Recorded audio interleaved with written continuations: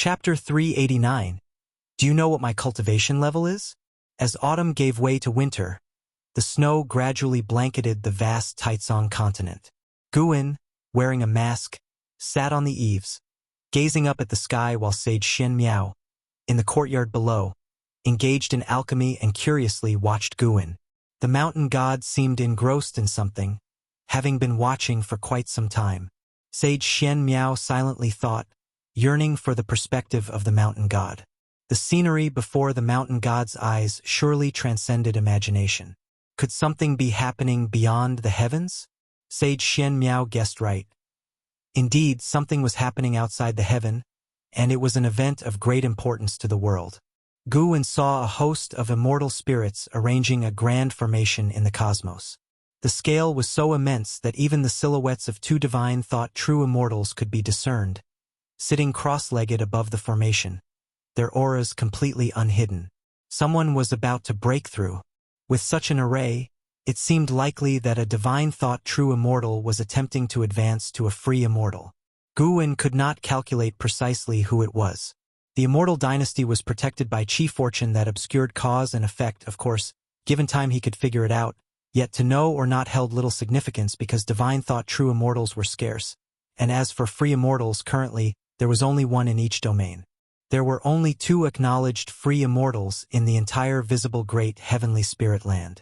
Guin stood up, looking down at Sage Xian Miao and said, "Great changes are coming to the world. Cultivate diligently and do not be lazy." Having said that, he vanished into thin air from the eaves. The world is about to change? Sage Xian Miao frowned. What kind of calamity would it take for the mountain god to speak of a great change? Elsewhere. In one step, Guin arrived inside the hidden spirit palace, his gaze directed outside the barrier, where the deep-sea dragon carp lingered nearby. After previously bumping into the barrier and confirming the location of the hidden spirit palace, it did not seem in a hurry. Instead, it idly circled the barrier's vicinity, making not a single sound. Guin stepped onto the open space in front of the hidden spirit palace gate, raising his right foot, and immediately after, the deep-sea dragon carp appeared right under his foot. The deep-sea dragon carp was stunned, its fish-eyed gaze widening. This time, it did not struggle but instead watched Guin calmly and steadily. "Do you have a death wish? Speak, steamed or grilled?" Guin asked expressionlessly, looking down at it. The fish eyes of the deep-sea dragon carp turned teary once again. None of the hardships and dangers it had encountered on its journey had humiliated it as much as being before Guin, where it had cried twice. Guin's heart remained unsoftened.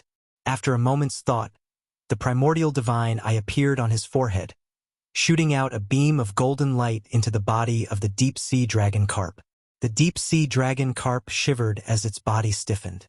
After a few breaths, as if sensing something, it cautiously asked, "Are you an immortal?" It spoke with a human voice, sounding like a young boy, full of childishness. Guin did not move his foot, asking, "Whether I am or not, what does it have to do with you? Immortal, will you take me in? I will submit to you as my master. Just teach me divine skills, and I will obey you forever." The deep-sea dragon carp pleaded with tears, its tone brimming with misery that would tug at one's heartstrings. "Why should I take you in? Please, I beg you. How did you hear of immortals' legends at the bottom of the sea? Since I was little, I've had many memories that are not my own, likely passed down by my ancestors. I have seen the descent of immortals, and they look just like you. I am human, and the human race exists in this world. No, you are different from the human race. You give me the same feeling as those immortals." Hearing this, Guin narrowed his eyes, directly employing the great imprisoned soul immortal technique to search through its memories. The eyes of the deep-sea dragon carp lost their luster, appearing as if dead, and it even began to blow bubbles from its mouth. After a long while, Guin withdrew his divine thought, his expression peculiar. There actually were immortals. In the memories of the deep-sea dragon carp, that was a very ancient time, and Guin could not determine how long ago it was through its memories because its bloodline memories were intermittent. The immortals in its memory were undoubtedly beings beyond the 9 heavens of immortal path. There were 5 in total, descending from the heavens, casting mysterious crystal stones into the Songhai.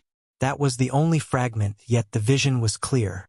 It demonstrated that the ancestor of the deep-sea dragon carp cherished this memory deep in their bones, unwilling to forget. Guwen recalculated, verifying that the deep-sea dragon carp indeed had no other significant karma, before he felt at ease. He gently kicked the deep-sea dragon carp, jolting it awake. Without Guwen's suppression, the deep-sea dragon carp suddenly soared upward, floating midair.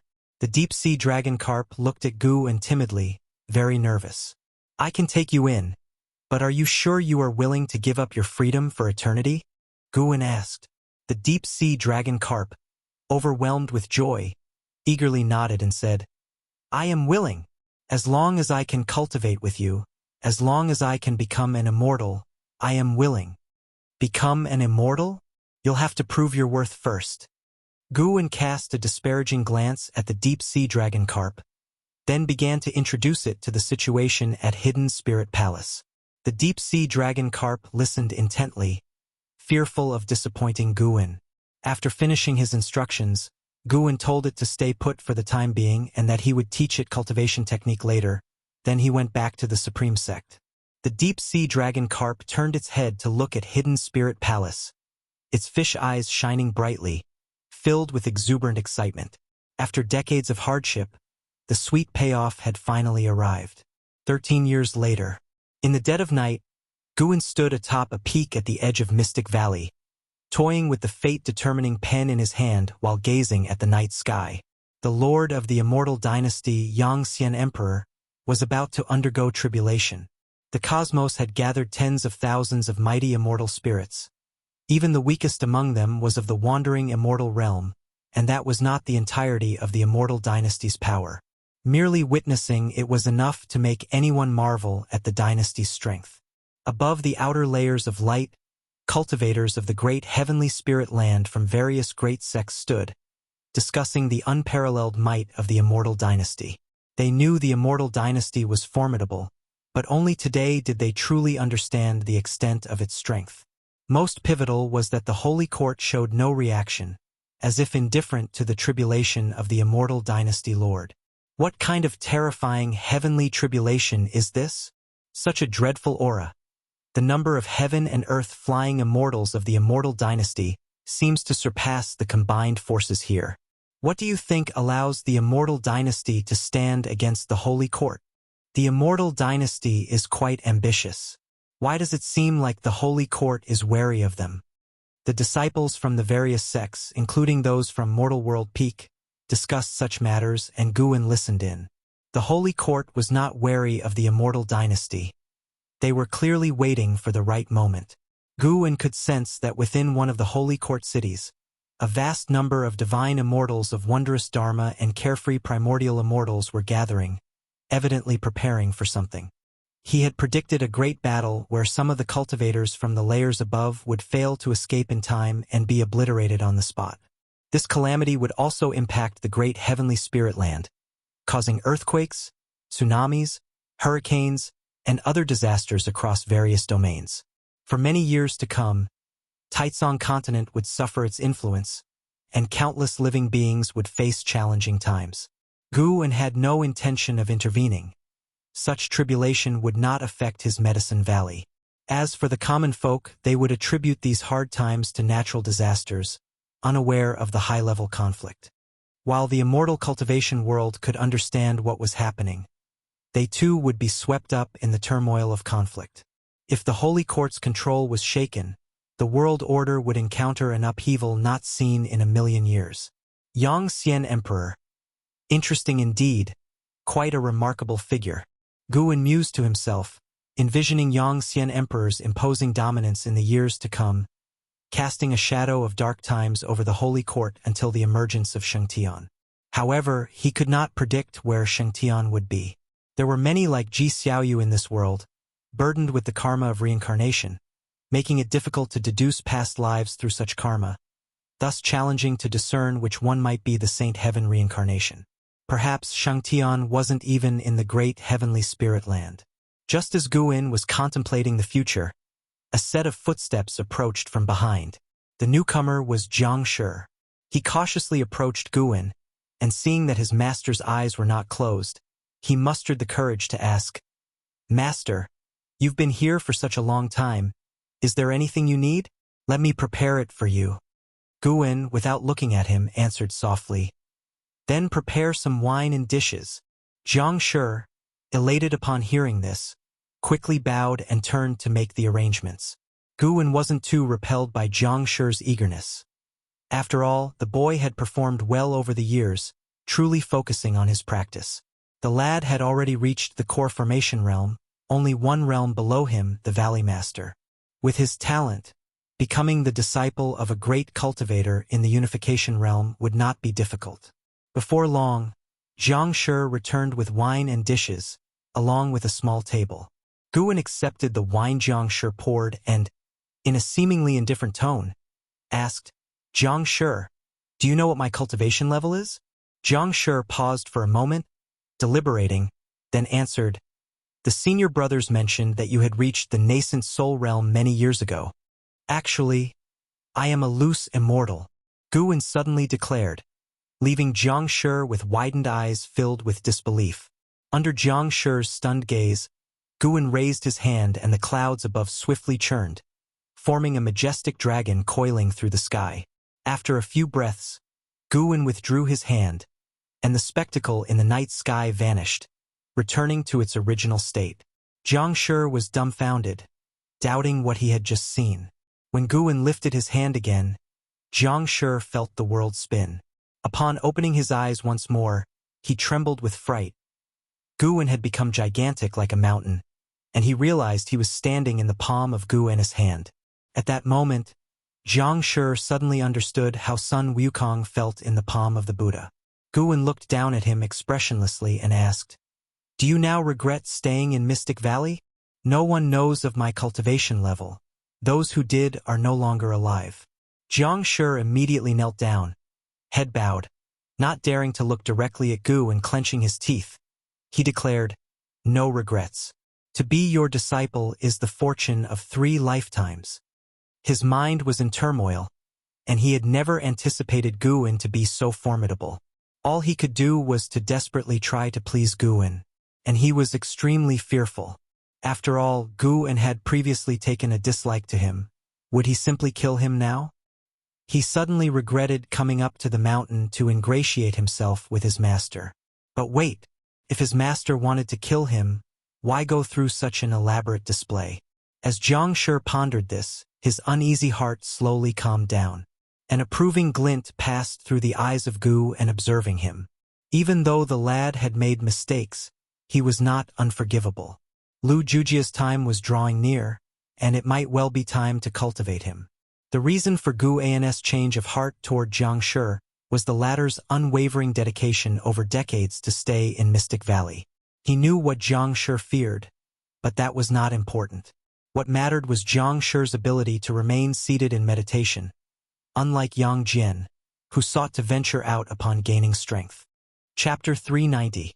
Displaying divine skills at dawn, Guin emerged from the forest, followed by Jiang Shi, whose expression was somewhat bewildered. Lu Jujia, who was organizing the disciples for training, turned his head and noticed Jiang Shi following Guin, which sparked surprise within him. This young man actually dares to seek out his senior brother? In his heart, Lu Jujia lamented, seeing that Jiang Shi clearly looked defeated. Guin continued on, joining the ranks of the disciples in preparation for training. Lu Jujia did not ask Jiang Shi for details, but urged him to join the queue quickly as the training was about to start. An hour later, Guin left Mystic Valley, and only then did Lu Jujia dare to pull Jiang Shi back to the house to ask about what had happened the night before.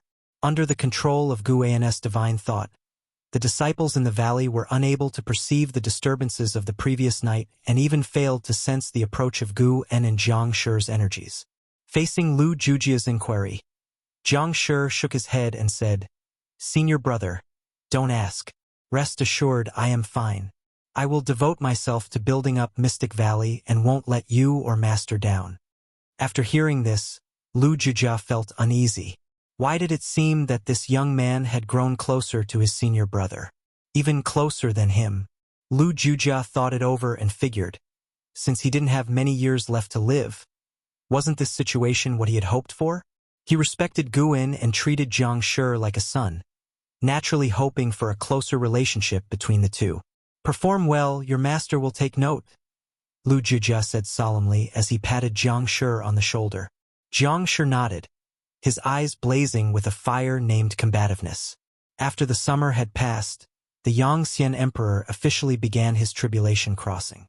Guin stayed in the attic of the Third Medicine Valley, beginning to watch the divine thought true immortals tribulation crossing. He wanted to see if the heavenly tribulation of the Yangxian Emperor could match his own. As soon as the heavenly tribulation began, he was disappointed. It seemed not very strong. As a divine thought true immortal realm being, he could have easily crossed it. While he was disappointed, the heaven and earth flying immortals in the exterior layers of sky shuddered with fear. Even from a great distance, they could feel the terror of the heavenly tribulation. What kind of heavenly tribulation is this?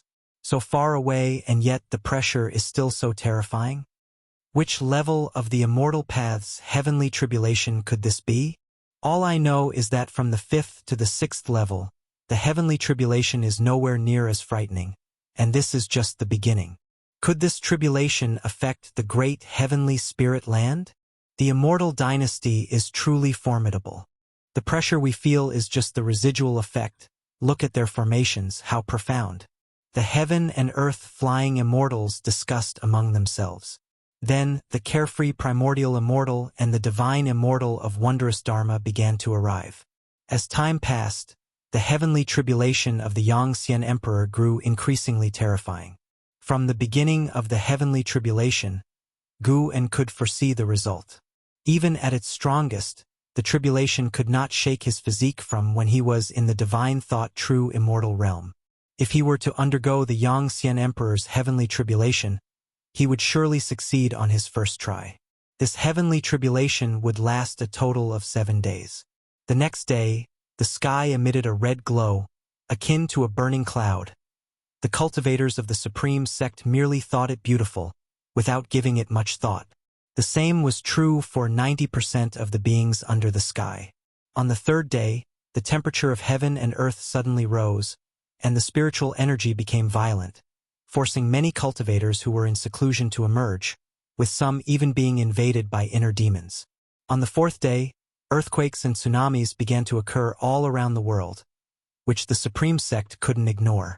On the 5th day, the Holy Court took action. Guin saw a multitude of Holy Court powerhouses shot towards the cosmos like a rain of arrows. Their mana converged together, forming a formidable force that struck the great immortal dynasty's formation with an unstoppable momentum. The tremendous aftermath shattered many stars and meteorites in the cosmos, and then surged towards the great heavenly spirit land. The scenario Guin had deduced occurred. Some heaven and earth flying immortals turned to ash on the spot, and the entire great heavenly spirit land was shaken. The great immortal dynasty's formation was broken in an instant. However, dazzling flames burst forth from Yangxian Emperor's body, brighter and more massive than even the 7 outer days, radiating endless scorching heat. Yangxian Emperor raised his hand and astonishingly repelled tens of thousands of Holy Court powerhouses with a single move, including 5 divine thought true immortals. Not only that, Guin saw divine spirits with powerful auras flying out from the reincarnation vortex, all of whom were divine thought true immortals and Tao void mysterious immortals. The origins of these divine spirits were extremely bizarre, untraceable, almost as if they weren't living spirits but came from the 9 netherworld. They did not go to aid Yangxian Emperor but instead headed toward the Holy Dynasty. A world-shaking war thus erupted. In the ensuing time, Guin saw divine thought true immortals battling in the cosmos, Tao void mysterious immortals fighting within the Tao realm, and divine immortals of wondrous Dharma and carefree primordial immortals dueling in states unobservable by ordinary beings. The holy gods joined the fight. All the holy gods of the Holy Court were divine thought true immortals. Each of their arrivals resembled immortals descending to the mortal world, majestic and awe-inspiring. Guwen was indeed riveted by what he saw, but of course, he didn't forget his own identity, and he would also pretend to be worried when around others. On the seventh day, Yangxian Emperor had advanced to the free immortal realm, in full splendor. A violent storm approached. Under the pavilion, Ji Xiaoyu looked up at the rolling thunderclouds, her brow tightly furrowed. The Sun and Moon Netherworld Emperor suddenly appeared beside her, sighing. This is the Six Realms Destiny Ultimate Void Tribulation. This Yangxian Emperor is truly a rare genius in history, not inferior to Shangtian. Having two prodigies from the same era in a single great heaven and earth is terrifying. It's fortunate that they are adversaries. Upstairs, Guwen heard this and his expression turned odd. The Six Realms Destiny Ultimate Void Tribulation? When he had broken through to the Tao Void Mysterious Immortal Realm previously, his heavenly tribulation was called the Six Realms Destiny Ultimate Void Tribulation, 3 realms more than what Yangxian Emperor is facing now. Did this represent a higher level of difficulty? Ji Xiaoyu spoke. Indeed, if there were stronger beings in the great heavenly spirit land to guide them to unite, then this land could soar. Sadly, there are no such supreme beings here, destined to have only one prodigy survive. From what we see now, I believe Shangtian will have the last laugh. The Sun and Moon Netherworld Emperor showed a smile, saying, I, on the other hand, think Yangxian Emperor has more hope. The Holy Court entered the reincarnation tribulation later than your majesty, and by the time Yangxian Emperor unifies the great heavenly spirit land, he might not be able to escape from his tribulation. After hearing this, Ji Xiaoyu did not continue the conversation, her gaze firmly fixed on the sky. With a loud bang, a bolt of thunder appeared in the sky, resembling a giant dragon, spectacular to behold. I, Yangxian Emperor, ruler of the immortal dynasty, proclaim my ascension to the 9 heavens of immortal path. How dare the Holy Court obstruct my tribulation crossing? From this day forth, the immortal dynasty declares total war on the Holy Court. In this war, only one shall remain. The voice of Yangxian Emperor resounded, his tone mixed with towering rage, and the most profound part was that only beings of the immortal path realm could hear it, inaudible to mortal spirits. Guwen couldn't help but admire. This guy's acting was also very strong. Clearly, he had been deliberately waiting for the Holy Court to make a move. The Holy Court had no choice but to act, unable to watch the birth of a free immortal in the immortal dynasty. Their failure to act this time meant that the Holy Court was defeated by the immortal dynasty twice. Guwen was full of anticipation for the future. As the great chaos commenced worldwide, continuously more suicidal attackers would invade the Taizong continent, and he hadn't taken action in a long while, eager to display his divine skills. Chapter 391 Acceptance. After the Yangxian Emperor's furious proclamation resonated throughout the world, the epoch of great strife was officially unveiled. The successful breakthrough of the Yangxian Emperor led to his arrival at Holy Court, followed closely by other powerhouses of the immortal dynasty, who launched an unprecedented offensive against the Holy Court. However, with its robust Qi fortune, Holy Court managed to form a formation out of Qi fortune, blocking the offensive of the free immortals, which amazed Guwen greatly. The way of Qi fortune was extremely versatile, no less than the way of cause and effect. To be precise, each of the 3,000 great Tao had its unique excellence, without an absolute strength or weakness, depending on the practitioner's achievement in their respective Tao. Ultimately, Holy Court withstood the Yangxian Emperor's assault, forcing him to retreat and return to the immortal dynasty to begin a seclusion. Although Holy Court survived, this battle came with severe losses, causing powers scattered across the world to start contracting. When sects throughout the world saw that Holy Court was not as invincible as imagined, many began to stir. Who didn't want to become the Holy Court? They were only submitting to the overwhelming might of Holy Court, not genuinely loyal from the heart.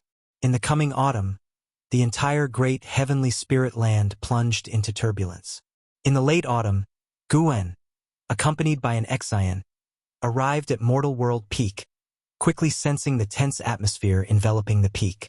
The world was in chaos, with sects and dynasties watching, Choosing sides was necessary even without ambition. This was an unprecedented major upheaval in millions of years, making all forces quite cautious. After picking medicinal herbs on Dingtian Peak, Zhu Xinglan found Guin and informed him that the main peak had summoned him to attend a peak master meeting. Guin did not refuse and set off. All divine peak masters were present, and upon Guin's arrival, he received goodwill from many peak masters. After all, in their eyes, Guin was a being that even surpassed the carefree primordial immortal, so naturally, they wanted to forge an affiliation. Once all divine peak lords were assembled, Lord Yongnian began to elaborate on the situation of Mortal World Peak, with Holy Court hoping for their support to jointly attack the territories affiliated with the Immortal Dynasty. The Immortal Dynasty pressed their victory and rapidly expanded after suppressing Holy Court, showing a ferocious momentum of swallowing the celestial sphere. Now, Lord Yongnian wanted to discuss whether to support Holy Court, and if so, how? Guin did not participate in the discussion, merely listening quietly. The vast majority of peak masters believed they should not rashly support Holy Court, their perception shaken by the formidable power of the Immortal Dynasty, especially the Yangxian Emperor, who demonstrated the world's top prowess amidst the mysterious disappearance of Shengtian. How dare they support Holy Court when the world's foremost stands with the Immortal Dynasty? Guin did not look down on them. In fact, their conjecture was correct. Without Shengtian, it was impossible for the two free immortals of the Immortal Dynasty to be defeated. The Peak Master meeting lasted an ancient hour, and in the end, they decided to agree to Holy Court's request, but to discuss later when to take action. Guin returned to Dingtian Peak and guided an Xian in her cultivation. Only when evening fell did the two return to the Supreme Sect. Walking in the woods outside Mystic Valley, Guin observed Zhu Shi while moving forward. Master, who do you think will have the last laugh between the Immortal Dynasty and Holy Court? An Xian excitedly asked, following closely by Guin's side. She wasn't afraid of a major conflict between the two great powers. She believed her master could protect her. It's hard to say, but one thing is certain, this calamity will last a long time. Guin responded casually, his tone calm, as if he placed no importance on the matter. An Xian then asked how powerful the Yangxian Emperor truly was, having heard many disciples of Mortal World Peak discussing him today, calling him the strongest of this era, the pinnacle of the immortal path. Very powerful, even with Hauer's talent. Reaching that level would need hundreds of thousands of years. Guin's response astounded an Xian. Hundreds of thousands of years. After the shock, an Xian fell into boundless speculation. Would she still be alive after hundreds of thousands of years? Her gaze involuntarily turned towards her master. For her master to mention hundreds of thousands of years so casually, to him, would hundreds of thousands of years be like 10 years, or even 1 year to ordinary people? Anyway, she felt that no matter how strong the Yangxian Emperor was, he couldn't be as formidable as her master. Guin didn't know what she was thinking, but when he saw Zhu Shi pretending innocence after stealing medicinal herbs and sobbing in front of her master, he almost laughed. Given time, the Taichu swallowing Yuan body would surely become a supreme warrior of the world, perhaps even surpassing the Yangxian Emperor. Unfortunately, she was born too late and caught in such turbulent times, truly bad luck. Wait, could it be born to meet the calamity? Guin showed a look of interest and began to deduce Zhu Zai's fate. The Taichu swallowing Yuan Boda's fate was hard to predict, but as a Taoist hidden immortal, Guin could deduce some traces of cause and effect. As the years gently passed, with the Immortal Dynasty and Holy Court entering full-scale war, the whole world burned in warfare, with far more shooting stars visible at night than ever before. Continuously, overseas cultivators fled to the Taizong continent to seek refuge, also bringing many grievances and conflicts which kept spreading. 20 years swiftly passed. At the end of summer, Guin stood shoulder to shoulder with Lu Jujia on a cliff, gazing into the distance. Lu Jujia had a full head of white hair, and the twilight air around him grew heavier with each passing year. The effects of the youth-preserving pill had already faded. These years, the atmosphere within the Supreme Sect has truly become more tense, and even the sky above doesn't look as blue as before, always appearing gloomy. Lu Jujia remarked with a sigh. Clouds scattered across the sky, not covering the entire sky, nor showing signs of wind or rain. Guwen replied, yes, it really is a season full of incidents. What do you think, are we lucky or unlucky in this life? We always encounter various calamities, although we have passed through them safely under the protection of the Supreme Sect. Lu Jujia chuckled. Naturally, we are lucky. Those seniors also thought their lives were filled with hardships. Everyone feels they weren't born in the best of times. I'm surprised you understand it so well, Guwen said to Lu Jujia, relieved. Watching as Lu Jujia's days were numbered, he couldn't help but think of Xiaochuan. Why hasn't Xiaochuan reincarnated yet? Could it be that he reincarnated in another world? Guwen thought of the immortal dynasty summoning back so many powerful immortal spirits from the reincarnation vortex, and felt that the reincarnation vortex was not so simple. That's thanks to the good teachings of my senior brother. Besides, I won't live too many more years, and the calamities in my life are all made by myself, no one else to blame. Anyway, I am quite satisfied with this life, Lu Jujia said, shaking his head with a wry smile. Guwen snorted. How come you all have no regrets when it's time to die? Are you afraid of burdening me? He had already seen many pass away, each one departing with a smile, leaving him not too sentimental, only occasionally feeling nostalgic. Ha ha ha, senior brother, don't think too much. Is it possible that under your care we really had a good life? We have all ventured out and experienced the dangers of the world, which is why we cherish our current lives and are content with the lives we have led. You really don't need to think too much. No one should be responsible for another's life. Lu Jujia laughed heartily, then spoke earnestly. He could tell that senior brother cared about the cultivation of those around him. He knew senior brother did not seek wealth or honor for his close ones, but rather hoped that they would live long. Guwen smiled. Where am I overthinking? Actually, I am also selfish, I just don't want to end up lonely. Lu Jujia laughed. Everyone must die eventually. It's inevitable. True, let's talk about the Great Sun Divine Sect instead. Who knows when they might attack? Really? The Broken Sea domain is under the protection of the Holy Court. Could the Great Sun Divine Sect really be stronger than the Great Cold Demon Sect of yore? Lu Jujia frowned, speaking of the Great Sun Divine Sect, which had been a hot topic recently. Even the realm of heaven and earth flying immortal had strongly entered into the consciousness of Supreme Sect's disciples. Various rumors all pointed to one thing. The Broken Sea domain was about to face an unprecedented threat, and the Taizong dynasty situated there would find it hard to escape unscathed. Guwen smiled. How about we make a bet? Guess whether the Great Sun Divine Sect can defeat Sword Venerable Fudao. Upon hearing this, Lu Jujia instantly raised his eyebrows. I bet they are no match for Sword Venerable Fudao. Guwen's smile stiffened. No, let's draw lots. Decide the order of choice. I want. You itching for a spanking? Don't think just because you're old, senior brother won't dare to thrash you. Oh come on, the disciples are watching, what kind of example would that set? The prestige of the first disciple must be maintained. Don't make it difficult for the next generation's first disciple. The two began to bicker, laughter echoing endlessly. Mountains ranged in succession, and in one forested mountain numerous pavilions nestled. A young man knelt in the courtyard, his face stubborn, his gaze fixed on the main gate. No matter how long you kneel, I will not hand over your ancestors' brocade bag to you. A woman's voice came from the gate. Why not? The young man gritted his teeth. My father and my grandfather's deep-seated vendetta, are you really going to ignore it? They are also your descendants. Exactly for that reason, I cannot let you continue to risk your life. What's wrong with being immortal? Once you step into the world of immortal cultivation, no one ends well. Being immortal, when facing power, when encountering cultivators, we are just meat on the chopping block, at the mercy of others. The young man's voice nearly broke at the end.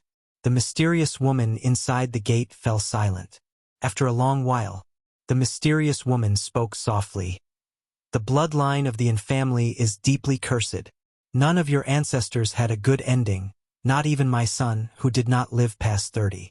The deeper you cultivate, the worse the outcome, yet still you persist? Perhaps the brocade bag left by our ancestor is meant to resolve this issue. It's useless. I don't believe it. Just give it to me, let me decide for myself, someone has to try. The young man said sternly, his body trembling because he had been kneeling for too long. Emotion stirred. His chi blood was somewhat deficient. Clang. The gate suddenly opened. A brocade bag flew out, landing in front of the young man. Overjoyed, the young man immediately picked up the brocade bag, tore it open, and took out a piece of paper, tremblingly examining it. The paper bore 2 large characters. Resign. The young man felt as if struck by lightning. His eyes widened, and he was dumbstruck. Why? The young man murmured to himself. His hands involuntarily clenched into fists, and the paper was crumpled with them. His fingernails dug into his own flesh, blood seeping out, staining the paper in his hands. Chapter 392, The Sense of Intimacy of an Yuan. Why resign oneself to fate? Why? The youth trembled all over, his eyes filled with despair. Dark clouds blanketed the sky, as if destiny obscured the sunshine of his life, leaving no sight of hope. The mysterious woman in the building did not answer, nor did she offer any comfort. She had once felt the same despair when she came across those 2 characters. She did not resent that man either. After all, he warned her before he left. Yet, she couldn't withstand her family's persuasion and got caught up in the disputes, leading to her descendants having to hide in the mountains, humbly lamenting the unfairness of fate.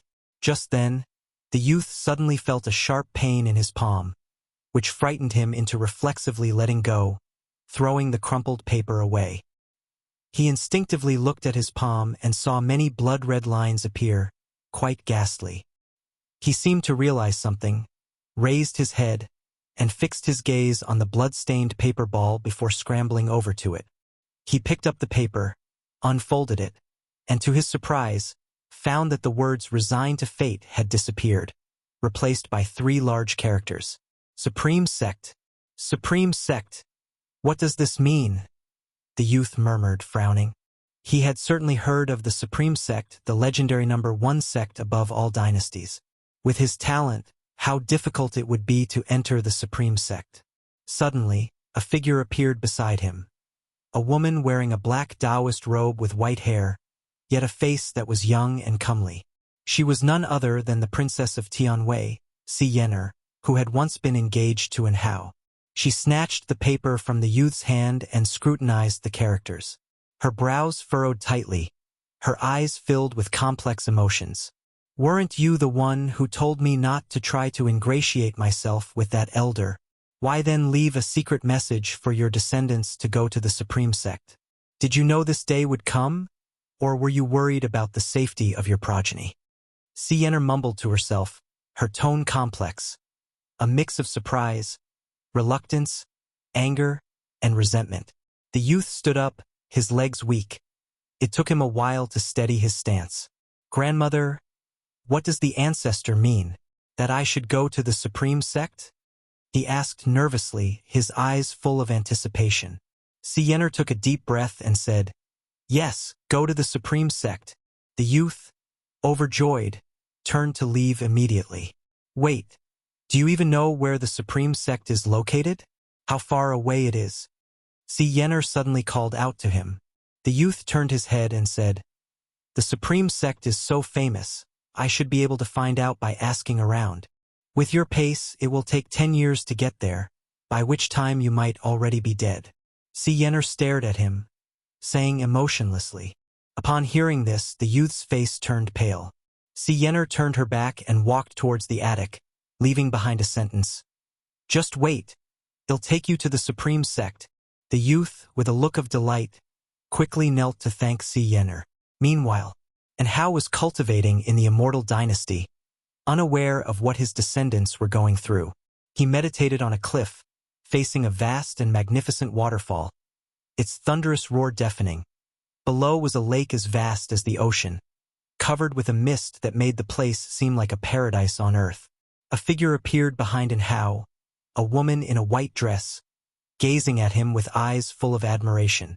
And how the Immortal Dynasty has issued a Chi Fortune bounty. Why don't you take part? With the support of the dynasty's Chi Fortune, your cultivation level will grow faster, much better than painstakingly meditating," said the woman in the white dress, her voice gentle and tender. And Hao, with his back to her, did not open his eyes, replying, "To seek the path of immortality solely through Chi Fortune might not be right. I believe more in the mana that I cultivate myself." The woman in the white dress smiled and said, "That's true. With your extraordinary talent, you can reach the pinnacle of the immortal path on your own. It's just a matter of time." And Hao did not respond. The only sound was the clamor of the waterfall striking the lake's surface. The woman in the white dress continued to watch and Hao, not finding it dull. After a long while, "Please return, fairy. Perhaps I misunderstood your intentions. In any case, I will never remarry in this lifetime. I once had a wife, but in pursuit of immortal cultivation, I've cut off our relationship, and I do not wish to become involved with another woman in more than just friendship." And Hao finally spoke, his tone calm but resolute. Upon hearing this, the woman's face subtly changed. She wanted to say something but couldn't as she looked at An Hao's back. She watched his silhouette for a while, eventually turning to leave. Only after she'd gone did An Hao open his eyes, a look of melancholy in his gaze. "So many years have passed. Are you still well?" And Hao murmured to himself. An image of a bright and playful girl appeared before him. Her smile and glance, even after hundreds of years, unforgettable to him. A year later, near the Supreme Sect in the forests, Si Yenner and the young man were on their way, with the young man carrying a large bundle that bent his back. He looked at his grandmother walking ahead and couldn't help asking, "Grandmother, why not teach me to cultivate instead? Otherwise, I truly might die of exhaustion." When the grandmother took out a flying artifact, he was stunned, never imagining she was so powerful. He had also questioned his grandmother why she hadn't stepped in to save his grandfather, his father, to which Si Yenner replied that she was too far away to intervene in time. Regarding why she didn't seek revenge, it was for his sake too. The enemy was a powerful family with an immortal in their ranks, certainly not someone she could contend with. Learning the reasons, the youth's desire to cultivate and become an immortal grew stronger. He must become powerful. "We're almost there. What need is there to cultivate now?" Si Yenner's voice came from ahead. Upon hearing this, the youth was instantly overjoyed and quickly hastened his pace. He began to inquire about his ancestors' relationship with the Supreme Sect. This time, Si Yenner did not hide the truth. "Your ancestor, named An Hao, was the foremost talent in the world, and now he is venturing in an even more distant realm. He is the pride of the Supreme Sect." As Si Yenner spoke, a wistful expression crossed her face. She remembered An Hao's spirited visage. She harbored no resentment for An Hao's decision. After all, it was her own heart that had stirred first. Not to mention that before leaving, An Hao had left behind several treasures. It was for this reason that the Si family, following their downfall, could survive with her descendants. When the youth heard the name An Hao, it seemed somewhat familiar. But as he listened to his grandmother praising him, the youth did not feel excited. Instead, his expression grew even more somber. The stronger An Hao was, the more the youth despised him. What of it if he was the world's most talented? In his eyes, he was just a negligent forebear, probably not all that impressive. The two continued their conversation as they moved forward, with most of the speaking done by Si Yenner, while the youth said very little. As they walked, figures appeared in front of them.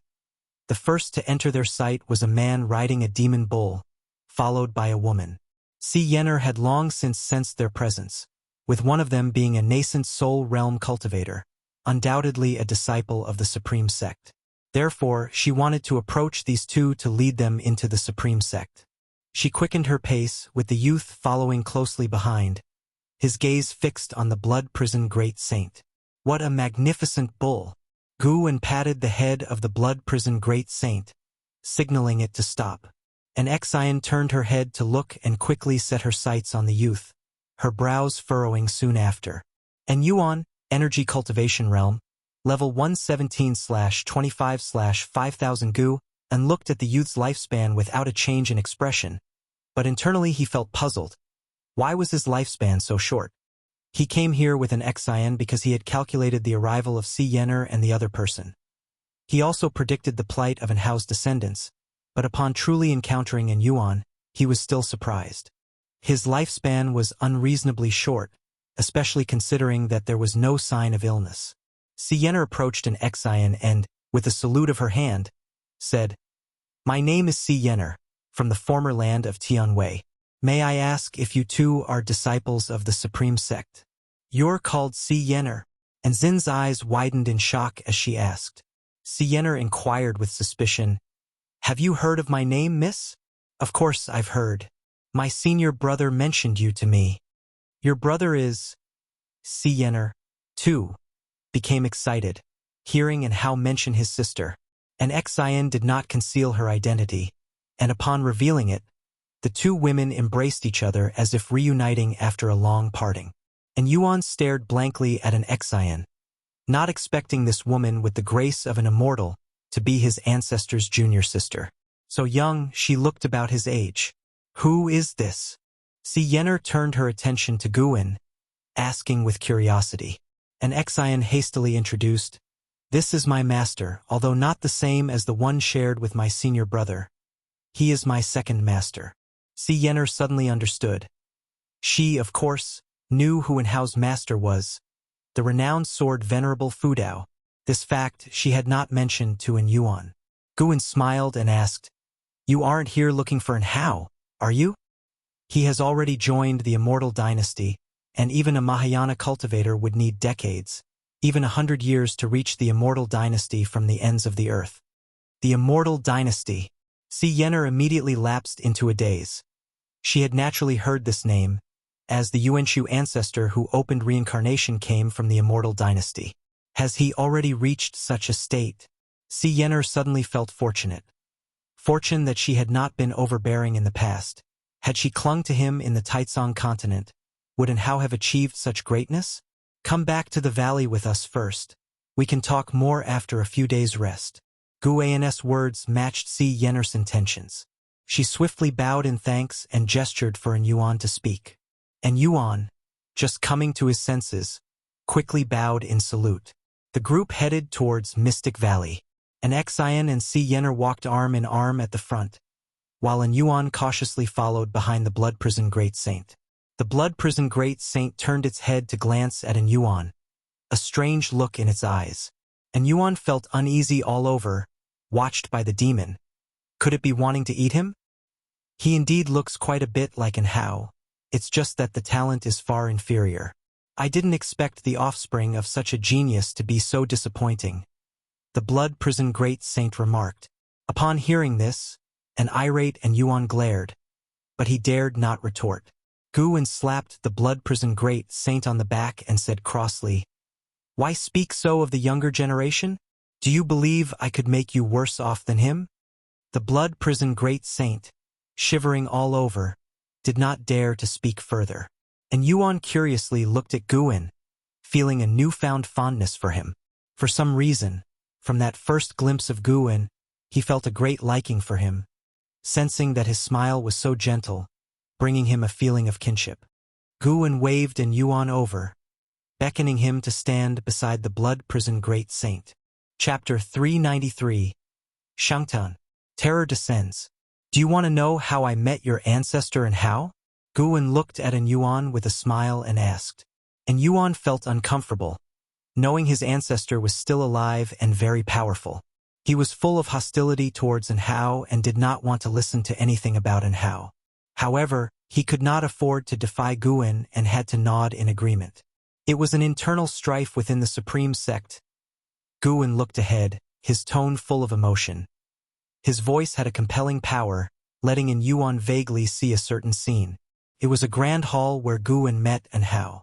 The one walking ahead, Si Yenner, was also listening attentively, curious about Anhao's experiences in the Supreme Sect. An hour later, the group arrived at Mystic Valley, and Guin asked Jiang Shi to help settle them. At present, Lu Jujia had already begun to delegate authority to Jiang Shi increasingly, Among the disciples in the valley, Jiang Shi had the highest cultivation level and deepest seniority. The disciples all respected him. In the depths of the night, inside the house, Si Yener sat opposite an Xian, taking out a blood-stained piece of paper left by an Hao. Looking at it made an Zin's heart ache for an Yuan. On the way back, she had already learned about the plight of an Hao's descendants and was quite indignant. I don't know what this paper means. Can you help me understand? Si Yener asked nervously, also unclear about what she should do after arriving at the Supreme Sect. An Xian saw the words, Supreme Sect, and knew that an Hao wanted his descendants to seek Guan's help in desperate times. She pondered and asked, "What is your request?" Hearing this, Si Yener felt hopeful and said, "I don't expect much. I only hope to change the destiny of that boy in Yuan." An Xian thought for a moment and suggested, "Let's keep an Yuan in Medicine Valley then. I will take care of him, and you can also stay and join the Supreme Sect, but you must not meet him." She knew Guan's character. Being able to keep an Yuan was already good enough. She couldn't keep the whole family in Medicine Valley, especially since the Supreme Sect was vast, and for someone of Si Yener's cultivation level, joining was not difficult. Upon hearing this, Si Yener immediately grabbed An Zin's hand in gratitude. She didn't doubt An Zin's words. An Xian was also a disciple of Sword Venerable Fudao, and naturally could meet Sword Venerable Fudao. "About my relationship with my master, do not speak to others about it," an Xian said earnestly. "He does not wish to be disturbed, and I am just a disciple of Medicine Valley and do not want to be involved in troubles." After speaking, she suddenly realized why Guan liked to say these words. Not bad. Quite a feeling. Si Yener immediately promised not to divulge it. For Si Yener, that night was one of relief, and for an Yuan, it was filled with hope. As the moon set and the sun rose, in the early morning, and Yuan was drawn by the commotion in Medicine Valley.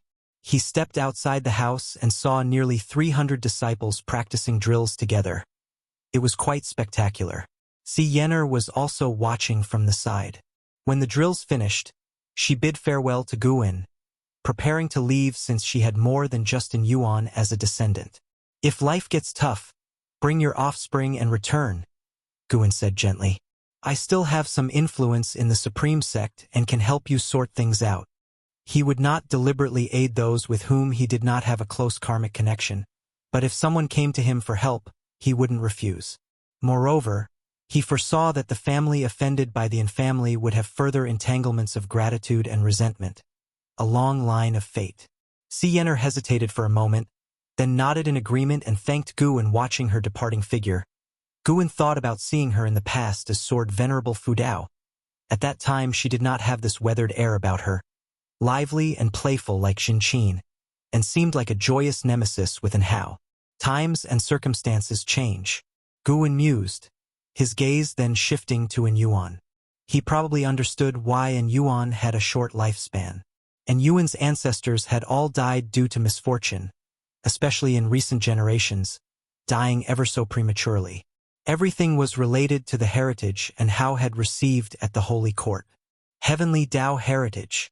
This made Guan think of the Heaven Sect, which had also received the Heavenly Dao's heritage and then had to abandon all emotions after gaining great power. Could it be that the descendants and close friends of the Heaven Sect had all died due to misfortune? Such a Heavenly Dao heritage was too malicious. Why was it so? Could it be that it intended to make the Heavenly Dao cultivators desireless and without emotional weaknesses? Guan did have a method to try, which was to sever the cause and effect between an Yuan and an Hao, making the two unrelated. Looking at extremes in lifespan, an Yuan was also talented, just not as much as an Hao. He wasn't in a hurry to change an Yuan's fate just yet, hoping to let the boy settle for 2 years first. His intention for revenge was too strong, highly resembling the early days of Suhan. Days passed by one after another.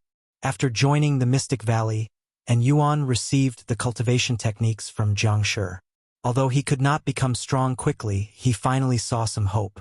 One night, an Yuan had a heart-to-heart talk with Jiang Shi. The two had similar fates, both carrying deep-seated hatreds. The difference was that an Yuan was also trapped in destiny, which made Jiang Shi feel very sympathetic and decided to give him a hand. Jiang Shi took in Yuan as his disciple and taught him all he knew. Guwen did not stop them, hoping they could redeem each other, until one afternoon at the end of autumn. "I've decided," and Yuan suddenly stood up, his face firm as he looked towards the distant sky. Sitting by his side, Jiang Shi looked at him in surprise, not knowing why the boy was so agitated. The master and disciple were on a mountaintop, overlooking the magnificent landscape afar. And Yuan, with great ambition, shouted loudly, "I want to surpass and how. From now on, I'm not called in Yuan. My name is in Shangtian." Boom! Thunder rumbled in the distant clouds as if the heavens were responding to him. Jiang Shi looked at Shangtian, feeling a shiver in his spirit from an unprecedented aura radiating from him. He had never met An Hao but had heard of his legend. That was a cultivator said to have the highest talent. This boy's ambition. A smile appeared on Jiang Shi's face. He was about to speak when a loud voice echoed between heaven and earth. "The strongest man in the Broken Sea domain, Holy Sword of the Holy Court, show yourself. If you do not appear, I will suppress all living beings in Broken Sea domain with one palm." The voice was immensely domineering and filled with oppression, startling in Shangtian and Jiang Shi as they looked up, both opening their mouths in disbelief. Above, the dark clouds churned, and an immensely majestic figure appeared on the horizon. Full body obscured, only a golden breastplate visible, which was larger than any mountain between heaven and earth. It was as if a demon god from beyond the world was peering at the mortal spirits within. The sense of oppression chilled in Shangtian and Jiang Shi down to their spines. Not just them, the entire Taizong continent, the entire Broken Sea domain, all living beings who saw that majestic figure felt fear. What kind of existence was this? Could it be an immortal? At the third Medicine Valley, Guwen walked downstairs, and Ji Xiaoyu also stepped outside, looking at the figure on the horizon, her brows furrowed. "Where are you going?" Ji Xiaoyu called out to Guwen, "I'm going to see Mystic Valley." "Worried about the disciples?" Guwen replied over his shoulder, then quickly walked toward the transmission array platform. Chapter 394. How can he be so strong above the sea of clouds? A man clad in golden battle armor stood proudly. He had a strapping figure and exuded an aura of domination. Clutching a long spear, his golden armor radiated a brilliance that reached thousands of meters. Looking above his helmet, the stars scattered across, and the universe dazzled. He appeared as if he was amidst the universe itself. Looking downward, he could see the vast ocean with continents appearing as mere pebbles under his feet, so insignificant. His gaze locked onto the Taizong continent, filled with a fighting spirit. He hailed from the immortal dynasty, known as Autumn Evening Immortal Lord. Upon closer inspection, his left hand was held aloft, and within the palm was a city with numerous cultivators above it, tinier than specks of dust. Broken Sea Domain City, Qing Songzi, whose cultivation level had reached the 7th layer of the carefree primordial immortal realm, looked up at Autumn Evening Immortal Lord with eyes filled with fear. This domain master of the Broken Sea had never felt so weak. He who ruled over all beings in his domain now felt only panic, unable to maintain the demeanor of a domain master. What do? We can't escape at all. What realm is this guy in that he can suppress us all with a single palm? Autumn Evening Immortal Lord. I've heard of his legends. He surpassed the carefree primordial immortal centuries ago. In his youth, he was unrivaled among his peers. The immortal dynasty is too presumptuous. Aren't they afraid of Shangtian coming back? We should have eradicated the immortal dynasty long ago. The successive Shangshans were too benevolent. Cultivators in Broken Sea Domain City discussed anxiously as despair spread throughout the city. Autumn Evening Immortal Lord did not glance at the city in his palm. His focus remained steadfast on Taizong continent, waiting for the Holy Court Holy Sword to make a move. If he could slay the Holy Sword, he would gain immense chi fortune. He had investigated. The Holy Court Holy Sword had not received the chi fortune of the Holy Court, making him an easier target without the protection of the chi fortune of the Holy Court. He patiently waited as he had set a deadline in his mind. If the Holy Court Holy Sword did not appear by the time, he would have no choice but to annihilate the broken sea domain. For him, a born immortal spirit, slaying numerous beings did not evoke any guilt, just as humans may feel disgust but rarely guilt when stepping on a horde of insects. All beings within the broken sea domain could look up and see his immense projection. This was a divine skill with immense oppressive force, aimed to crush the spirits of the masses and kill any intent of resistance. Facing his figure that seemingly dwarfed the heavens and the earth, most beings felt intense fear. Even if they thought of fleeing, they didn't know where to go. It seemed wherever they flew, they couldn't escape from beneath the feet of Autumn Evening Immortal Lord.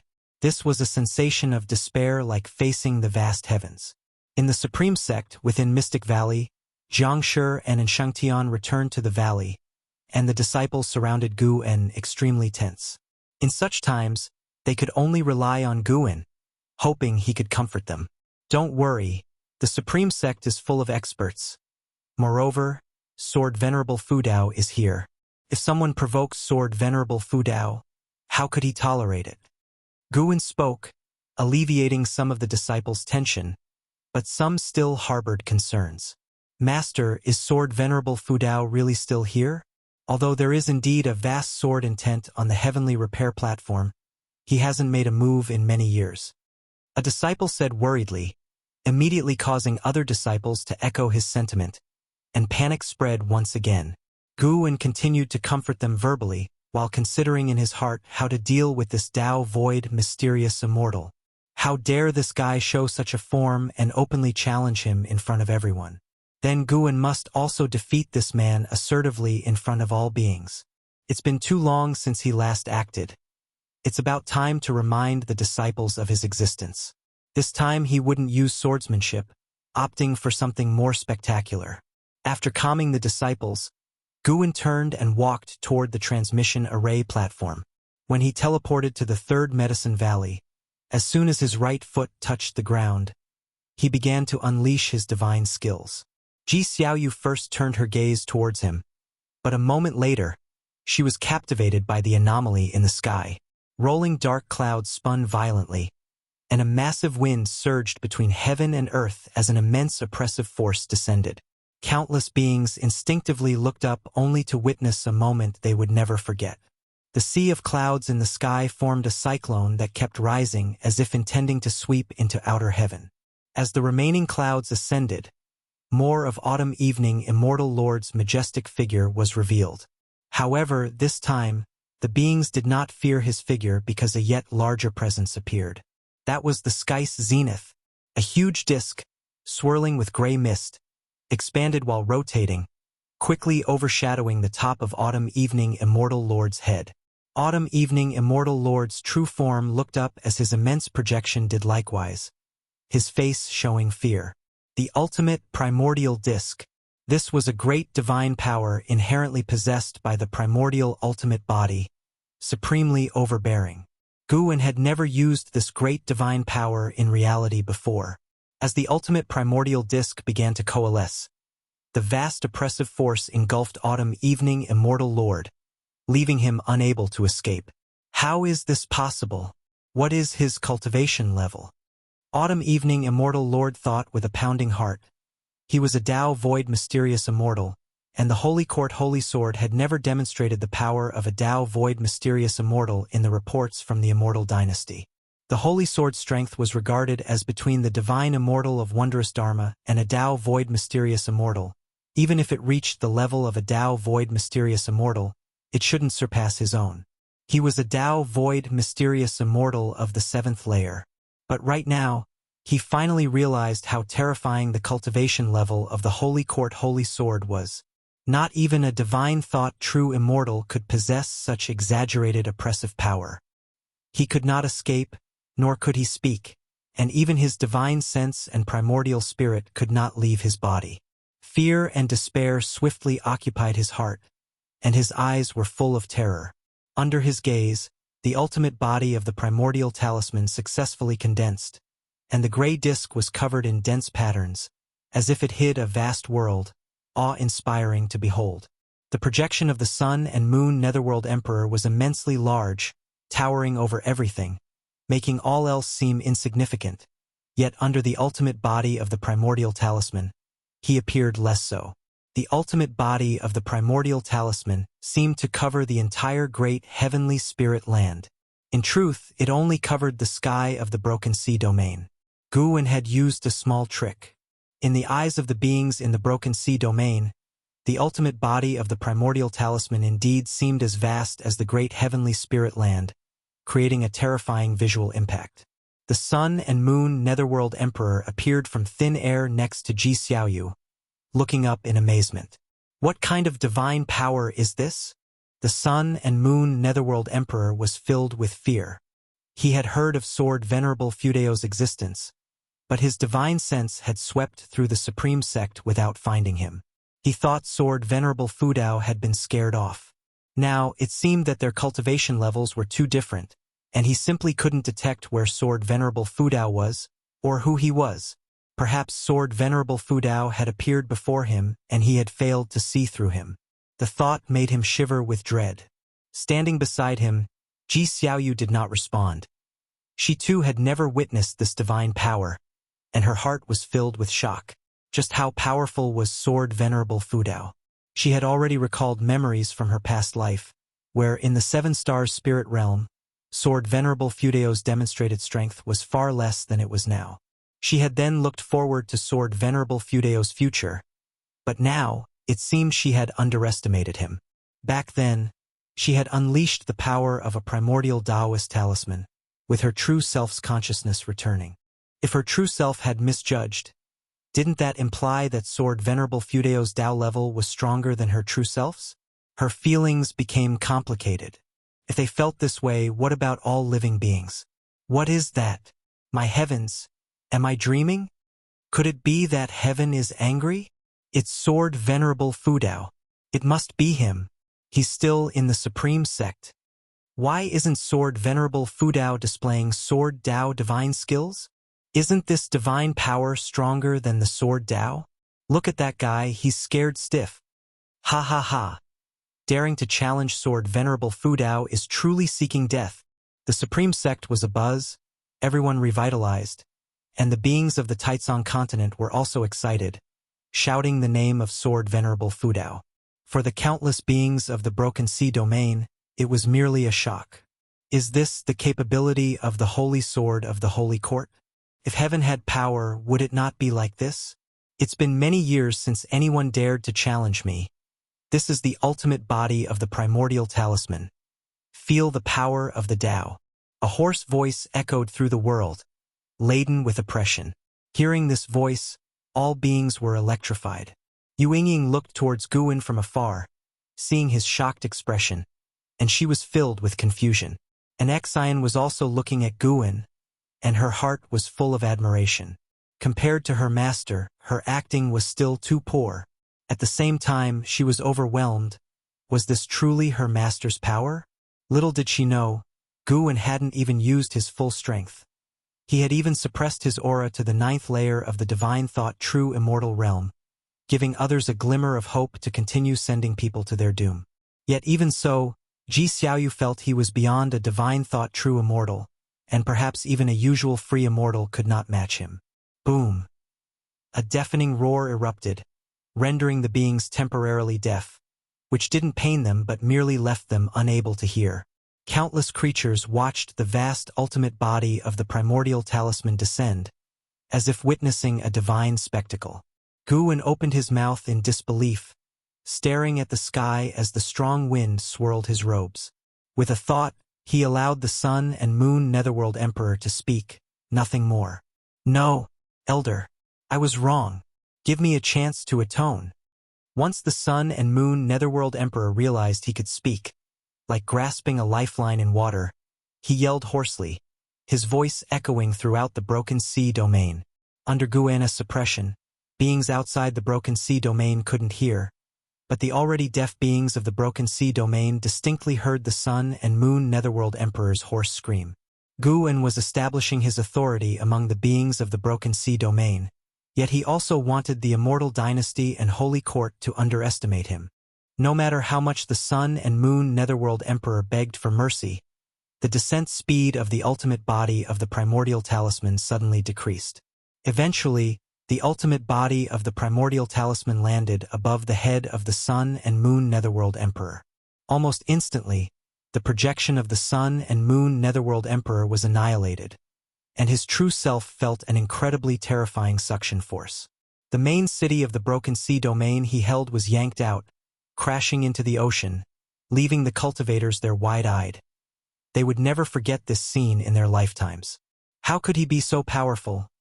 Qing Songzi muttered to himself, suddenly realizing why Sword Venerable Fudao had declined the offer of the Qi Fortune Fruit position, and why the Holy Minister had agreed. Chapter 395. Fame Shakes the World. The Apex Talent. The Supreme Primordial Great Disk hung high above, much like the highest and supreme Tao suspended above all living beings. The true form of immortal Lord Shoshi was drawn into the Supreme Primordial Great Disk, so filled with despair and helplessness, devoid of any means of resistance. As he disappeared into the Supreme Primordial Great Disk, the rumbling of heaven and earth continued unabated, causing the entire Broken Sea domain to tremble as if the apocalypse had arrived. Moments later, a prompt appeared before Gu An's eyes. You have successfully slain Immortal Lord Shoshi. Dao Void Mysterious Immortal Realm Level 7, 340,876 years of lifespan. Not bad. It saves half a month's labor. Although Guan thought this, the look of shock remained on his face. That was his belief. The acting had to be thorough. The Supreme Primordial Great Disk did not vanish immediately but continued to hang in the sky for the adoration of all beings. Because the Supreme Primordial Great Disk was so immense, the patterns on it were so clear to all beings, those images seemed to record ancient myths, which left the beings in awe. After a long while, the wind between heaven and earth began to calm, and a majestic gray fog emerged around the Supreme Primordial Great Disk, drowning it in splendor, and the sky darkened. Only then did the beings regain their senses, instantly stirring with excitement. The oppressive might of immortal Lord Shoshi had completely vanished. Did this not mean that Sword Venerable Fudao had slain him? Unbelievable! Immortal Lord Shoshi had appeared daunting and formidable, like the wrath of the vast heavens, and the mortal spirits could only tremble. Even with Sword Venerable Fudao's intervention, they had expected an earth-shattering great battle, yet it ended with one-sided suppression. Tyrannical, invincible. Even though they could not see Sword Venerable Fudao in person, this was the impression that the beings formed of Sword Venerable Fudao from witnessing the battle. The sky gradually brightened, and the dark clouds began to disperse, leaving no trace of the Supreme Primordial Great Disk as if it had never appeared. The third Medicine Valley was abuzz with noise. All disciples were excited. Guan briskly approached Ji Xiaoyu and eagerly asked, "With your abilities, can you tell what realm Sword Venerable Fudao is in?" Ji Xiaoyu looked at him, offering no reply. Sun and Moon Netherworld Emperor then took a deep breath and said, "His realm is not something you should conjecture. Boy, just be your mortal self, and do not involve yourself in great causes." Having said that, he vanished into thin air. Guan pretended to be astonished but felt secretly thrilled inside. Yes, this is the feeling. Though you look down on me, I shall wait for you on the immortal path, but whether you can make me see you, that's still to be seen. Guan turned to Ji Xiaoyu and asked, "Was he unsettled by Sword Venerable Fudao?" Ji Xiaoyu nodded and said, "Indeed, Sword Venerable Fudao is powerful. I never expected there to be such a great cultivator hidden within the great heavenly spirit land. I even suspect what? Nothing. Am going back to cultivate." As Ji Xiaoyu turned away and left, Guan cocked his head, feeling as though she too was provoked. Guan chuckled inwardly and then waited in place, feeling Shanzhen's presence, eager to hear how Shanzhen would boast about Sword Venerable Fudao. After 30 minutes, Supreme Sect remained noisy, and there were even many disciples kneeling at the heavenly repair platform in worship of the heaven-cutting axe.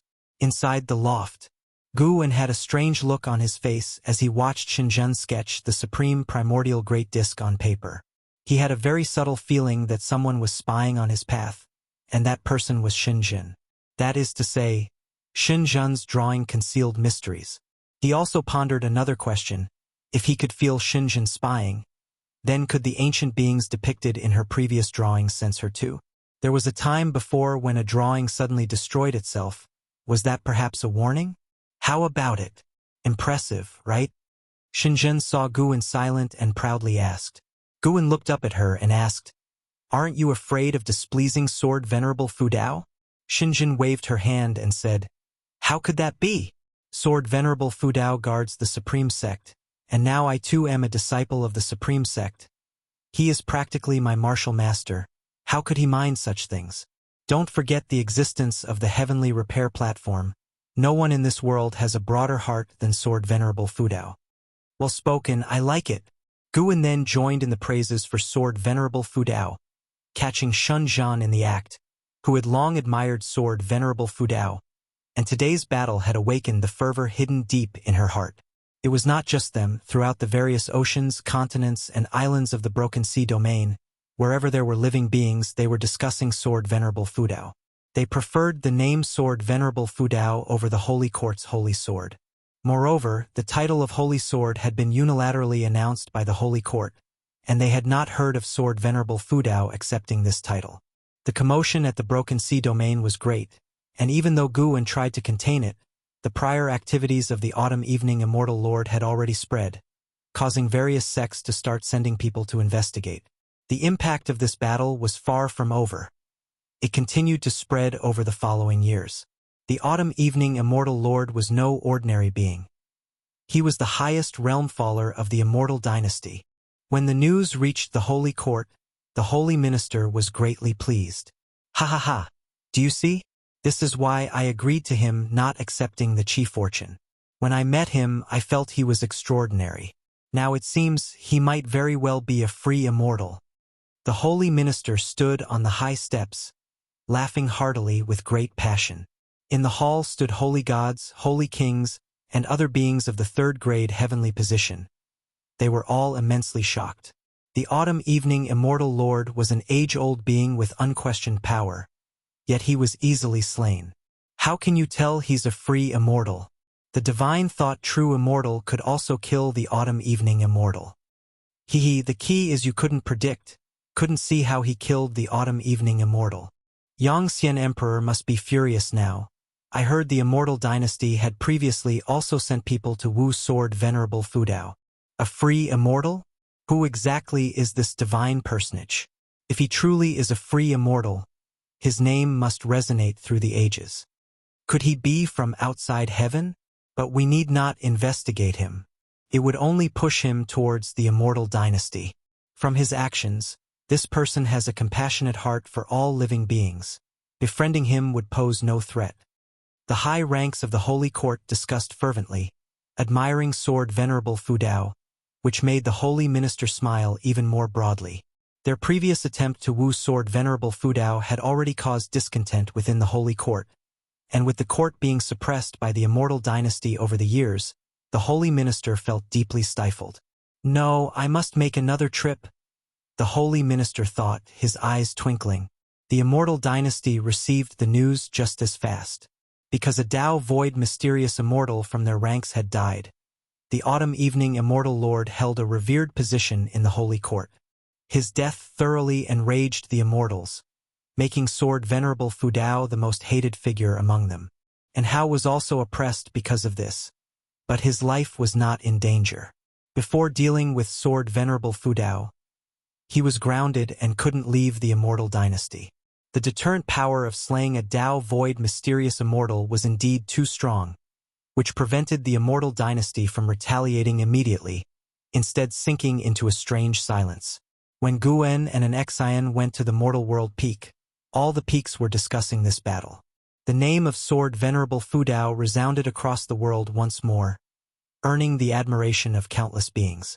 After all, though Sword Venerable Fudao was a holy sword of the Holy Court, he had not received the reward of Chief Fortune. Without being under the Holy Court or the Immortal Dynasty, his capability to exhibit his own mighty prowess was truly awe-inspiring. Time flew swiftly. 3 years passed, and the end of the year arrived. Guwen arrived in Mystic Valley and saw his disciples clearing the snow. His gaze landed on the mountain beside him wherein Shangtian was following Jiang Shi in cultivation. All disciples feeling Jiang Shi's preference for Shangtian. Lu Jujia walked over and laughed. That kid, like me back in the day, truly spares no effort in teaching his disciples, holding nothing back. In his view, Jiang Shi did quite well. After all, Shangtian was a descendant of Hao. Regardless of Shangshan's achievements, he was at least forming a good bond with Hao. Guwen nodded and said, "Call them both to my cabin in a while." With that, he walked toward his own pavilion. Soon, he arrived inside his house, rubbed his hands together, and then from his sleeves, he took out a book. A radiant smile appeared on his face as he muttered, "Shen Tianyi, could you write a bit faster? You're really slowing down." It had been decades since the last volume of Green Hero Travelogue was released, and over those years, Guwen had been eagerly waiting. He could have divined the contents of Green Hero Travelogue by divining Shen Tianyi, but he had chosen not to. After all, life should have some expectations. Otherwise, time would pass very quickly. He sat in a chair and began reading the book. About 30 minutes later, Jiang Shi brought Shangtian to Gu An's house. 20-year-old Shangtian had even more of Hao's demeanor. Their facial features were nearly identical, which was probably why Si Yener had relented. There had been other descendants of the family asking her, but she had refused them all. Both of them bowed to Guwen, and Shangtian curiously looked at Guwen. Since entering the valley, this was the first time Guwen had summoned him. Although he didn't think the nascent soul realm was very impressive, Jiang Shi always mentioned Guwen was no ordinary man, which made him quite curious about Guwen. Jiang Shi looked at Guwen, his eyes concealing none of his admiration. Thinking back to that majestic scene 3 years ago, his heart surged with emotion. What loose immortal master must be Sword Venerable Fudao. No one in the entire Supreme Sect knew about Sword Venerable Fudao's hidden identity, yet Guwen hid his cultivation. It was too coincidental. "Shangtian, have you felt any discomfort lately?" Guwen asked, his face wearing a gentle smile. He had laughed aloud when he first heard the name Shangtian. This young man wanting to surpass Hao? How could that be possible? Not to mention the talent. Guwen would never allow his proud disciple to be surpassed by a junior.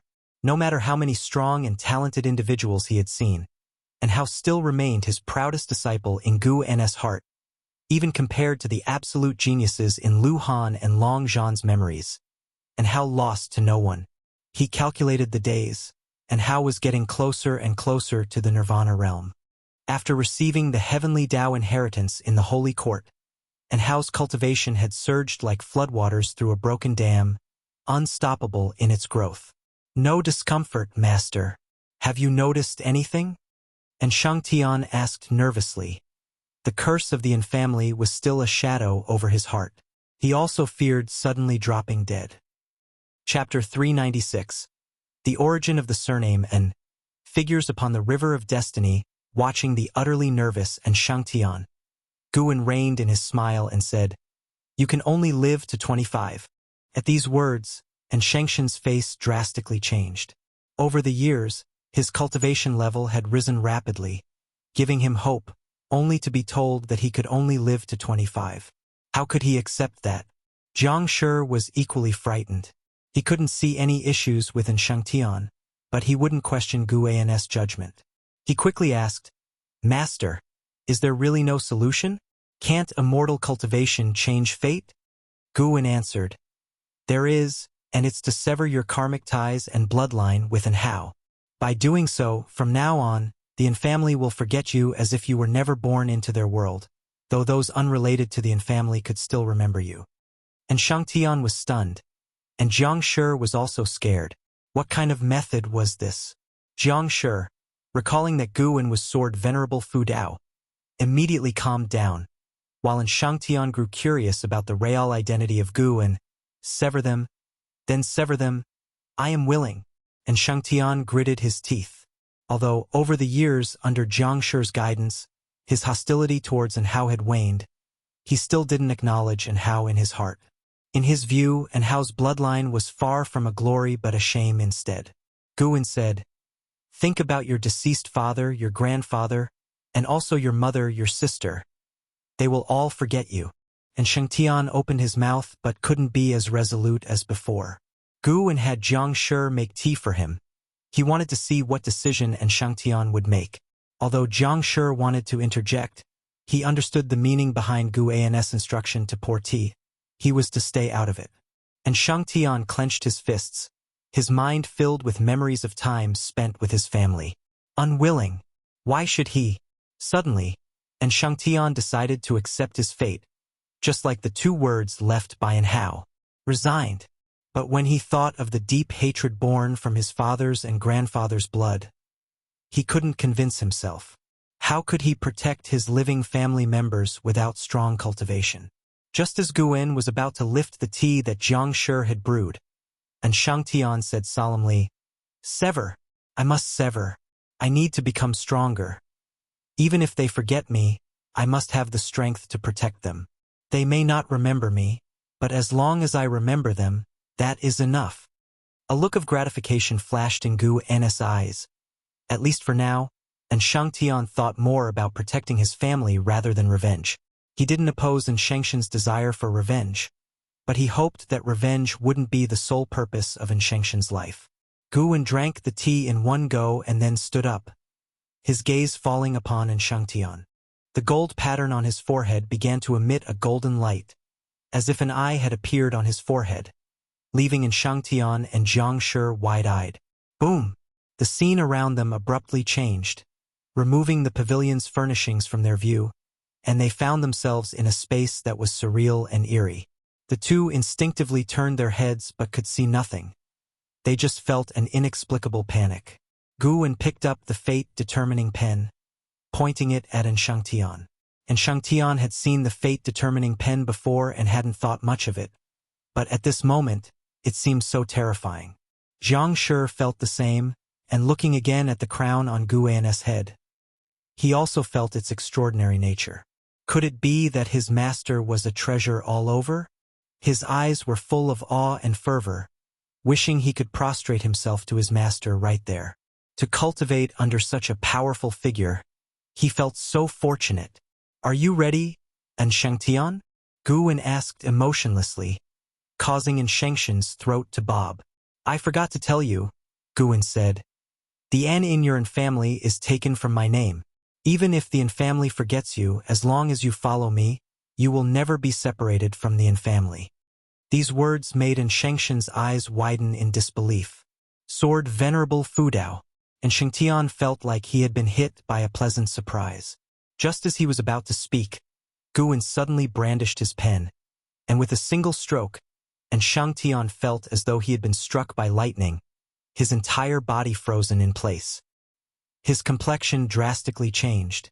He wanted to speak, but found himself incapable. He could feel something being shed from him, being abandoned. An endless tide of loneliness overwhelmed him, and he fell into an unprecedented fear, his eyes unexpectedly brimming over with tears. At that moment, he was like a lost child, wanting to crouch down and hold himself. "Your talent may not equal Hao's, but can your will surpass his?" Guwen's voice reached him, like dawn's light chasing away the darkness from Shengtian's inner world. Shengtian looked up to see Guwen and Jiang Shi standing before him. Jiang Shi looking anxious and seemingly trying to say something, but Shengtian couldn't hear a thing. His gaze rested on Guwen, who was looking back at him calmly. For some reason, he didn't feel distanced. Instead, he sensed a kind of power. "I cannot let down my master's expectations." Shengtian gritted his teeth and forcefully suppressed the negative emotions in his heart, his body trembling as if he were in a chilly cellar. At that moment, Guwen's brow furrowed, and he shifted his right foot. Suddenly, an explosive burst of demonic chi enveloped the surrounding space. Jiang Shi turned his head, looking towards Guwen with astonishment. Guwen remained silent, waiting for the threads of Shengtian's fate to be stripped away. "Aren't you afraid of the heavenly Taoist backlash, Taoist friend, for changing the fate of a person entangled with the karma of the heavenly Tao?" An indifferent voice came from outside the demonic chi, startling Jiang Shi into hastily turning around. How could there be someone else? Guwen lifted his head, his gaze piercing through the demonic qi, crossing the void, to peer into another mysterious and dark space. Within it flowed a magnificent river, emanating radiant auroras, neither its source nor endpoint visible. The River of Destiny. A figure stood atop the River of Destiny. The figure shone with a silvery light, with only their silhouette discernible. Guwen couldn't see through to their true form, but he could sense the other had locked onto his position. He had already employed the supreme concealing void technique, rendering the space around him impenetrable to peering eyes. Thus, he wasn't worried. Moreover, the River of Destiny was incredibly distant from him. The other party was merely communicating, with no intention of descending into the great heavenly spirit land. "Do you wish to warn or stop me?" Guwen asked. The voice of the silvery figure carried through. "I intend to warn. I drift within the River of Destiny and cannot descend upon the world. You need not worry. I can see that you, Taoist friend, have stepped onto the way of cause and effect. One day we shall meet. I will await you by the River of Destiny." Guwen seemed to think of something. His expression turned strange as he continued to ask, "May I know the name of my Taoist friend?" "I have no Taoist title, only a common name, which is likely unknown. My name is Lu Qiuxian." Hearing the name, Guwen fell silent. Jiang Shi didn't even dare to breathe too heavily. The River of Destiny, the way of cause and effect. And Lu Qiuxian, just the sound of it was terrifying. Is this the world of the immortal path realm? While shocked, Jiang Shi felt an unprecedented ambition and resolve stirring within him. Chapter 397. The Escaper of the Heavenly Tao Lu Qiuxian. Guwen fell into silence, his thoughts drifting to Lu Han within the reincarnation evolution.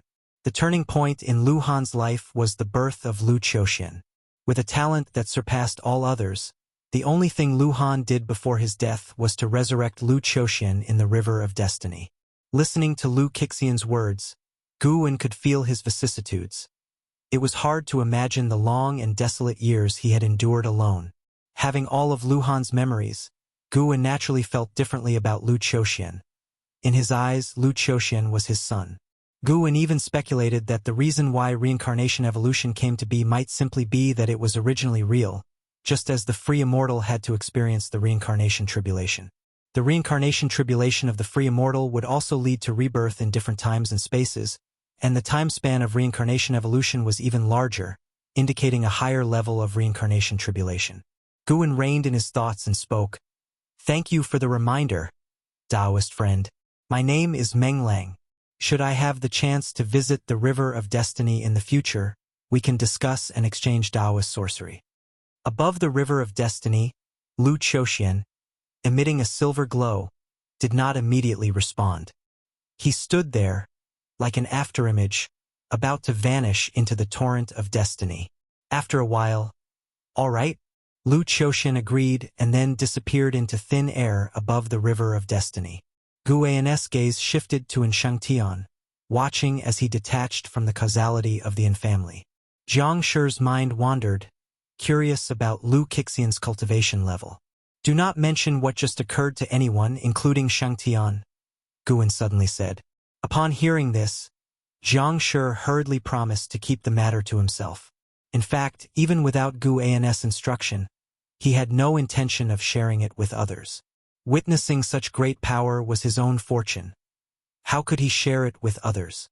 Time continued to pass, and Shangtian was immersed in his own pain, unaware of what had just transpired.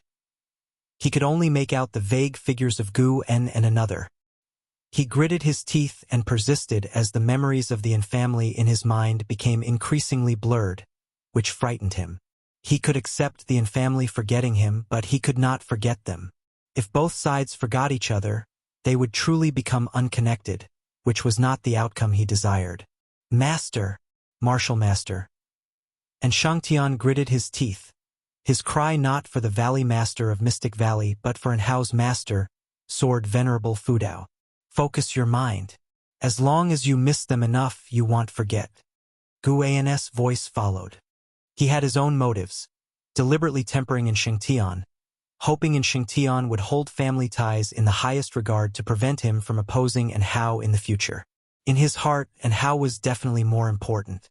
Without An Hao, there would be no An Shengtian. Hearing Gu An's words, An Shengtian persisted. Suddenly, with a boom, blood flame abruptly ignited on him. His body curled up and trembled incessantly. Guan raised his right hand, and a dark purple medicinal herb appeared, promptly turning into powder that hovered in his palm, forming a whirlwind. Jiang Shi couldn't help but fix his gaze on the whirlwind in Guan's palm, curious about what Guan was about to do. Guan then swung his palm toward An Shengtian. As the palm struck out, An Shengtian's flesh instantly dispersed, leaving only a skeleton behind, which startled Jiang Shi. Before he could utter a word, a dark purple mist surrounded An Shengtian, quickly enveloping him and covering the skeleton. Jiang Shi looked intently, his hands clenched into fists inside his sleeves, his heart in turmoil, fearful that An Shengtian would die right there. The scene was too frightening. Flesh had dispersed in an instant. Could a person still live? The dark purple mist soon submerged the skeleton, billowing and slowly forming the outline of flesh. That is... Jiang Shi's eyes widened, his expression one of astonishment. Guan remained expressionless. This was a 9th-tier medicinal herb, which he had acquired at great cost. It contained vast spiritual energy, making the molding of a flesh body not challenging, as long as An Shengtian's life force was controlled. If his soul had not left the body, it would be manageable. A new life and destiny. What path will you take from here? Guan wondered to himself, also contemplating whether An Shengtian's maximum lifespan would increase. If it could, this act would also be a method of defying the heavens and changing one's fate. Inside the attic, Guan sat in a chair, his eyes filled with disappointment. An Shengtian Foundation Establishment Realm 8th floor 20/350/5000. His cultivation level had increased, as had his lifespan, but his maximum lifespan had not.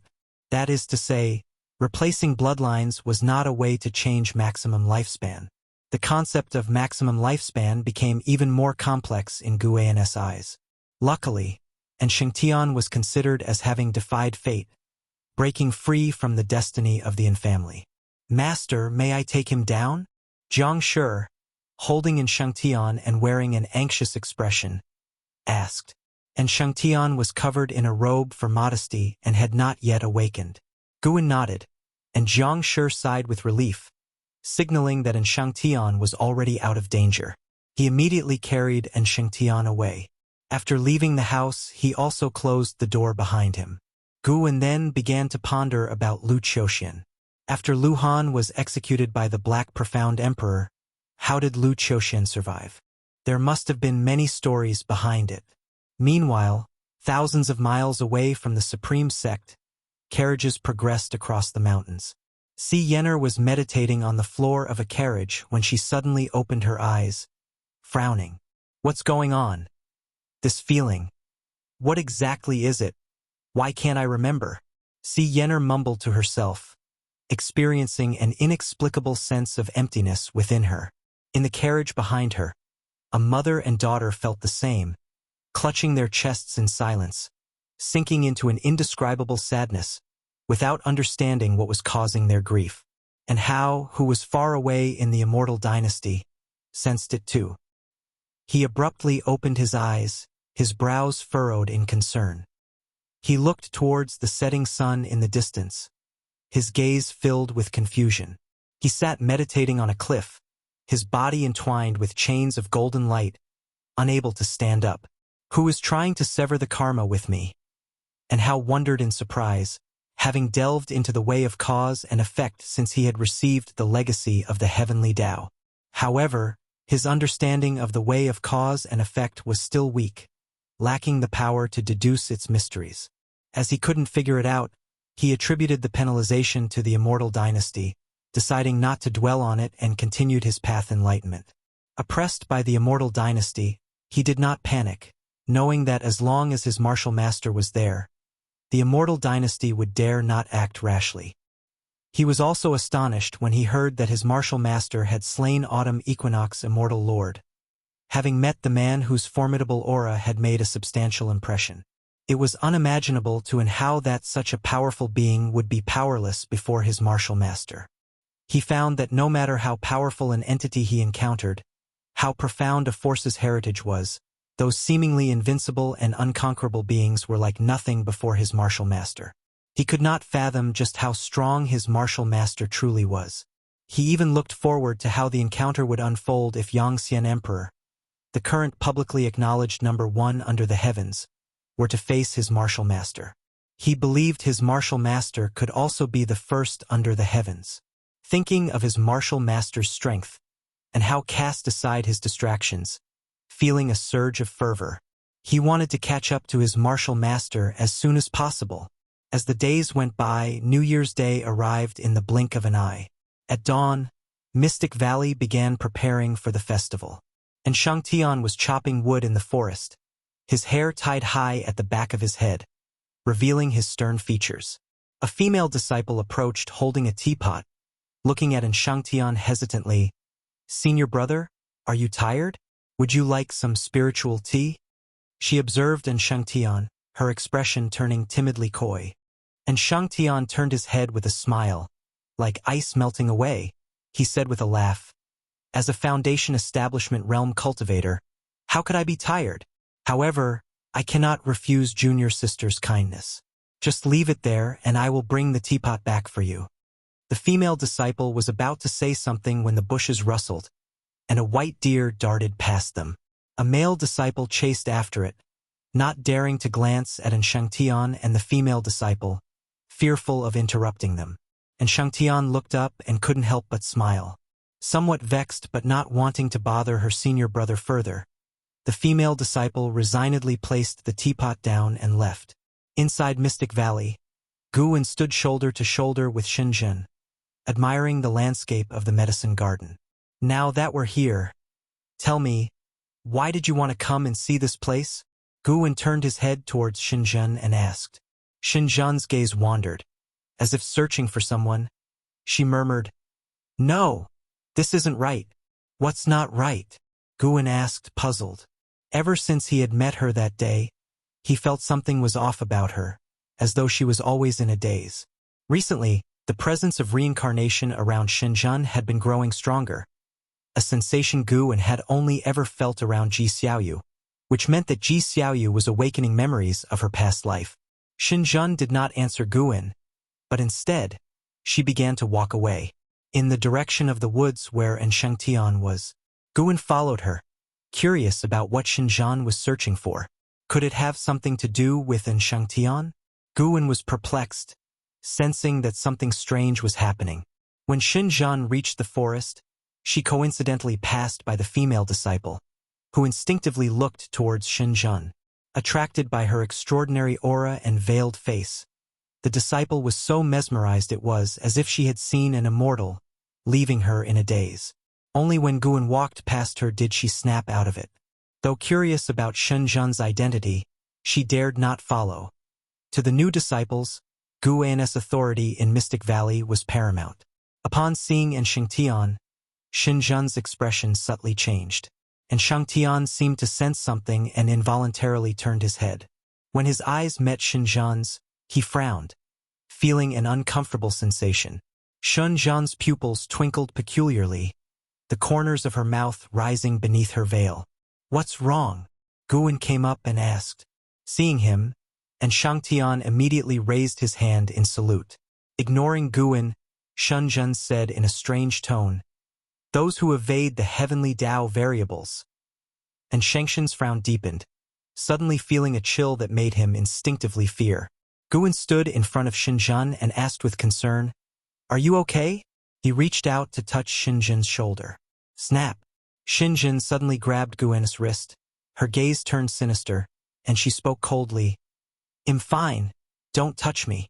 Demon Shore has developed hostility towards you, seeking to annihilate you. Do you wish to use lifespan detection on it?" Chapter 398. The Lifespan of the Free Immortal. Demon Shore?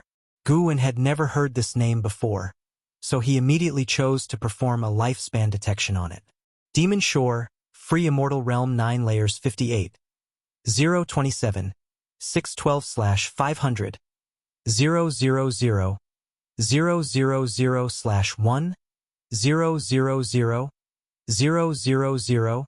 000, 000, 500 million years of lifespan, with a maximum lifespan of 1 billion years. Why did this person harbor animosity toward him? Could it be that Xinjun was so bizarre because he was being manipulated by this person?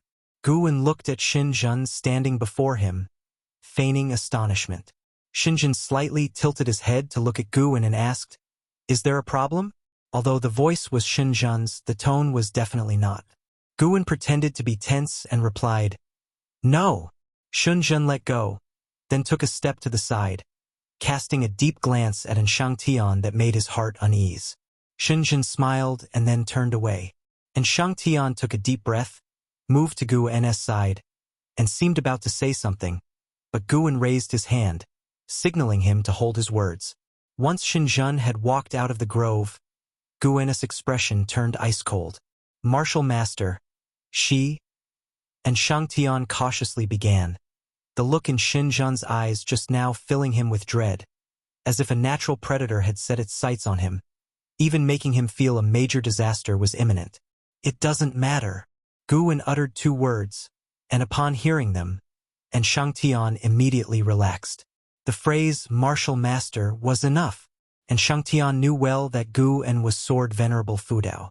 Thinking back to the shocking great mixed yuan plate from a few years ago, his spirit was immediately uplifted.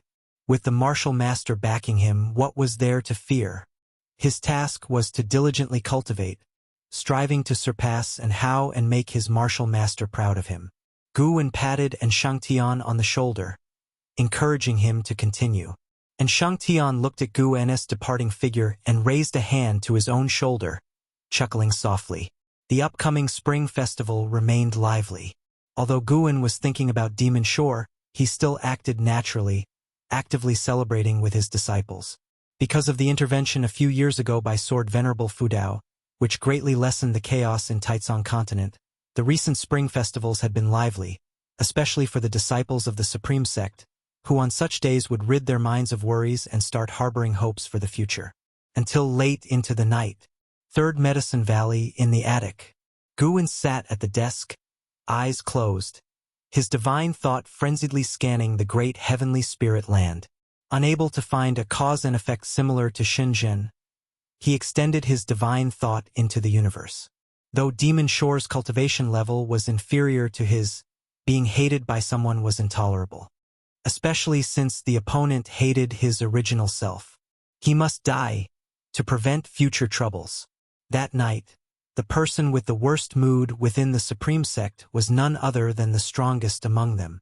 Until the early hours, Guwen finally located Demon Shore. The bastard was actually hiding within the silent destruction domain, and he was harboring a large number of evil demons under his command, clearly having some sort of plan. Guwen stood up, left the house, and walked downstairs. Just as he was downstairs, Ji Xiaoyu emerged from the house and called out to him. "What's up?" Guwen asked with a smile. Ji Xiaoyu approached him, sizing him up. Guwen touched his own face and asked, "Is there something wrong with me?" Ji Xiaoyu stared into his eyes and said, "There's a sense of death about you. Have you been marked by something corrupt?" Guwen feigned nervousness as he asked, "Really? Don't frighten me." He knew Ji Xiaoyu was not wrong in her feeling. Ever since being targeted by Demon Shore the day before, a causal bond had latched onto him and was growing stronger. Guwen had not dispelled the cause and effect on him, instead using it to trace Demon Shore. "Perhaps it's just my imagination," Ji Xiaoyu suggested. Seeing his panicked reaction, she was puzzled inside. What on earth had happened to Guwen? Although she had regained some of her memories, she was not the original self, able to only sense the cause and effect on Guwen but not fully see through it. "Always scaring me. Later when I go out, I'll be worried the whole way," Guwen complained sullenly. "Then don't go out. I'm puzzled, with your current resources inexhaustible, why do you still take charge of so many medicine valleys? You don't understand. This is life. To be human, one needs to do things to feel grounded. Humph. You're definitely hiding secrets. Don't you follow me? If I catch you, we are through. This is called privacy rights, understand? Who gave you privacy rights? Granted by the heavens. Do you dare to question it? The two began to bicker again, and after Ji Xiaoyu twisted his arm a few times, Guwen finally fled. Ji Xiaoyu watched his retreating figure, her brows furrowed deeply, her heart filled with worry, sensing that Guwen was heading for great trouble.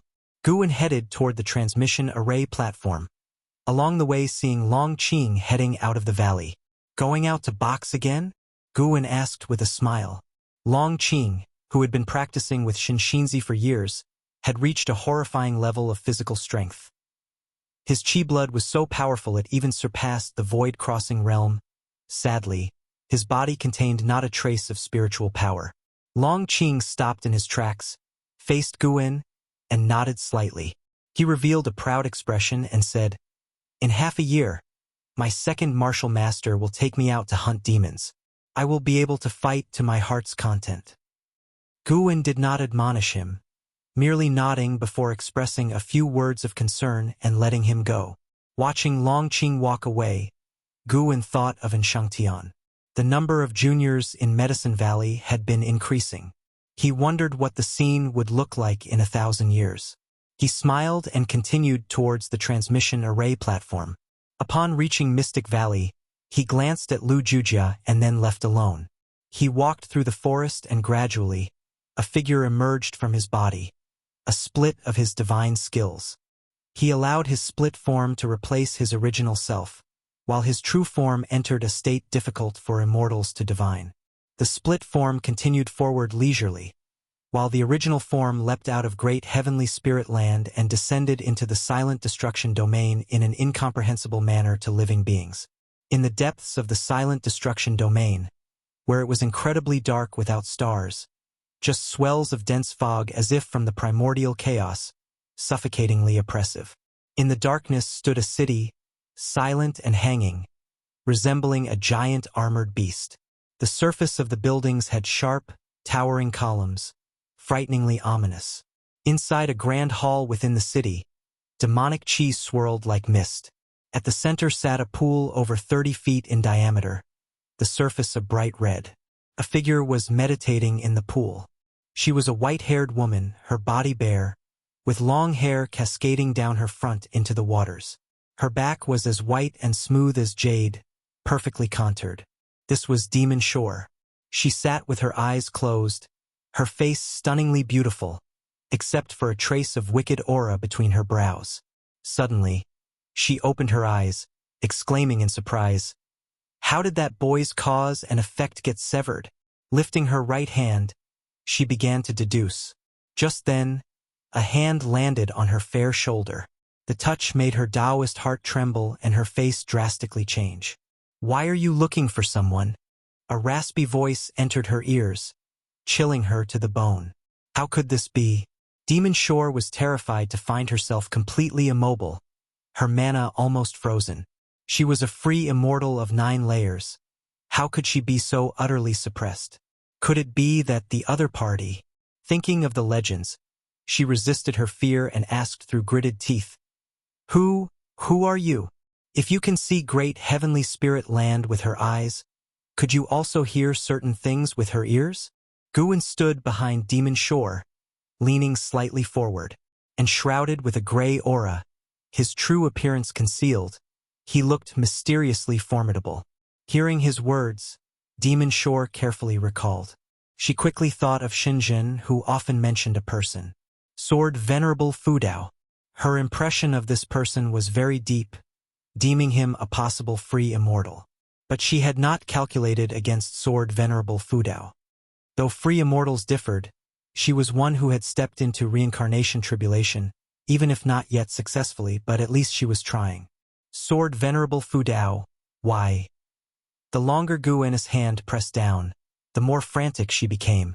In her perception, Guwen's Tao level was unfathomable, and compared to her way of cause and effect was insignificant. Guwen could feel her fear. He deliberately gave her time to experience panic, fear, and regret. After all, Gu-en had been worried about her hostility all night. Killing her directly would be too lenient. He gazed down at Demon Shore, taking in her entire form. Nice skin. Too bad she provoked him. Die. Gu-en's gaze intensified, as he furiously infused his divine thought into her body, impacting her soul, probing her memory. Demon Shore's body trembled, quickly settling into calmness. The grand hall fell silent. Even the swirling demonic chi halted. After a long while, Gu-en withdrew his divine thought, exerting a slight force with his right hand. Demon Shore instantly turned into ash, a shockwave spreading that caused countless tiny stars to appear in the demonic mist. Those were the shattered remnants of Demon Shore's Tao. Gu-en pondered over Demon Shore's memories, filled with emotion. So the reincarnation tribulation held such mysteries. Demon Shore was not only reborn herself but also could choose a mortal for rebirth. Shinjun was her choice, and she chose him after he had grown up. The reason for choosing Shinjun was his innate talent for the way of cause and effect and the uncertainties surrounding him. Demon Shore couldn't see why the uncertainties around Shinjun originated, initially not even considering Sword Venerable Fudao. Until years ago, during the Supreme Chaos Disc, she confirmed that Sword Venerable Fudao was the uncertainty surrounding Shinjun. She was surprised but not shocked.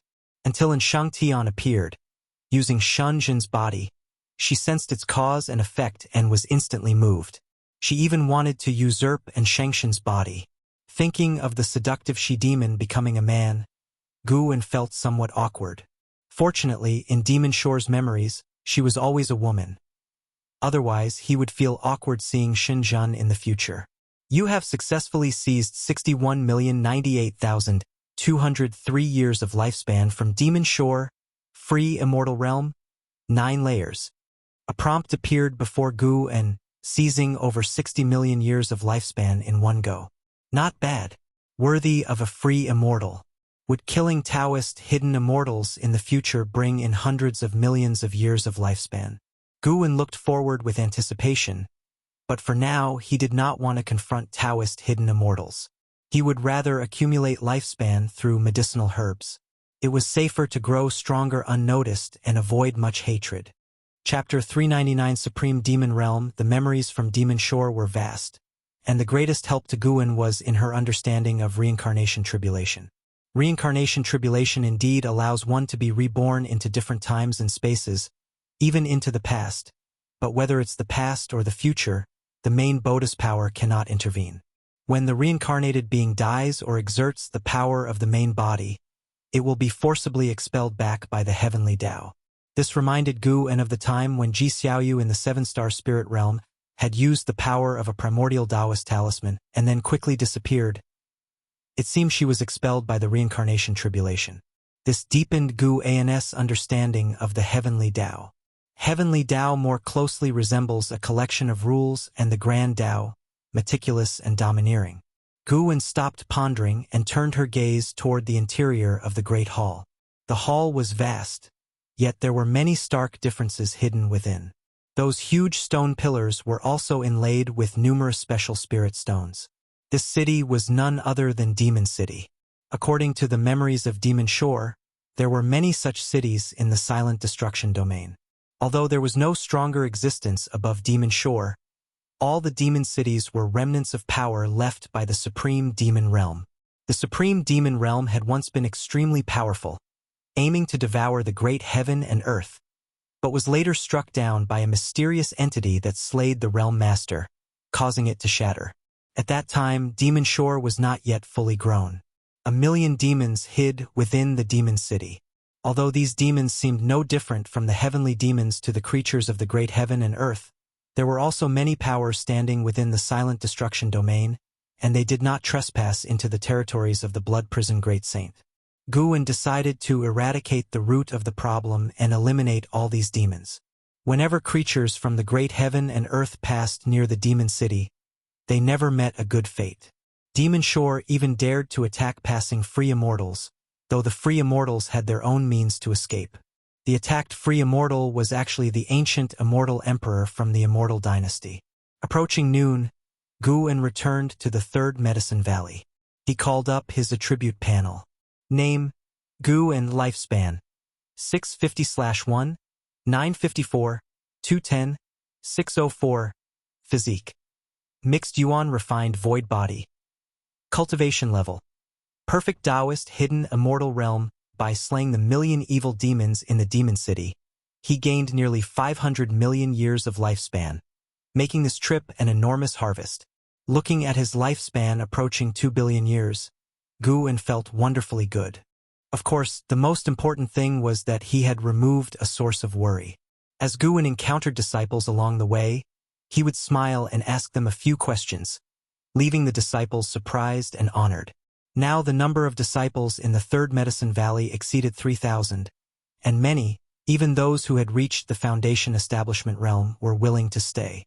As the Supreme Sect grew stronger, the treatment in the Third Medicine Valley also continued to rise, even higher than that of many intersect halls. The disciples all respected Guwen, not for his status or cultivation level, but because he treated each disciple without pretense. Even when they heard Guwen enjoyed reading common books, they found him all the more approachable since Guwen did not coerce the female disciples, and he was well regarded. When Guwen arrived at his pavilion, Ji Xiaoyu suddenly came out, her expression strange. "What's wrong now?" Guwen asked in feigned dejection. Ji Xiaoyu replied, "The death energy around you has disappeared. Who did you go see this morning?" Guwen looked around, then took 2 steps forward and mysteriously said, "You scared me, so I had to ask Sword Venerable Fu Dao for help.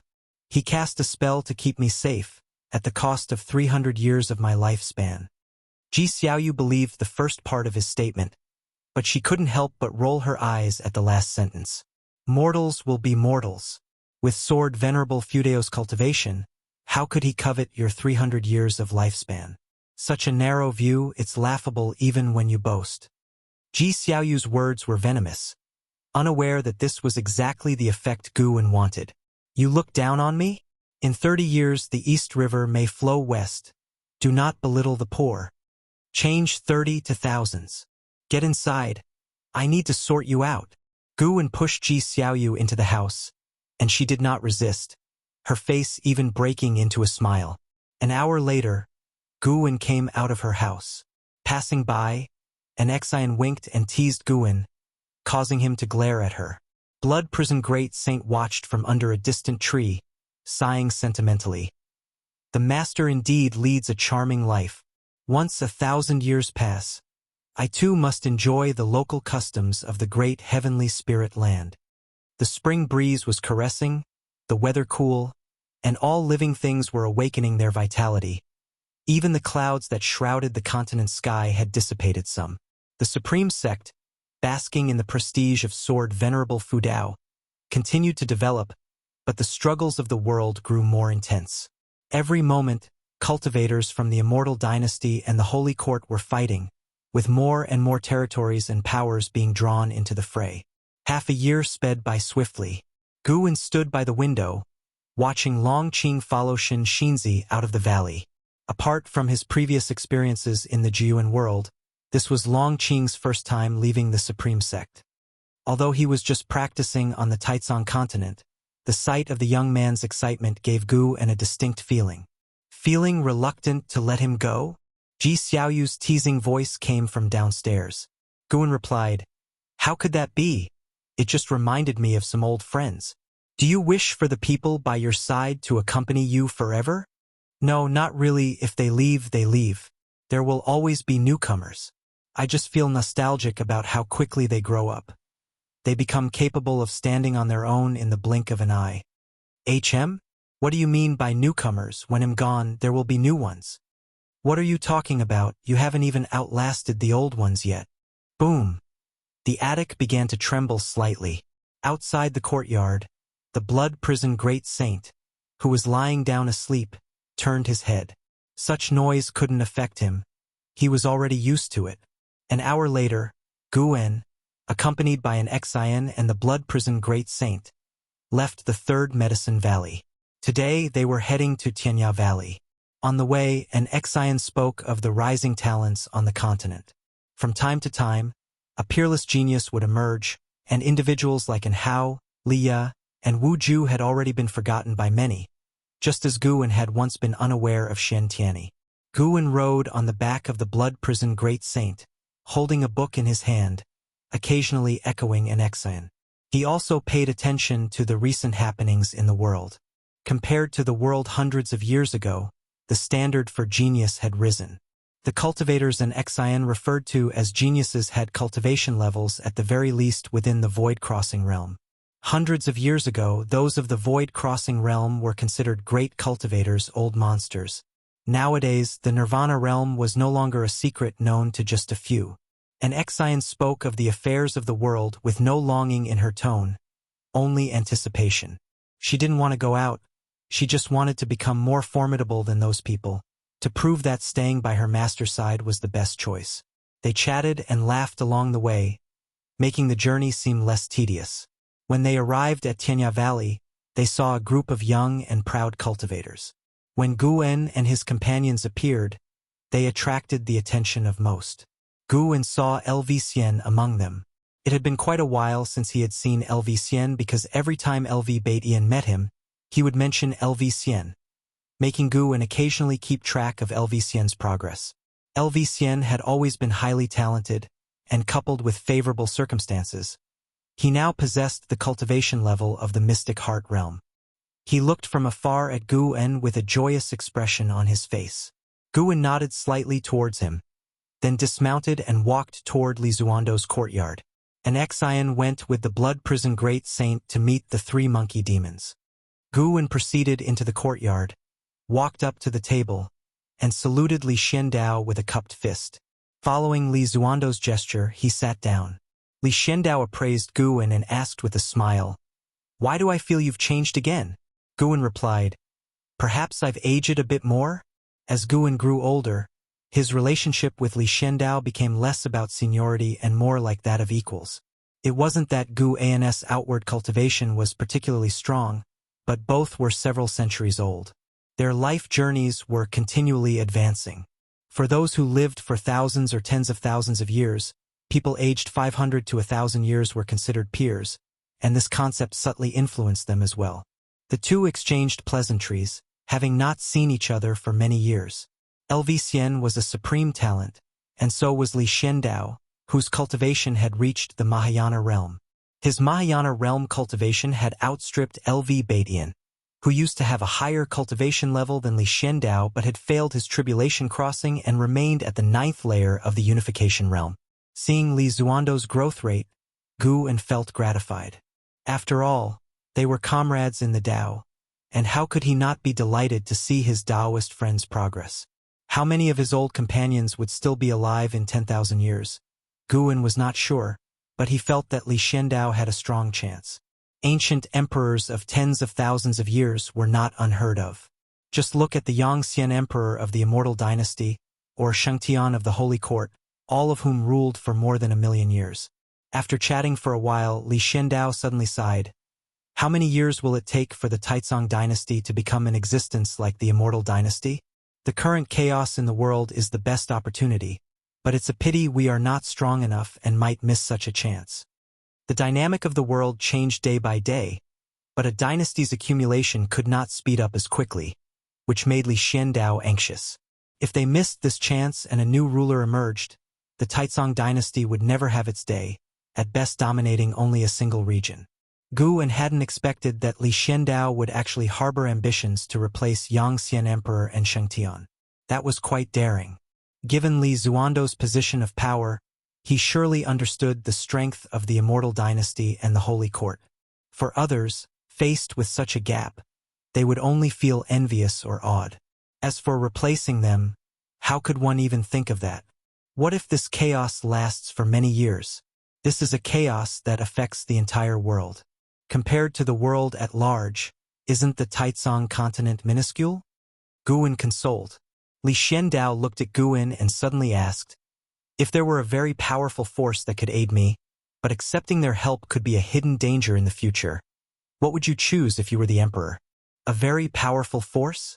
Guwen silently reasoned, instantly realizing that the force Li Xiandao mentioned was a great sect, one of the leading sects in the mortal world. They chose the Taizong dynasty with the aim of establishing a relationship with Sword Venerable Fudao. If they could control the Taizong dynasty, they would have better grounds and opportunities to contact Sword Venerable Fudao. In their eyes, Sword Venerable Fudao had the qualifications to contend against the Yangxian Emperor. This was an indispensable force for them, aspiring to surpass both the Immortal Dynasty and the Holy Court. Without free immortals, how could one dream of unifying the world? After Guwen had calculated the variables, he responded, "It all depends on what you truly want, whether you wish for peace for the people of the world or if you desire to realize your own ambitions more." Chapter 400 Immortal Legacy All Living Beings. Aspirations. Li Xiandao fell into deep thought, and Guwen did not offer his own opinion, since both choices had pros and cons for the common folk. To remain content with the status quo would invite future crises. To be discontent would make life harder for the current and future generations. Guwen's protection of the continent's beings already showed his benevolence, but he would not worry about the daily lives of all living beings every day. In any case, when asked about worldly affairs, Guwen's role was simply to provide options. The ultimate decision was up to Li Xiandao, with whom the consequences lay.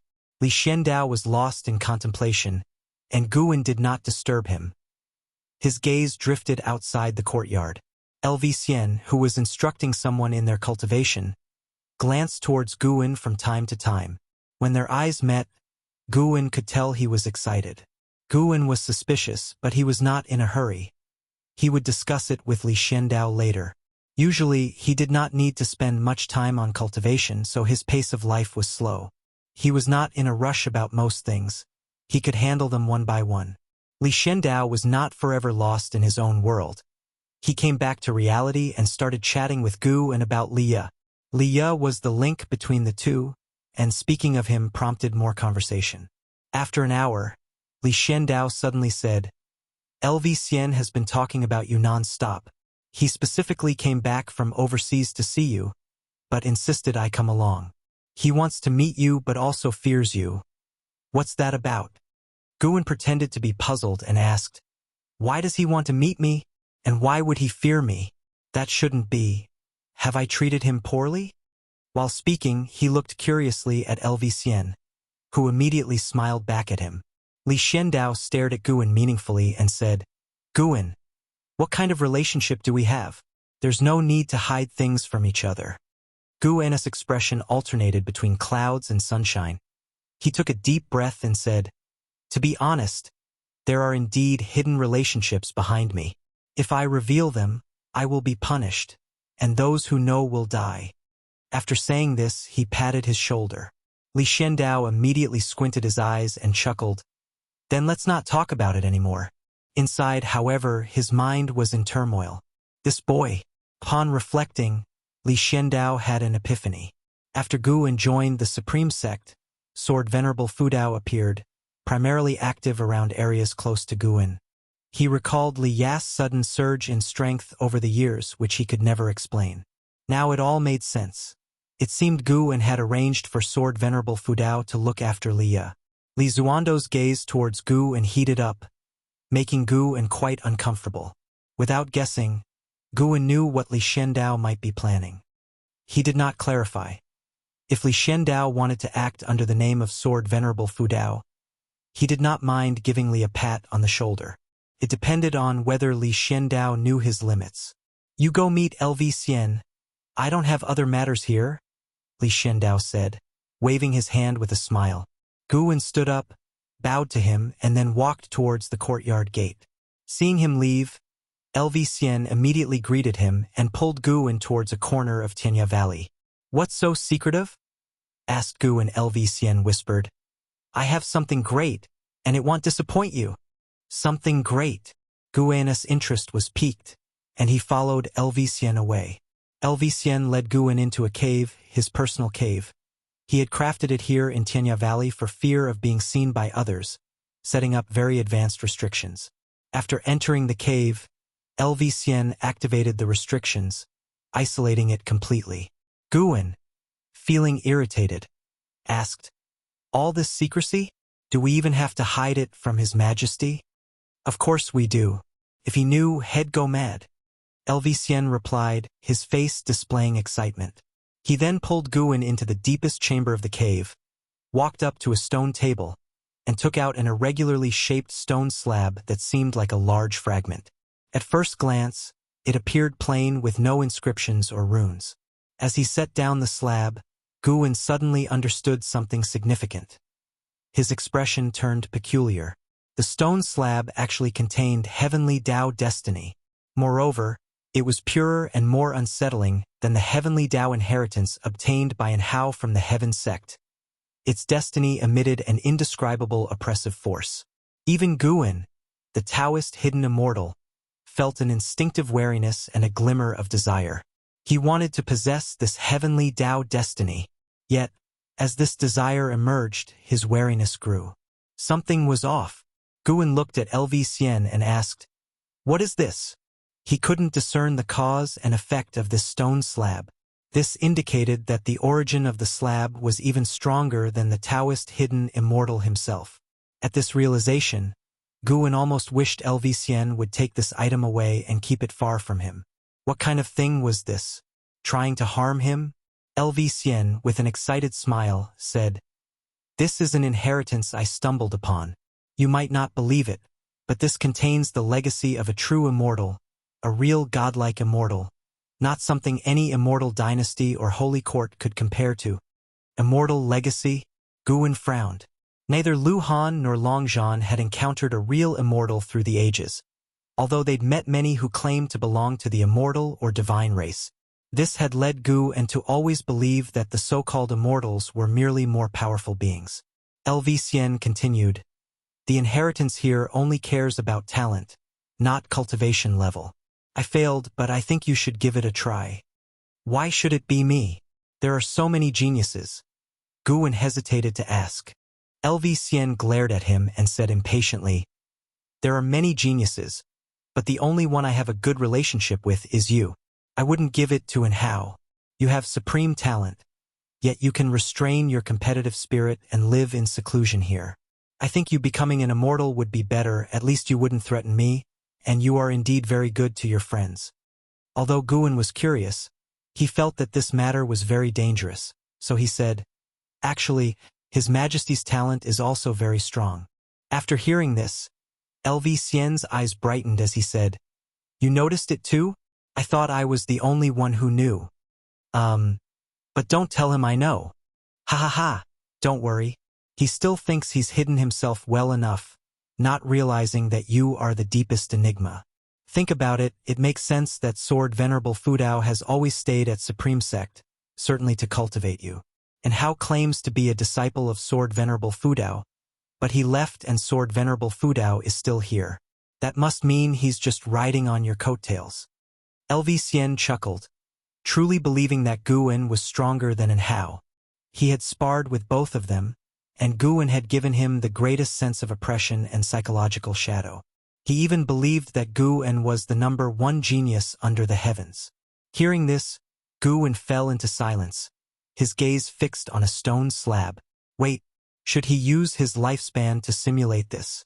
Guin thought it feasible, as touching the stone slab directly seemed too dangerous. His mind made up, he immediately began to simulate. Simulating the inheritance will consume 1 million years of lifespan. Do you wish to continue? That much? Guin hesitated, but looking at the stone slab, he was really tempted. Forget it. Take the plunge. While Elvicien continued his incessant chatter, Guin chose to continue, and then his consciousness entered a vast white space. Everything was blank, and below his feet, grass first emerged, rapidly expanding, and mountains appeared in the distance in all directions. The world was vast and the sky magnificent. Guin looked ahead and saw atop the mountains a dazzling orb of light, immensely gigantic, much larger than any mountain on earth. Within the light orb, there stood a towering figure, 10,000 zhang in height, adorned in armor, wielding a divine weapon, exuding a domineering aura that overwhelmed all living beings. Upon seeing this figure, Guin felt threatened, and he couldn't help but think of Black Profound Emperor, whom Lu Han encountered, and Annihilation God Emperor, whom Longzhan encountered. Their auras were similar. What realms were they actually in? Mortal spirit, having seen the heavenly Tao, why not kneel? A majestic voice rang out, but Guwen did not kneel since it was just a simulation, and he asked, "What inheritance is this?" "This is the heavenly Tao immortal position inheritance. To gain my approval, you must defeat me." Defeat? Guwen was surprised internally. Facing this entity, LV surely had no chance at all, let alone even the desire to fight. Wait, LV said that the inheritance only looked at talent. Could it be that facing different inheritors, this entity's cultivation level might also change? LV failed against an existence a great realm higher than his own. He was now facing an existence a realm higher than Taoist hidden immortal. No wonder it felt dangerous, yet not hopeless. What is heavenly Tao immortal position? Guwen pressed on. The other did not respond. Guwen asked other questions, but no matter what he asked, there was no response. Forget it. Then fight to see if he had the strength to pass the inheritance test. Inside the cave, LV gestured to Guwen, whose eyes suddenly became clear. "What were you thinking about? I asked you several times, and you didn't respond," LV said with dissatisfaction. Guwen smiled and replied, "Nothing much. I was just wondering whether there really are immortals and gods." He had passed the test. It had to be said that entity was indeed formidable. Guwen had to use dozens of moves to completely vanquish it. Yet even after the victory, Guwen still hadn't figured out what the heavenly Tao immortal position was. But one thing was certain. The stone slab inheritance could see through his true cultivation level. If there was an immortal god power behind it, that power could also understand his true strength through this stone slab. The last thing Guwen wanted was for his true cultivation level to be seen through. "Forget it, I can't accept it. But don't worry, I won't tell anyone." Guwen shook his head. LV eyes widened as he said, "This is an immortal god inheritance. If you succeed, you will soar to great heights." Guwen replied, "I only trust the mana that I have cultivated myself, not that given by others. If so, I would certainly be controlled by others at the risk of my life and freedom." Hearing this, LV furrowed his brows. He had to admit Guwen made a good point. With that statement from Guwen, the excitement in his heart began to subside. He looked at the stone slab on the table and said in a low voice, "Well said. Perhaps failing the inheritance was a blessing in disguise." Chapter 401 Shapeshifting. You can keep it and accept the inheritance when you are strong enough. Guwen stared at LV speaking earnestly, fearing that LV would forsake his greatest opportunity. At the moment, the heavenly Tao immortal position proved stronger than the Holy Court, the Immortal Dynasty, and even the Silent Destruction domain. As a mortal, if LV missed it, finding a stronger chance in the future would be almost impossible. LV couldn't rely on stealing lifespan to become stronger like him. LV raised an eyebrow and said, "What do you mean?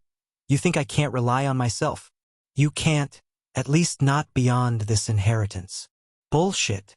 LV erupted in fury, his terrifying aura exploding like a volcano, startling the entire Tianya Valley. Suddenly, Guwen raised his hand and pressed it on his shoulder, instantly dispersing his aura. LV eyes widened. He knew Guwen was definitely stronger than himself, but to be suppressed so easily, rendered unable to move.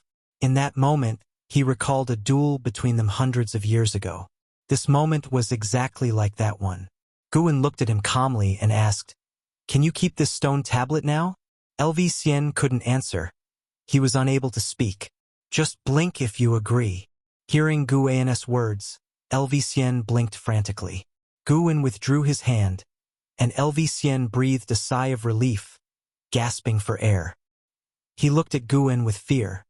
He had learned from Li Shendao that Guwen was younger than him, yet how had he cultivated to such a level?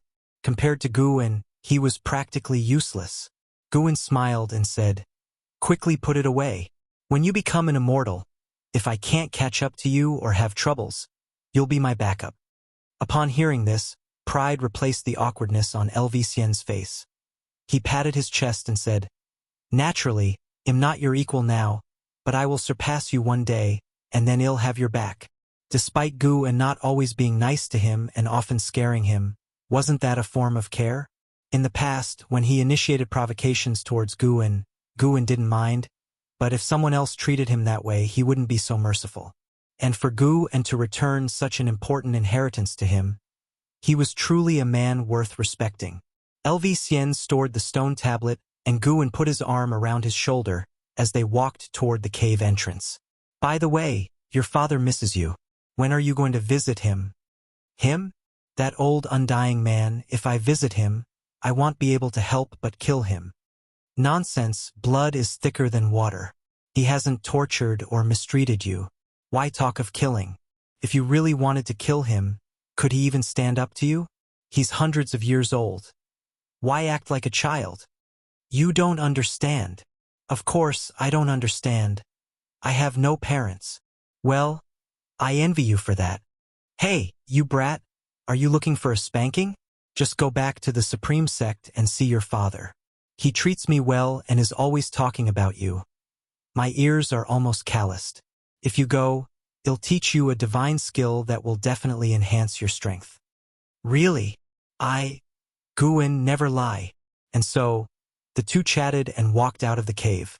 Back in the valley, Guin reverted to being an ordinary nascent soul realm cultivator, while LV Xian continued to exude the arrogance of a supreme youth.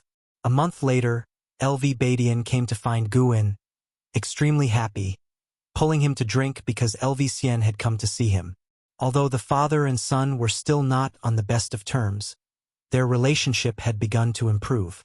He was touched to learn from LV Xian that it was Guin who had asked LV Xian to see him. This youngster always seemed impatient with his ramblings, but in his heart, he remembered his father's love. LV Badian looked at Guin with eyes full of fondness, as if looking at another son. Guin didn't refuse, as he was just in the mood for a drink. Perhaps this was what meant by, with great power comes great responsibility. He not only had to save the world, he also had to help people handle domestic affairs. How fortunate the immortal cultivation world was to have me. Filled with self-emotion, Guin then competed with LV Badian in a drinking contest, and finally LV Badian was defeated. They were drinking high-level spiritual wine. It was alright for Guin to show off his strength a bit, especially since LV Badian was not considered strong in the Supreme Sect. Taking advantage of LV Badian's drunken stupor, Guin went downstairs. Just as he descended, Ji Xiaoyu walked out of the room and said to him, "Come in." Guin shook his head. "No thanks, your strength isn't enough. Practice some more." Last time, to teach Ji Xiaoyu a lesson, Guin had played Go with her in her room for an hour and beat her decisively, which left her quite unconvinced, and now she would think about game strategies even during her practice. Just one more game and you'll see if it's enough. Ha! Guin couldn't be bothered with her and continued walking toward the distance. Ji Xiaoyu watched his back, took a deep breath, and thought about the cost of losing the game last time. It made her teeth itch with frustration. Before the game, they had made a deal that if she won, Guin would focus more on his own practice, and if Guin won, he would pinch her face. Well, pinch it as it may be, he really dared to do it strongly. She looked at Guin's back, her mind full of confusion. Why in the world was his Go skill so strong? She finally understood why Nine-Fingered Divine Lord couldn't maintain his composure in the Immortal Path Realm when facing Guin. After walking some distance, Guin leaped up, aiming for the outer gate city. It had been ages since he last strolled in the city. Today, he might as well reinforce the sword intent on the heavenly repair platform. Too many people had been comprehending his sword intent, causing it to continuously weaken. Recently, even a divine immortal of wondrous Dharma had come to study it. Time flies. In the blink of an eye, another decade passed. That day, in the deep-sea hidden spirit palace, Guin lay on a chair on the open ground, holding the supreme secret records. The deep-sea dragon carp was beside him practicing the heaven and earth primordial skill. This skill had been upgraded, but being too complex was in fact not beneficial, and his disciples were all practicing it. How could he allow the deep-sea dragon carp's treatment to exceed theirs? Even among his underlings, Tian Yaoer was the most important. The deep-sea dragon carp opened its eyes, flew next to Guin, and asked cautiously, "Master, I think I can shapeshift. What do you think I should turn into?" Guwen turned over, his back facing it, and said, "Whatever you want." He didn't care if a male demon wanted to shapeshift, it didn't matter even if it didn't. The deep-sea dragon carp caught a glimpse of a picture on the Supreme Secret Records, pondered for a while, then turned and left. 2 ancient hours later, Guwen left. By the time he returned, it was already half a month later. Upon return, he was taken aback. He saw a figure at the entrance of the hidden spirit palace. For a moment, he thought he saw a naked creature from the demon shore. But this fellow was not a female demon. When the deep-sea dragon carp turned to look at Guwen, its stunningly beautiful face flashed a captivating smile, its long hair reaching its waist, and its skin as white as snow, shimmeringly. He swayed his body as he walked towards Guwen Gu and immediately threw a robe at him. "Put this on immediately." Guwen really wanted to scold him. A male demon turning into a female form, what was this nonsense? Absolutely disgusting. The deep-sea dragon carp, hearing the dissatisfaction in his voice, hurriedly put on the robe, looking at Guwen nervously like he had done something wrong. His exceptionally beautiful face filled with a look of grievance. Chapter 402 Future. After a bit of tossing and turning, Guwen looked at the deep-sea dragon carp, robed in white, and still felt awkward about it.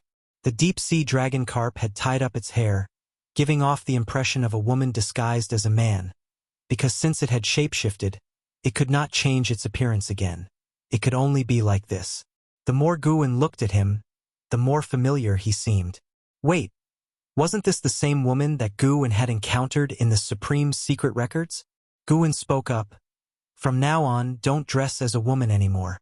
There's no need to please me that way. I don't like it." The deep-sea dragon carp quickly nodded, although internally he was puzzled. If Guwen did not like it, why did he read such books? Seeing how wronged the creature looked, Guwen began to instruct him on the practice of spells. Hearing that there were spells to practice, the deep-sea dragon carp immediately perked up, sweeping away his feelings of aggrievement and simultaneously gaining some insight. Although the shape-shifting of the deep-sea dragon carp was absurd, it didn't affect Guwen's life. He already had 3 female demons, and no matter what form the deep-sea dragon carp took, it couldn't pique his interest. After spending half a day in the Hidden Spirit Palace, Guwen then went to the Heavenly Phoenix Mountain, where he could harvest a batch of high-rank medicinal herbs from the Outer World Cave, which should grant him tens of millions of years to his lifespan. There was no distinction between day and night in the Outer World Cave. After harvesting the herbs, Guwen began to instruct the 3 female Tianyaoer on their cultivation. Years had passed and Tianyaoer's cultivation level had reached the 9th layer of the Mystic Heart Realm, and she was soon to assault the Mahayana realm. Her talent was exceptional, and with the abundance of high-rank medicinal herbs shared by Guwen, her progress in cultivation naturally soared. Tianqing and Tianbai were less gifted than her and had just broken through to the unification realm. Their pace of cultivation was already fast, at least faster than that of demons, whose cultivation was not as quick as that of cultivators of human race. The demons' advantage lay in their long lifespans, but under Guwen's care, the 3 demons' cultivation speed was comparable to that of top human prodigies. After sparring for an ancient hour, the 3 demons were depleted of their demonic power. Their demonic power was considered abundant within their respective realms, but facing Guwen, they had to go all out. Watching them exhausted, lying on the ground, drenched in sweat, Guwen hovered midair, pointing out their weaknesses. After a while, the 3 demons gathered around him, inquiring about the outside world. They still vividly remembered the recent attack by the Immortal Lord during the Mid-Autumn Festival. His booming voice and imposing pressure. They were curious about the types of changes unfolding in the outside world. The Immortal Dynasty and Holy Court are fighting fiercely. Not long ago, I heard that an immortal spirit effortlessly moved an entire sea area with one hand, with billions of creatures at his mercy. He fought against the great cultivator of the Holy Court with the ocean in his grasp. It was earth-shattering. Guwen casually picked an event to recount, listening intently as the 3 demons did. What he spoke of were actual events. As time passed, casualties of the Immortal Dynasty and Holy Court escalated, deepening the hate between them. If this continued, a battle that would sweep across the great heaven and earth was inevitable. Guwen had calculated somewhat, fearing that the fight might cause heaven and earth to split apart, but with so many variables, he couldn't clearly discern all the choices of the free immortal or predict what was within the reincarnation tribulation of Xingtian. For the time being, it was impossible to see who would win or lose. Guwen wasn't too worried, though, as Taitsong Continent, where he resided, hadn't suffered much from the disturbances. For him, that was enough. As they listened to the tales of the world's vicissitudes, Tian Yaoer's heart yearned, but she did not propose to venture out. Her strength was still insufficient. It was mere curiosity. Seeing their interest, Guwen spoke of a few more events. If it could strengthen their will to pursue immortal cultivation, Guwen was naturally pleased. Snowflakes fell, marking the end of the year. The end of Lu Jujia's destined life had come. Guwen and Lu Jujia sat at the edge of a cliff, overlooking Mystic Valley. Big brother, 600 years ago, did you ever think that Mystic Valley could ever achieve such prosperity? Lu Jujia asked with a chuckle while stroking his beard, eyes filled with many distant images that transitioned from hazy to clear. From here, one could see disciples in the forests outside Mystic Valley, cultivated demon beasts, various brightly colored groves, all within a dozen miles of Mystic Valley's domain, thriving and booming. Guwen replied, actually, I feel there isn't much difference between now and the past because some people are still here. Precisely, you're still here. The original acquaintances of Mystic Valley had dwindled to Lu Jujia alone. Once he passed on, Mystic Valley would become a closed chapter to Guwen, or at least not as significant in his heart. Lu Jujia turned to look at Guwen, feeling that his big brother's profile was still so youthful, as if time had left no trace on him. Big brother, do you remember Su Han? Lu Jujia suddenly asked. Guwen glanced at him, replying, how could I forget? Until now, no other disciple has taken a more crooked path than him. Mentioning Su Han stirred even more emotions in Guwen. As the brothers talked about Su Han, Guwen began to recognize the Su Han described by Lu Jujia.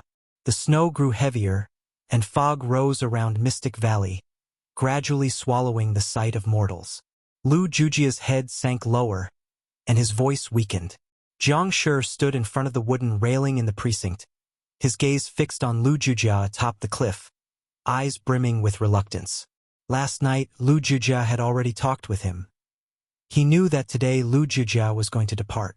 Though they called each other martial brothers in Medicine Valley, in Jiang Shi's heart, Lu Jujia was like his second father. The pain in Jiang Shi's heart was overwhelming as his hands clenched the wooden railing tightly. And Shangtian emerged from the forest and was about to greet Jiang Shi when he caught the expression on Jiang's face. So when Shangtian followed his gaze, seeing the figures of Lu Jujia and Guwen, and Shangtian fell silent. He was quite fond of Lu Jujia as well, who had taken good care of him over the years. The thought of Lu Jujia's impending death weighed heavily on him. He even thought of his own father and grandfather.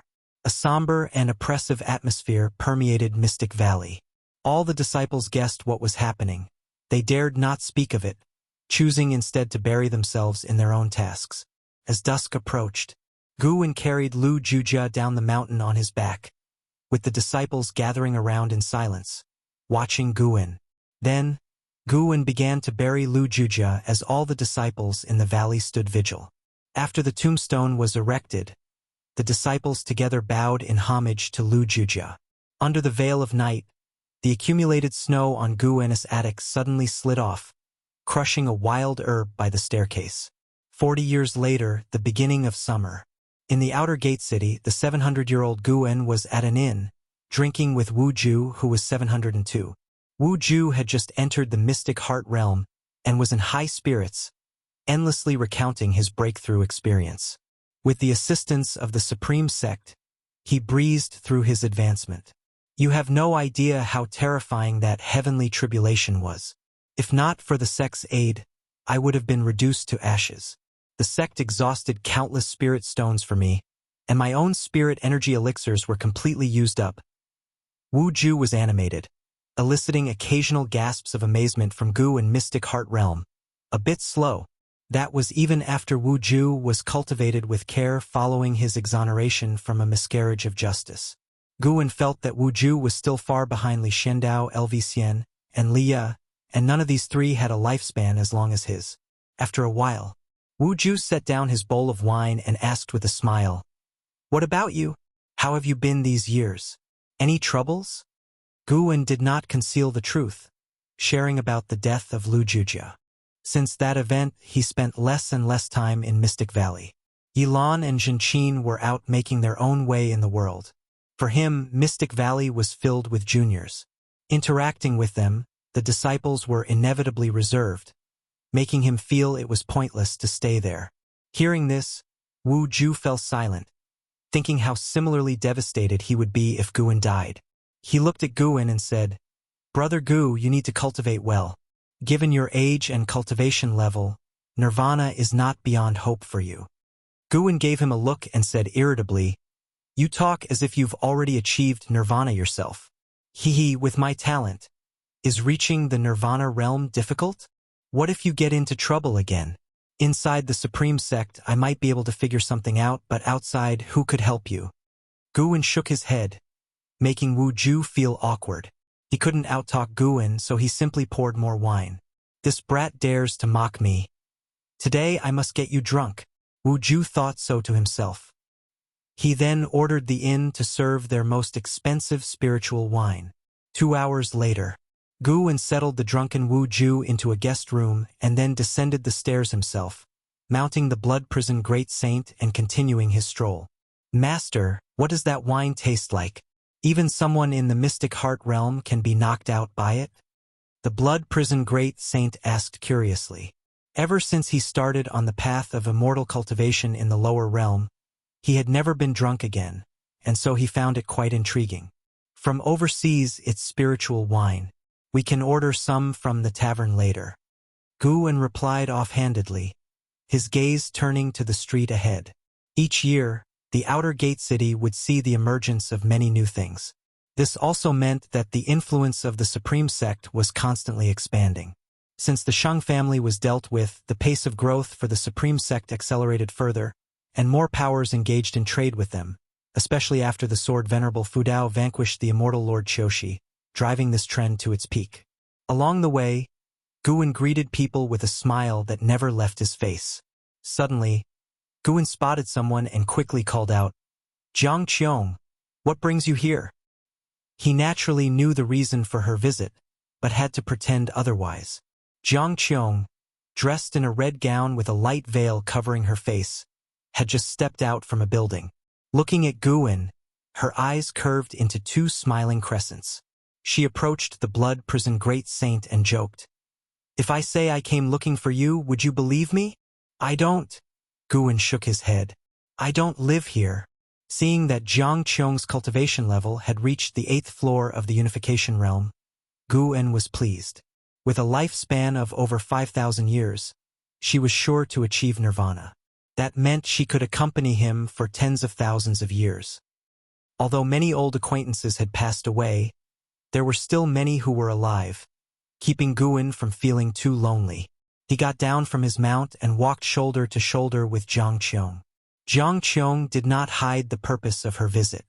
Some disciples from the Juhua sect had a conflict with those from the Supreme Sect and ended up being captured. She was here to demand their release. But the situation was complicated. The Supreme Sect claimed that it was the Ji family who captured the Juhua sect disciples, due to a death feud, and they were reluctant to interfere. Guwen was unconcerned. "It's a trivial matter. When it comes to connections, I still have some clout. The guy who just got drunk was saved by me once." Chapter 403, Heavenly Tao Merit? "Is that so? Then I'll wait for you to help me." Jiang Qiong said to Guwen, her smile all crinkles. Guwen glanced at her and said, "Hold on. Your real purpose isn't targeting the Ji family again, is it?" "Humph. With all the people coming and going, aren't you afraid of being overheard by the Ji family?" Jiang Qiong sneered. There were indeed many people on the street, but there were just as many who talked big like Guwen, so he was not afraid at all. "Within the Supreme Sect, who would dare to make things difficult for me?" Guwen declared with feigned arrogance. then immediately flashed a smile and greeted someone who was approaching. Watching the adaptable Gu En, Jiang Qiong couldn't help but want to laugh. After Gu En's acquaintance had moved on, Jiang Qiong teased, "You know, I've heard that sect master LV wants to groom you as the next sect leader. I thought he was joking before, but now it seems you really might have a shot." Gu En shook his head and said, "Forget about it. He hasn't mentioned this for many years. Since the integration of the overseas cultivators, LV Badian rarely brought up the position of sect leader. It wasn't that he was reluctant to let go, but rather, he increasingly found himself not his own master, with the power of the sect leader being diluted. Moreover, appointing Gu En as sect leader would only bring trouble to Gu En. You're just not diligent in your cultivation," Jiang Qiong said irritably. Over 600 years ago, she had noticed Gu An's extraordinary talent. Unfortunately, no matter how much she persuaded him, the lad was content to linger in the medicine garden, idly while away his days, fond of reading leisurely books, unwilling to cultivate diligently. "What do you know? My approach is also a form of cultivation. You'll understand sooner or later. Qi absorption cultivation is the most foolish method. Should I look forward to that? Don't pretend to forget when the time comes. You seem to understand women quite well. I have no choice. I've gained many of my connections thanks to this face of mine.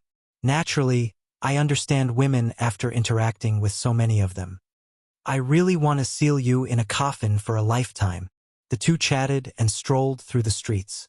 Jiang Qiong's mind quickly wandered elsewhere. Coming for help was true, but it wasn't her main purpose. She had come to find Sword Venerable Fudao. As night fell in the woods outside the Supreme Sect, Jiang Qiong stood under a tree, frowning, the breeze stirring her robes, not feeling the cold at all. Her heart was in tumult. Centuries ago, when Sword Venerable Fudao had endowed her with the authority over the ghost mother of ephemera, she used it to establish the Juhua sect, rising from a helpless, solitary figure to a formidable force in the immortal cultivation world. Without Sword Venerable Fudao, she wouldn't have achieved what she had today. How could she not be nervous in front of Sword Venerable Fudao? Her greatest concern was not knowing what Sword Venerable Fudao really wanted in helping her. Born into a demon sect, she didn't believe in absolute perfection.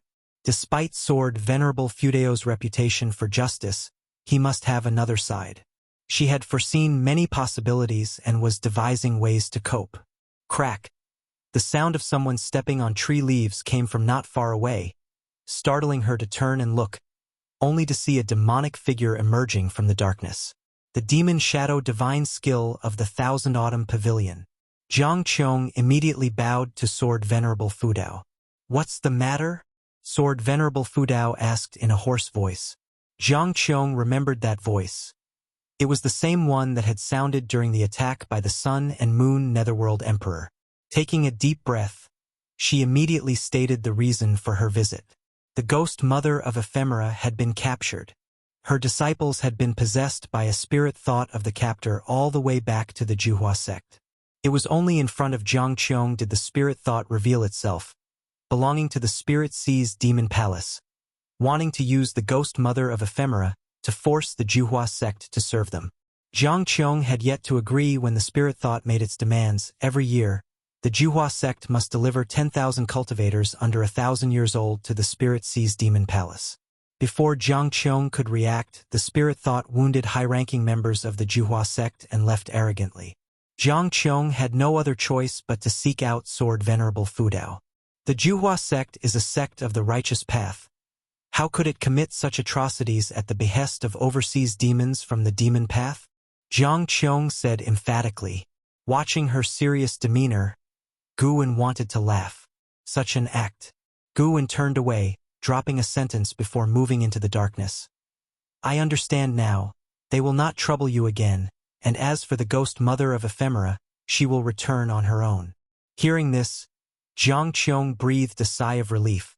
She looked at the retreating back of Sword Venerable Fudao and asked through clenched teeth, "Senior, why did you choose me?" With that question, the dark cloud hanging over her finally dispersed. Some things had to be faced.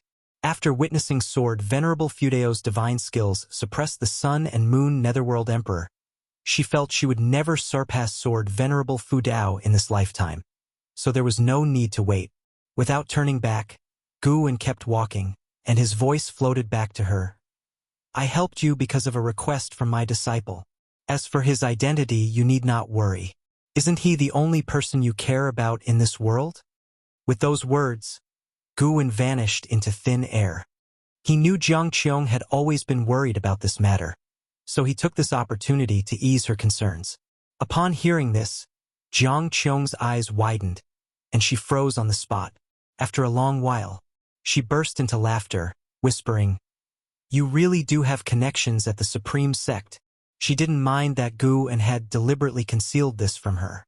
After all, her life had changed because of him. It was she who was indebted to him. What right did she have to complain? In her heart, she felt more of a pleasant surprise. With the guidance of Sword Venerable Fudao, Guwen's future would certainly surpass hers.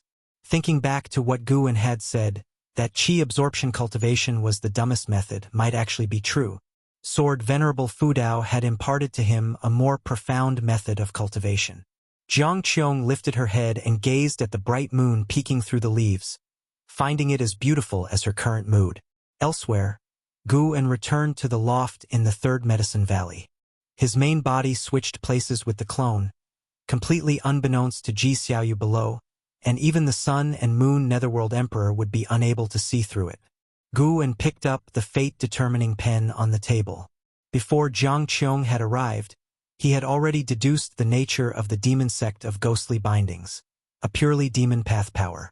Its sect leader was a reincarnation of a heavenly demon with awakened memories, choosing the Taizong continent to investigate Sword Venerable Fudao, preparing for the heavenly demon's invasion of the great heavenly spirit land. Every single member of the demon sect of ghostly bindings was undoubtedly sinful to the extreme. Killing them was, in essence, ridding the world of a scourge.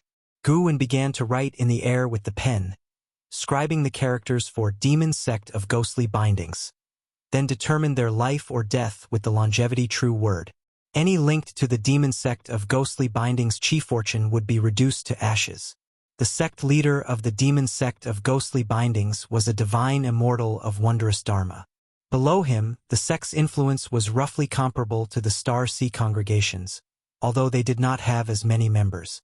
When Guwen placed the fate-determining pen back on the table, several notifications appeared before him. You have successfully seized 709 years of lifespan from the true man of In Calamity, Loose Immortal Realm's 7th floor. You have successfully seized 2,171 years of lifespan from Lin Geshuan, Wandering Immortal Realm's 2nd floor.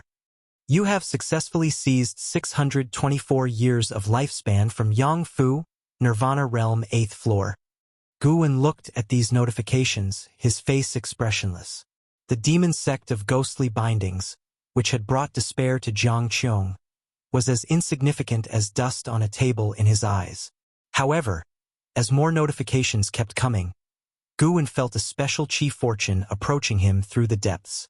He felt a familiar attachment to it, instinctively wanting to accept it, but he restrained himself. This was the heavenly Daos reward for him. Slaying those with heavy sins would grant him this chi fortune. To be precise, it was not exactly chi fortune, as it was both invisible and intangible. Merit. Guwen suddenly had an epiphany. The concept of merit was long rumored among the mortal world. It was not without foundation. Indeed, as humans acted, the heavens did watch. Unlike the great cold demon sect, the demon sect of ghostly bindings bore greater sin.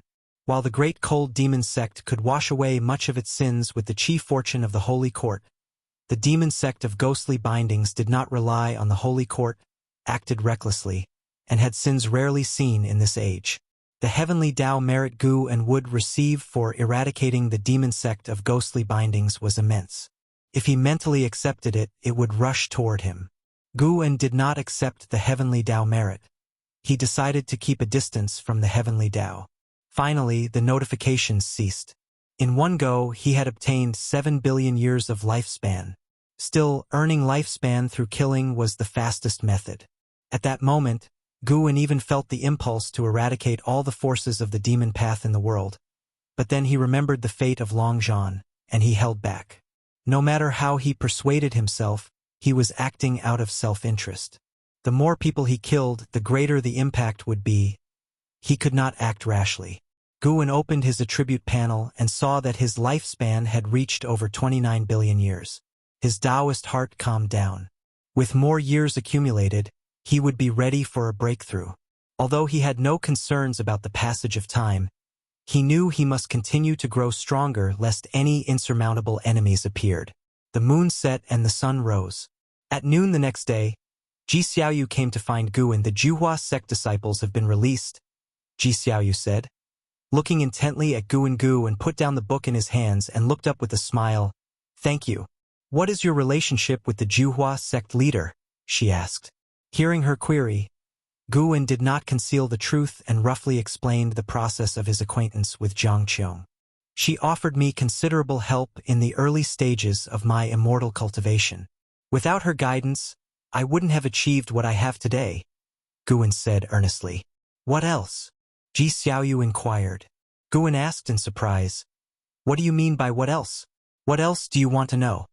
Ji Xiaoyu was about to speak, but then her expression shifted, and she said, Never mind. I have my destiny in this life, and cannot obtain longevity.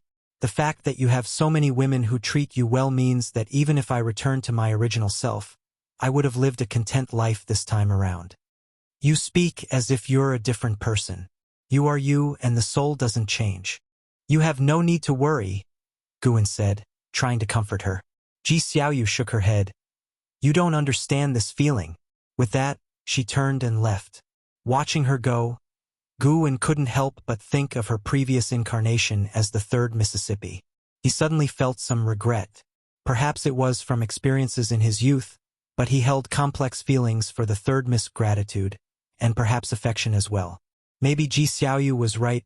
At least in this life, she seemed like a different person compared to the third Mississippi. In that case, he had yet to see the third Miss for the last time. Perhaps at the end of her life, the third Miss never even thought of him. Guwen shook his head and chastised himself for being sentimental.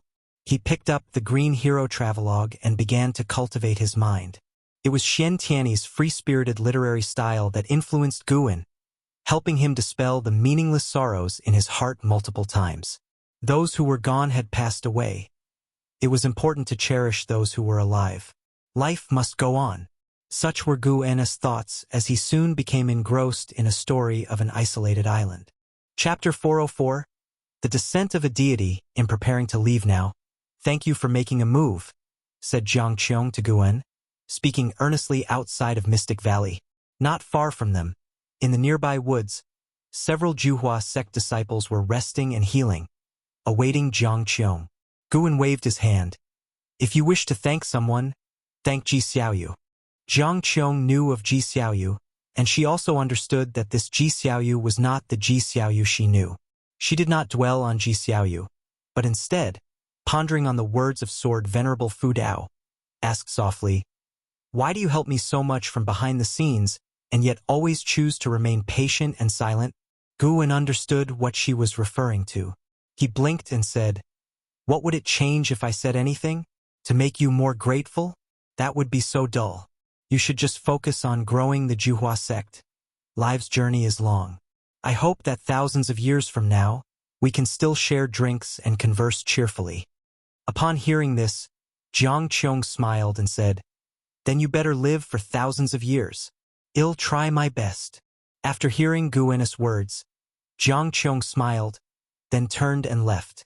As Guwen watched her leave, he felt none of the sadness one might feel when parting with someone from the past because he knew he and Jiang Qiong would meet many more times. And to him, the Juhua sect was not far away. Some distances are not measured by steps, but rather by the rolling mortal world pushing the wheel of fate. Even though some people will continue to live, there will come a moment when Guwen might feel this parting is a final farewell.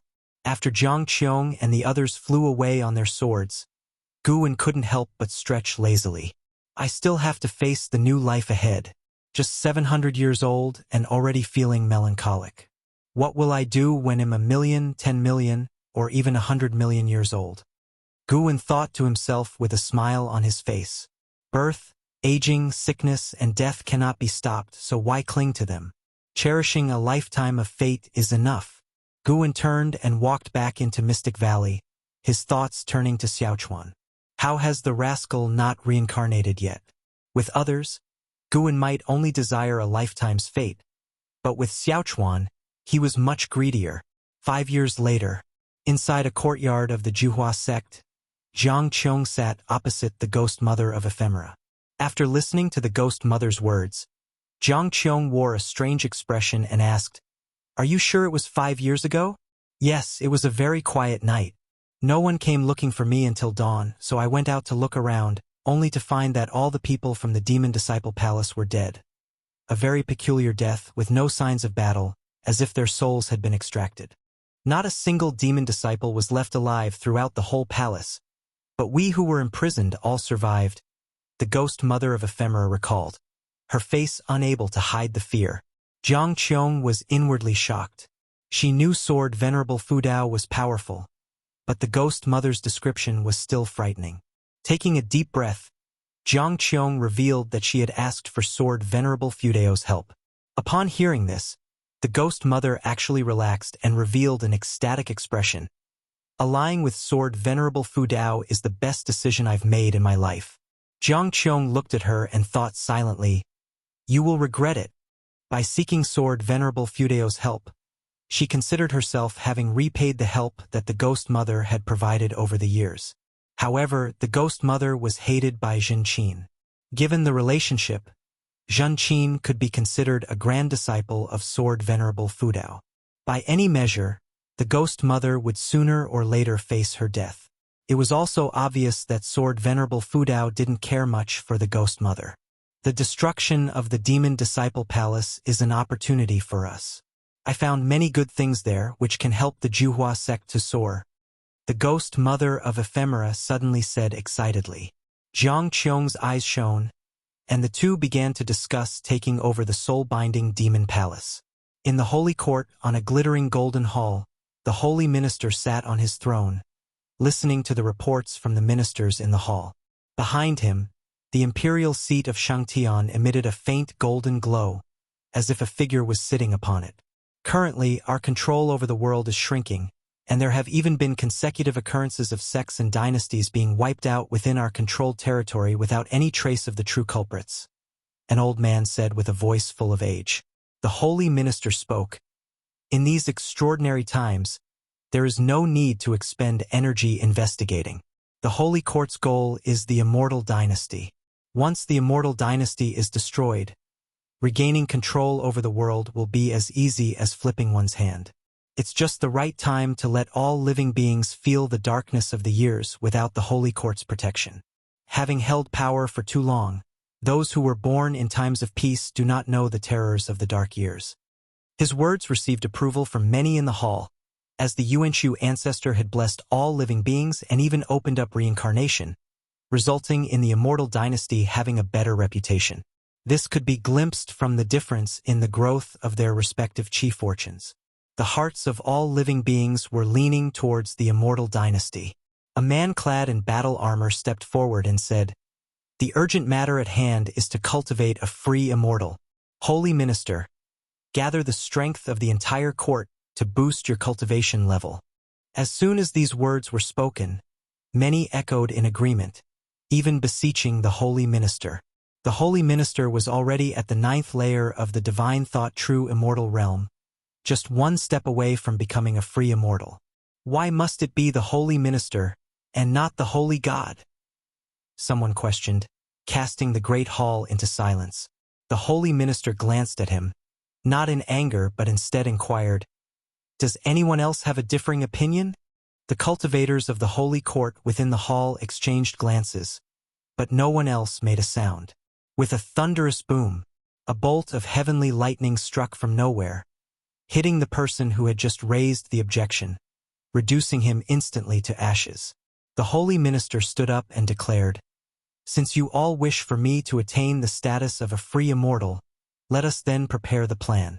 I will amass the chief fortune of the Holy Court to verify the path of the free immortal.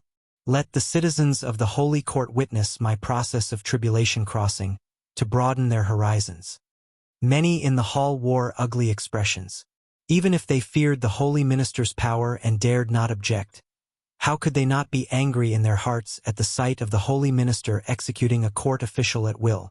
In the end, led by someone taking the initiative, everyone began to thank the holy minister on behalf of the citizens of the holy court. The holy minister looked up, and the vision of a starry sky emerged above him. That fellow should be returning soon. When he comes back, that will be my opportunity for a breakthrough. The holy minister murmured to himself. Elsewhere, in the mystic valley of the supreme sect, Guan read a book in the forest while an Exian sat nearby practicing her martial arts, glancing towards an Shangtian not far away, practicing with his sword, while Jiang Shi watched him closely. Why choose to practice with a sword? It doesn't seem impressive enough, mused an Exian, her gaze following to Guan Gu and turned a page and said, Everyone makes their own choices. Let him be. Master, what weapon suits me? She asked. Are you not practicing the sword? I feel the sword doesn't suit me. I like magic artifacts like the brush in your hand. They're more novel. Then you should think about it yourself. Don't ask me. Guan replied dismissively, then stood up and tucked the Green Hero travelogue into his chest. An Exian followed him to her feet, her voice filled with grievance. How could I possibly come up with one? I follow your guidance in my training. Help me think of something. Guan did not respond but looked up instead. The sky was a brilliant blue, and a streak of white light flashed across rapidly, disappearing in an instant. Another has arrived. It seems things will get even more chaotic, Guan thought to himself. That streak of white light just now was unmistakably a free immortal. Chapter 405. Zhu Zai's Prudence. A mortal world deity master. What are you looking at? An Exian curiously asked as she too looked up, but there was nothing in the sky. She would not believe that Guan was just looking at nothing. He must have seen something. Guan withdrew his gaze and said with a light smile, Another formidable fellow has descended to the mortal world. How formidable! So formidable that not even the heavens can stop him. Listening to his words, an Exian contemplated in silence. Guan then looked at an Shangtian. Perhaps it was because there were too many peerless talents around him that an Shangtian's talent seemed mediocre in his eyes. However, it didn't matter. Guan had taken him in merely wanting to give him a hand, not expecting anything in return. The younger generations had their own lives to live. He was there to provide help. Where they chose to go was not his concern. Guan shifted his attention and walked towards the valley. An Exian hurriedly followed.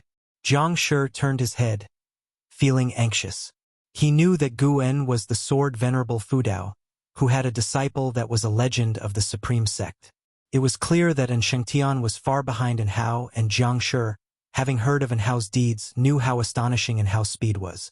An Hao had that incredible speed because Guan had personally guided him, which was not a treatment An Shangtian received. Guan had watched An Shangtian practice many times, merely observing, which made Jiang Shi anxious. Without solid fundamentals, the gap with those peerless talents would only grow wider. Master, how is my knife technique? And Shangtian suddenly turned his head and asked Jiang Shi, his voice excited. Jiang Shi answered in a perfunctory manner, You still need to practice more. Having said that, he left with a sweep of his sleeve. And Shangtian was puzzled. Why did it seem like his master was in a bad mood? On the other hand, Guan took an Exian to Mortal World Peak, where he taught her cultivation. Guan spared no effort in nurturing an Exian. She was, after all, his treasured disciple. He truly planned to train an Exian to surpass An Hao and Yang Jian. At present, An Xin's talent was indeed far from those two. But Guan had resources and could impart teachings, so there was hope to bridge the gap in talent. An Hao and Yang Jian did not have the guidance of the Taoist hidden immortal. 2 ancient hours later, Guan was walking down the mountain trail while an Exian stayed on the peak. As Mortal World Peak changed its criteria for accepting disciples, there were now many below the Nirvana realm. Along the way, Guwen encountered disciples greeting him, and he would nod his head with a smile. Unlike the ever-changing Supreme Sect, Dingtian Peak hadn't changed much. Even the flora along the path had stayed largely the same for many years. After a long time, Guwen reached the base of Dingtian Peak, where there were more and more disciples, and the noise grew louder. Here, no disciples recognized Guwen, so no one greeted him. Guwen made his way to a medicine garden. He turned his head and saw a woman sprinkling spirit water in the garden. It was Zhu Shi with the Tai Chu swallowing Yuan body. Recently, Zhu Shi faced a predicament, having offended a disciple of Dingtian Peak, and had been suppressed here for nearly 10 years. In those 10 years, Zhu Shi had been very obedient, gradually making the disciple forget about her. While sprinkling water, Zhu Shi sensed something and looked up, then saw Guwen watching her. She pretended to be flustered and timidly asked, "Senior, can I help you with anything?" Such an act. This individual seemed to be at the nascent soul stage 5th level, but in reality, she had once consumed the spiritual power of a unification realm cultivator, even destroying their soul. The strength of the Tai Chu swallowing Yuan body far exceeded all the physiques of the current age. Not even an Hao or Yang Jian could match her. Zhu Zai's strength could not be measured by the surface realm. In a sense, she and Guwen were alike. She could consume spiritual power and mana, while Guwen could take lifespan. "It's nothing, I just happened to pass by." "Why are you the only one in this medicine garden?" Guwen asked with a chuckle, his demeanor gentle, easing Zhu Zai's nervousness. Zhu Shi replied, "The garden owner has gone to visit a Taoist friend and I don't know when he'll return. Once he's back I can leave." Guwen beckoned Zhu Shi to come over. After hesitating for a moment, Zhu Shi still stepped out of the medicine garden and approached Guwen. Stopping about 5 steps away, she asked anxiously, "Senior, is there something specific you need me to do?" Guwen raised his right hand, pinched his fingers, and 5 secret books appeared in his hands, fanning out to reveal their titles. "Meeting by chance is fate. You caught my eye, pick one." Guwen had calculated that if things continued this way, Zhu Shi would inevitably take a path hostile to Mortal World Peak. After all, he was the peak master of Dingtian Peak, and should do something for Mortal World Peak. Besides, he was very much looking forward to Zhu Zai's future. Zhu Shi glanced at them, a strange look on her face. Heaven and Earth primordial skill, stepping path of ages step, Taoist gang primal energy, primordial reincarnation skill, universe in the palm. They all seemed impressive but unreliable. Since when were peerless secret books inscribed on paper? Immortal cultivation sects used jade scrolls, read by divine sense. Guwen was not in a hurry, leaving the choice to her. If she did not fancy any, then so be it. Guwen didn't have to resort to this method to resolve potential resentment. If Zhu Shi dared to cause trouble in Dingtian Peak, he could suppress her with a flip of his hand. Could the Tai Chu swallowing Yuan body consume the immense mana of a great cultivator who cultivates the mixed Yuan refining void physique? Zhu Shi, though skeptical, had a second thought.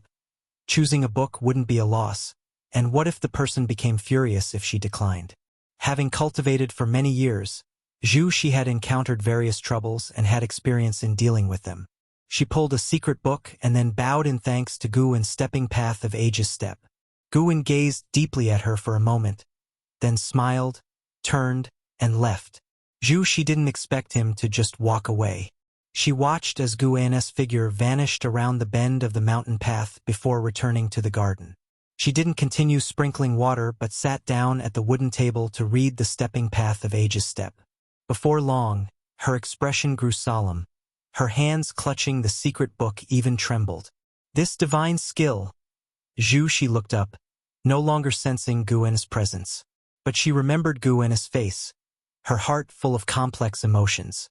After reading the secret book, she confirmed the divine skill was authentic and extremely powerful, and that he had not deceived her, which made her wildly speculate. Why had he taken a liking to her? It certainly wasn't because she was easy on the eyes. Could he have seen through to her physique? Zhu Shi might not understand the origin of her physique, but she knew that once news of it spread, she would become everyone's enemy. No, she must leave Mortal World Peak. This thought cemented in Zhu Zai's mind with resolve. Days later, Third Medicine Valley inside an attic. Guan was chatting with Shenzhen. His divine sense locked onto Zhu Xi. He hadn't anticipated his well-intentioned action would scare Zhu Xi away, which made him even more curious about her. She was too cautious, eerily reminiscent of his own self.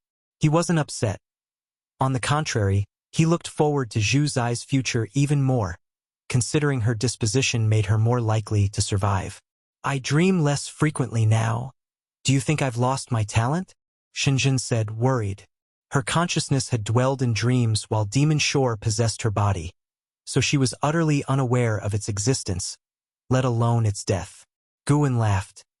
The way you used to dream was already extraordinary, akin to path enlightenment. You can't be expecting that to happen all the time. What you should do now is reflect on your past insights, consolidate your Taoist heart. Sooner or later, there'll be a next time. Do you know of Wu Ju? He began telling her about Wu Ju's experiences with path enlightenment, omitting the part about lifespan limits, but Wu Ju indeed had multiple bouts of enlightenment. Shenzhen had not expected Wu Ju to have such a background, which explained his sudden rise. Now that I think about it, why does everyone associated with you seem to encounter all sorts of fortunes? Shenzhen suddenly asked. Guan raised an eyebrow. Could it be my doing? Shouldn't you be kneeling and thanking me? Shenzhen rolled her eyes in response. How could that be? You wish. I just think it's a bit coincidental. Maybe there's something common among us. Perhaps it's Chi Fortune. There was a great cultivator who came to the Supreme Sect to teach. I listened to his lecture about Chi Fortune. Guan had not attended the lecture because the speaker was just a loose immortal. Now, hearing Shenzhen, he listened attentively. A person with great fortune of energy movement would always turn danger into safety and break through limits, and they also seemed to attract each other. Given this explanation, it indeed seemed reasonable to attribute it to Chi Fortune. After chatting with Guan, Shenzhen's worries dissipated. She felt that Guan was right. There was no need for overthinking. The gains she had already made were plenty. As long as she maintained equanimity, she would eventually find enlightenment through music, chess, calligraphy, and painting. I am a mortal world immortal. All beings speak my name with devout faith and shall receive the protection of my divine power. A loud and authoritative voice rang out, startling the entire world and interrupting Shenzhen's speech. Shenzhen, struck with astonishment, said, I coined the name Mortal World Immortal when I was writing and even came up with a scenario. After I drew it, the picture somehow disappeared. Guan immediately knew it had been destroyed by Demon Shore, fearing it would alarm the Mortal World Immortal. This Mortal World Immortal was also of the 9th level in the free immortal realm. He lacked the Chi Fortune of the Holy Court but was entangled in intricate karma with it. His arrival was likely at the Holy Court's behest. Should I redraw it for you? Shenzhen offered, standing to grab pen and paper. Wait, with him now descended to the mortal world, you dare to draw? Aren't you afraid he might suddenly appear before us right now? Guan glared at her, irritated. Shenzhen realized the logic and opted to sit back down. He claims divinity. Could he be an actual immortal? Shenzhen asked, curious. Before the conflict between the Immortal Dynasty and the Holy Court, people thought they were immortals. But as the world plunged into chaos, the fantasy shattered, and they came to be seen simply as powerful forces. Guan shook his head. How would I know? Shenzhen's eyes widened. But you wrote Investiture of the Gods, Journey to the West, Romance of the Three Kingdoms. Surely in dreams, an immortal graced you. You must know more than I do. She was convinced those 3 books weren't fabrications. They must represent some part of immortal history. Not just her, many people believed the same, which is why Panan was still remembered. Chapter 406. Lifespan Samsara. The proclamation of the mortal world god startled all living beings under heaven, but the reaction within the Supreme Sect was minor. This kind of proclamation had occurred several times before, and given that the Taitsong continent hadn't been impacted by the chaos that plagued the greater world, the majority of cultivators who heard the mortal world god's words were merely curious and did not believe. The beings of Taitsong continent had their own faith, and that was in Sword Venerable Fudao. Could the mortal world god possibly be as formidable as Sword Venerable Fudao? Shinjin also expressed such sentiment, looking down on the mortal world god. I've drawn him, and I've drawn the divine skills of Sword Venerable Fudao, and I truly feel that Sword Venerable Fudao is stronger, Shinjin earnestly said. Guwen helplessly said, regardless, the fact that he can shout to the whole world means his cultivation level is beyond our imagination. We should discuss this less. Shinjin glared at Guwen and said, look at how timid you are. What's there to be afraid of? Would he dare to come to Sword Venerable Fudao's territory? Sword Venerable Fudao only protects all living beings. He doesn't intervene in personal grievances. That depends on the cultivation level of the visitor.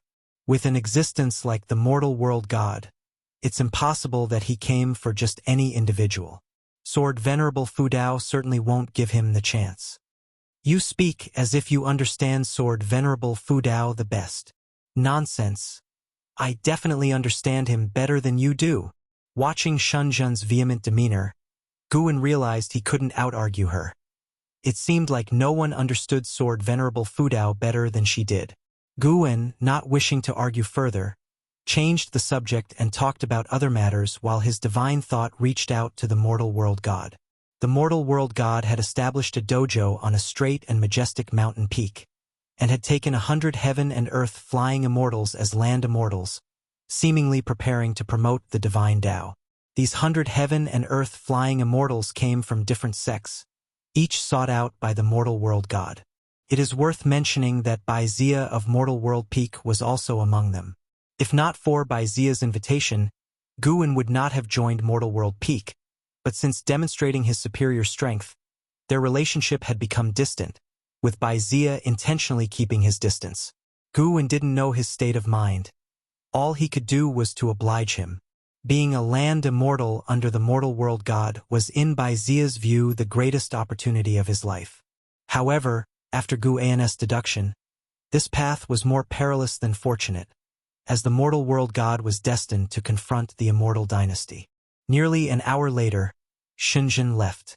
Guwen then continued to deduce Baizia's destiny to enhance his own understanding of the way of cause and effect. Although the mortal world god's proclamation had no impact on the Taizong continent, it sparked wild thoughts among the beings overseas, especially those who suffered greatly, who clung to it as if it were a life-saving straw, knelt to worship the heavens and prayed for the mortal world god's divine protection.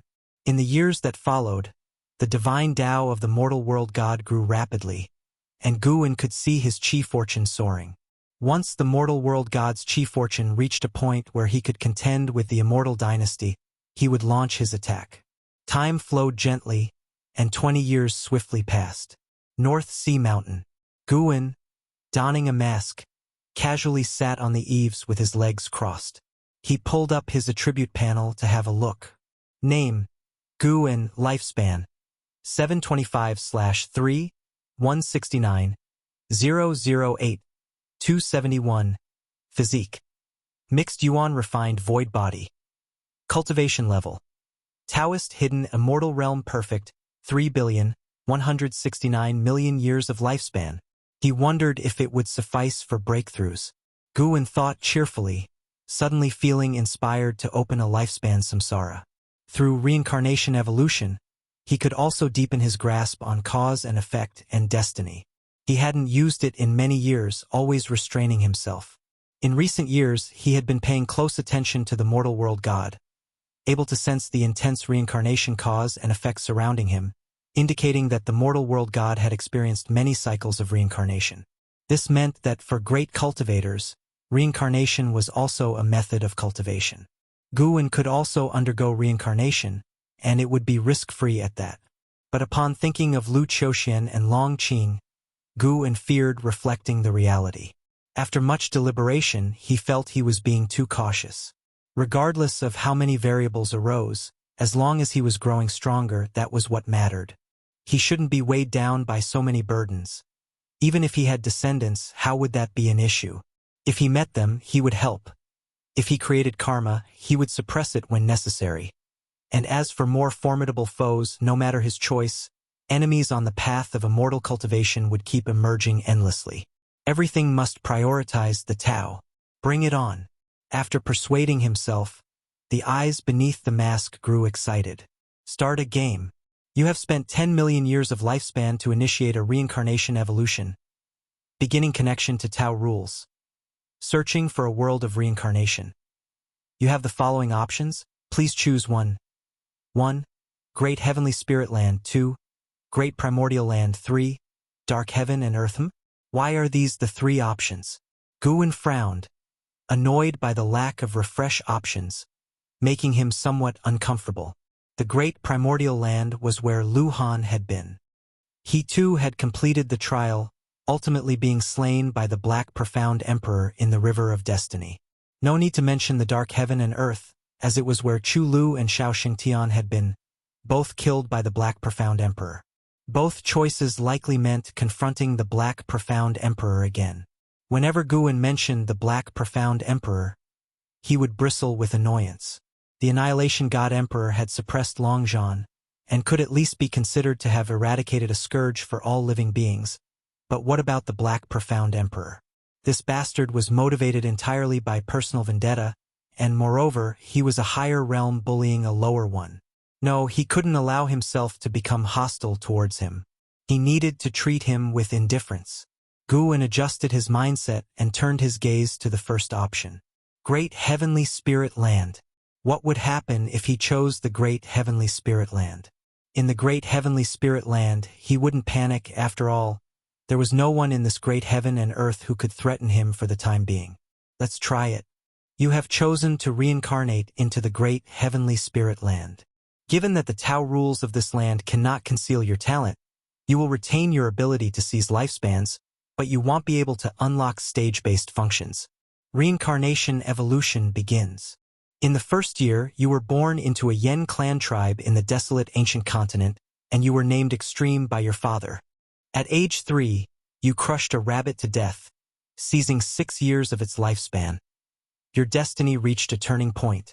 At age 7, your chi blood reached the level of a wilderness beast, and you were proclaimed the #1 divine son of the tribe.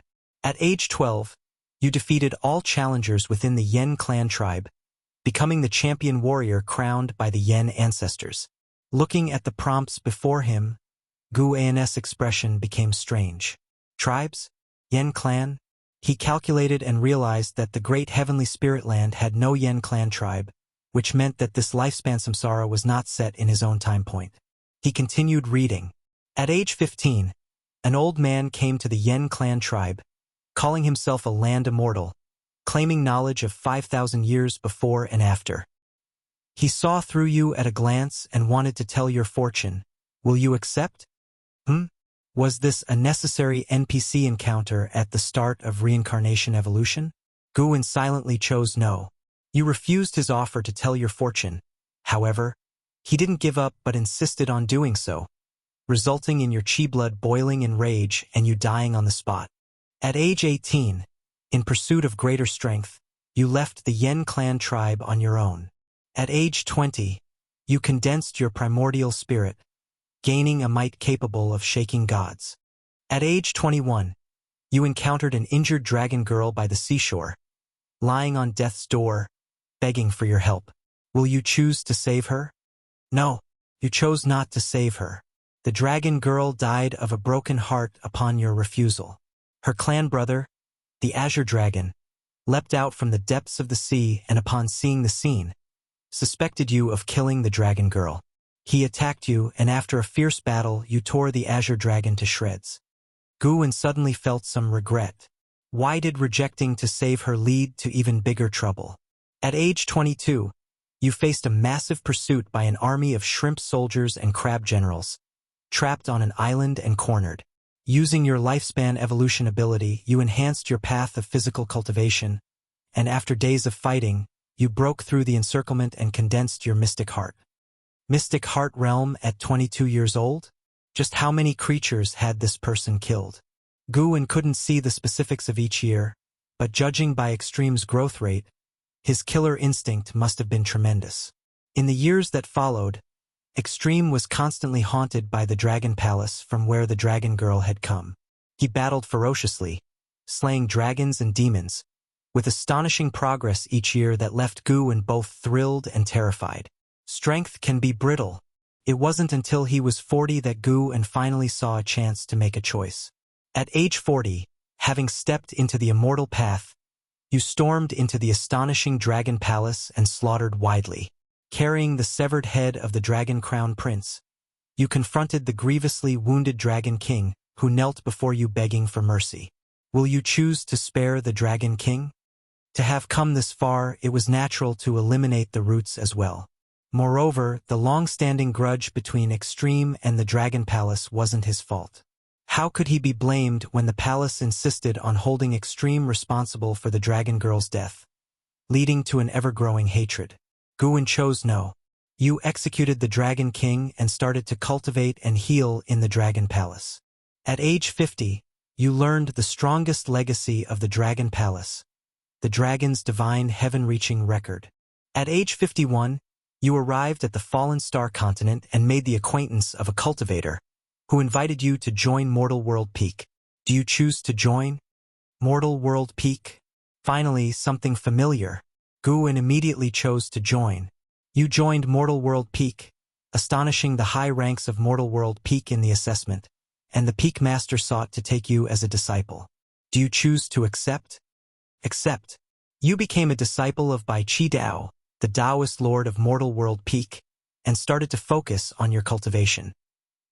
At age 60, Bai Chi Dao took you to a grand conference of all sects, representing Mortal World Peak in combat, constantly slaying powerful enemies, alarming various sects with your killer instinct.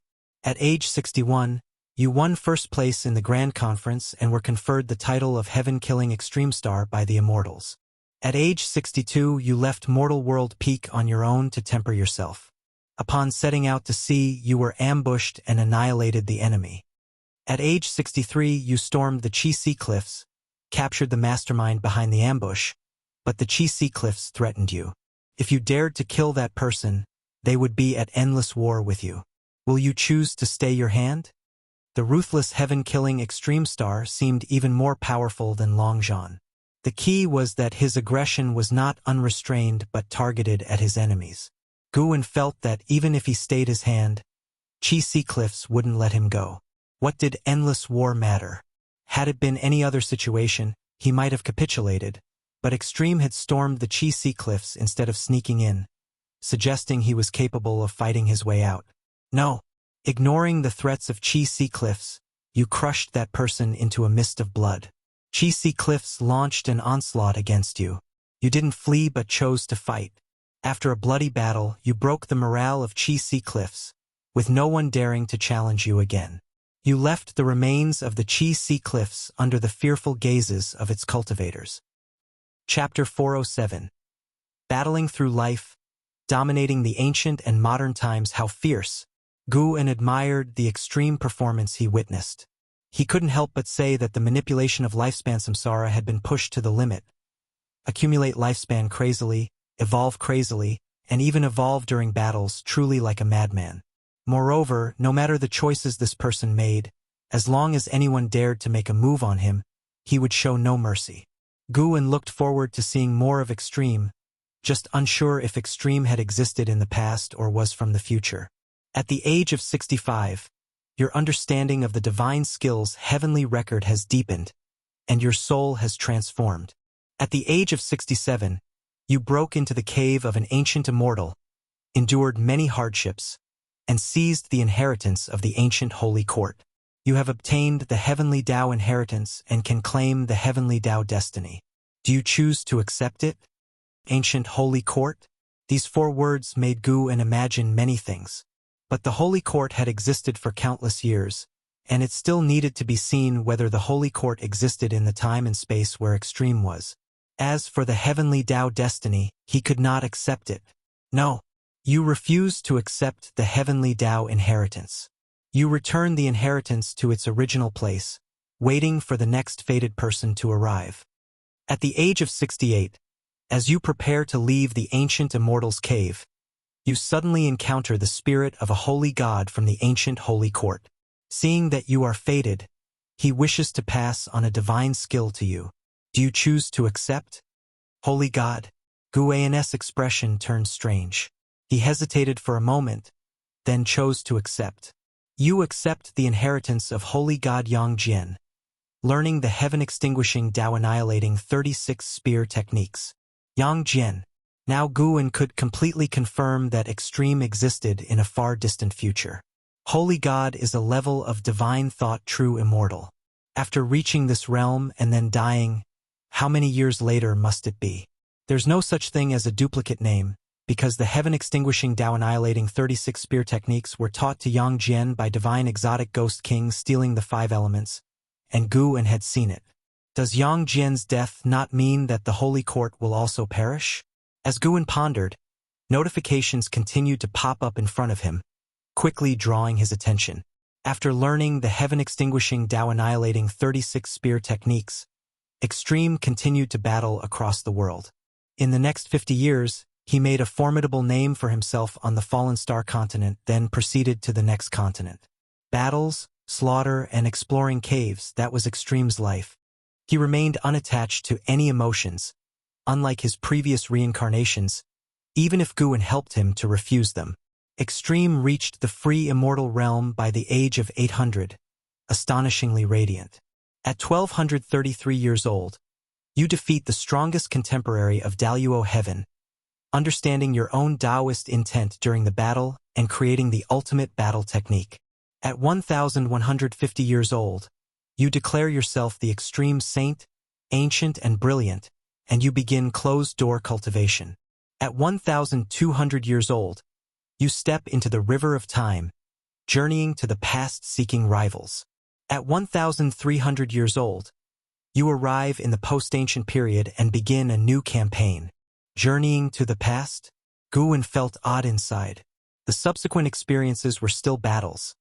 Each time Guan had a choice, it was either threats or pleas from enemies asking Extreme for forgiveness.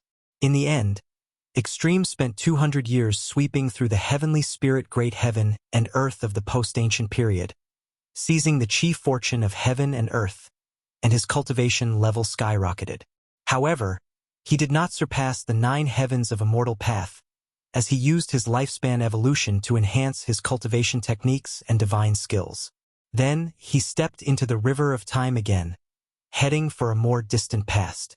The Middle Ages, unparalleled and capturing the chief fortune of heaven and earth again, continue through time.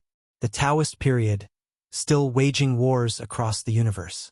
During the Wilderness Ancient Period and the Ancient Period, Extreme maintained absolute dominance, killing his way into the most remote eras. He came to the Taichu period. At 3236 years old, you encounter the senior disciple of the Taitsong sword sect. You initiate a battle, defeat your opponent decisively, and choose not to kill him, letting him go.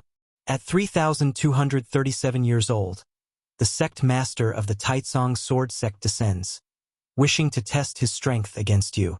Ultimately, he cannot withstand a punch from you, and the sect master of the Taitsong sword sect meets a crushing defeat. At 3238 years old, a river formed from concentrated sword chi descends from the sky, blocking your path. An ancient founder of the Taitsong sword sect appears. His sword intent shakes the heavenly spirit great heaven and earth, and you engage in a monumental battle. Ultimately, you scatter his sword intent using the ultimate battle technique, and as the battle takes a tragic turn and he is on the brink of death, you feel an unusual hesitation in your heart. Do you choose to save him? Taitsong sword sect. The words Taitsong also made Guan's heart waver. After a moment's thought, he decided to save him. You choose to save the founder of the Taitsong sword sect, Liya, sacrificing your own true yuan to successfully save Liya.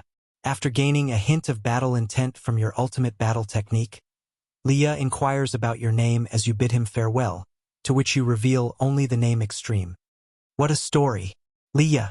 No wonder Guan and Extreme hesitated. According to the prompts, Liya was already at the cultivation level of a free immortal. How many years later must that be? This cycle of lifespan projection has gone too far. Wait, would he perhaps slaughter his way to the era Imin? Guan felt uneasy at the thought. His conquest continued, and within the primordial period, he met numerous free immortals including Li Xiandao and Blood Prison Great Saint, all of whom he defeated. Li Xiandao even tried to win him over, offering his daughter in marriage, but his offer was rejected. Along this journey, the girl of heavenly pride also confessed her true feelings to him. Unfortunately, Guwen had to refuse for him. Let him be a pure warrior and cultivator. At the age of 3,700 years, you defeated the most powerful LVCN of the era and seized the chief fortune of heaven and earth, elevating your ultimate battle technique to a new realm. At the age of 3,800 years, you returned to the River of Time, where you were attacked by a mysterious entity, severely injured, and flung back to your era. Mysterious entity? Guwen's heart tightened. Although he had caught up with Lu Han, to have died at just over 3,000 years old seemed far too regrettable. The following prompts were all about recovery. He hid on a deserted island to heal, a process that took a millennium. Guwen felt that his lifespan must be immense, but couldn't understand why he refused the 9 heavens of immortal path. Perhaps, although he appeared strong, he was actually cautious at heart, only undertaking actions he was certain of. Once he achieved the free immortal realm, he continued to fight, improving the power of his Taoist sorcery. His prowess within the free immortal realm had reached a stage where he could traverse ancient and modern times. Guwen wondered how strong he was now, and whether he could compete with the free immortal realm's Guwen. After the reincarnation evolution ended, he could use a lifespan simulation. Fighting himself? Guwen found it intriguing and was filled with anticipation. In the years that followed, once he had healed, he began adventuring through the universe. From the prompts, it seemed like the universe at this time was vast with intricate powers, far more exciting than Guwen's current era. At the age of 5,306 years, you unexpectedly met the fairy of 9 Nether Underworld, Yuquan. You enjoyed each other's company, and she invited you to discuss Taoist ideas in the 9 Nether Underworld. Would you accept? 9 Nether Underworld? That sounded very dangerous. Guwen chose no. You refused Yuquan Fairy's invitation, leaving her regretful. As you watched her leave, you erased the turmoil in your heart, dissolved the karma between you, and roamed the universe alone. At the age of 5,400 years, you enter the Kanglin immortal domain. You are attacked by a heavenly demon, slaying millions of them and earning the enmity of their entire race, but also the admiration of all beings in the Kanglin immortal domain. At the age of 5,402 years, you are titled the Immortal Domain War God by the Domain Master of the Kanglin immortal domain. At the age of 5,413 years, you enter an ancient forbidden land within the Kanglin immortal domain, where you are attacked by the spirits of the battle court. You annihilate all the spirits in the forbidden land, and you arrive at the Kanglin immortal king's Tao Palace. At the age of 5,414 years, you comprehend the Kanglin immortal technique, triggering the Heavenly Tao immortal position examination. You defeat the immortals in the exam. Would you choose to accept the Heavenly Tao immortal position? Heavenly Tao immortal position? It was unexpected that he also had a heritage similar to LVCN's. It was within expectations that he could progress through such a heritage. Guwen immediately chose no. If the immortals knew that he could seize lifespans, what then? You refuse to accept the Heavenly Tao immortal position. The immortals are furious, claiming you have offended the heavenly might. Within 100 years, they will definitely capture you. Absurd. Guwen suddenly felt fortunate that he had not accepted the heritage examination before. If he had tried it, big trouble would have surely come his way. At the age of 5,480 years, you evolve through lifespan and condense a Tao fruit, becoming a Taoist hidden immortal. At the age of 5,485 years, a group of immortals descended into the universe, starting to hunt you down. You fought tens of thousands of immortals alone and struggled to cope. At the age of 5,486 years, you arrive at the edge of the universe and encounter the heavenly spirit god guarding the boundary gate. You are annihilated by a single strike of his axe. You have died and your path has extinguished. Reincarnation ends.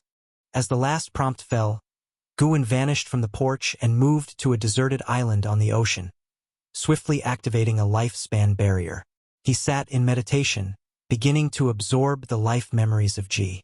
Although Ji had only lived for just over 5,000 years, his experiences were in no way inferior to those of Lu Han or Long Zhan, and perhaps even more splendid.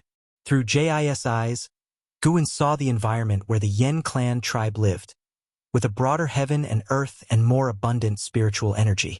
The rabbits Ji killed in his childhood were as large as small hills. From a young age, Ji, who had exhibited exceptional strength, was the treasure of his entire tribe, dearly loved by everyone. Before he left the Yen clan tribe, he had never suffered any hardships, with everything going smoothly for him as he hunted year-round, accumulating a substantial lifespan. Afterward, Guin saw the desperately endangered dragon girl, extraordinarily beautiful with a pitiable look. If it were him, he might not be able to resist helping in such a situation. Yet the dealings of the Dragon Palace were overbearing, and no matter what, conflicts might be unavoidable. Jis' grudges with the Dragon Palace lasted many years. Guin found that Ji was fighting almost every day, and with this speed, his lifespan growth was definitely fast. He was immersed in Jis memories. Through Jis actions and words, he could feel that Ji was different from his other past lives. Ji had an inherent arrogance that emanated from his bones, directed only against strong opponents. When facing the weak, he could show a gentle side. Guin also saw the spirit of Yang Jian. Although its disposition differed greatly from the Yang Jian Guin knew, it was indeed Yang Jian. And there was Liya. During the Taichu period, Liya, with his white hair and powerful presence, had almost reached the current Guan's Taizong sword intent. Chapter 408, whose past life is stronger. Guin was immersed in the extreme memories, experiencing his heart-wrenching life. At the same time, Guan's understanding of the ultimate battle technique deepened. Although it was called a combat skill, it was actually the way of extremes. He combined all his cultivation techniques, divine skills, and spells into the ultimate battle technique, forming a combat system unique to himself. Through this memory, Guin could confirm that the Taichu period was immeasurably distant from the present, perhaps impossible to measure in millions or tens of millions of years. Taichu period, ancient times, Middle Ages, Taoist period. Each period was separated by countless years, and in the Taichu period one could still encounter Liya, Li Shendao, and Lv Xian, but in the later ancient times, their legends were no longer to be found. Yang Jian didn't even survive until the Taichu period. Guin thought of many things, but he didn't feel that the future was already set, nor did he worry about those friends who did not appear in the extremities of his life. Rather, he experienced the life of the extreme. In the same realm, the combat power of the extreme was incredibly fearsome. Apart from fighting, all his time was spent cultivating, and judging by the rapid strengthening of his ultimate battle technique, he had devoted most of his lifespan to it. After Guin inherited all the memories, he felt that the ultimate battle technique might be stronger than any method he currently possessed. Having reached the free immortal realm, he did not become arrogant, but instead felt a strong unease, which was also why he chose to become stronger by battling through the River of Time. The River of Time was different from the River of Destiny. It allowed one to traverse the past and future. The reason for choosing the past was because the extreme felt that what was past had already gone, and he would not feel as much guilt when killing. In fact, the extreme did not kill indiscriminately and even admired some opponents. Because he let many enemies go, his lifespan was not as long as Guin had anticipated. Both were belligerent, but the extreme led a life without shame, never killing innocents or those without enmity, at most leaving them to their fate. Thinking about the extreme's battles, Guin felt that, in terms of combat talent, the extreme was stronger. He could even say that he had never seen a stronger being than the extreme. If the extreme hadn't been hunted by immortals, his potential would be unimaginable. After entering the Tao fruit realm, the extreme's combat talent was clearly stronger. None of the 10,000 immortals he faced was of a lower realm than him, and each possessed outstanding divine skills. Every one of them brought a sense of pressure that surpassed any opponent he had faced in his earlier life. Yet even so, The extreme was able to break out of the encirclement of 10,000 enemies who were of a higher realm than himself. As for the heavenly spirit god he faced last, that guy was indeed terrifyingly powerful, decidedly many levels above the extreme. Guwen opened his eyes, and instead of immediately returning to the North Sea Mountain, he had another idea. He wanted to fight with the extreme.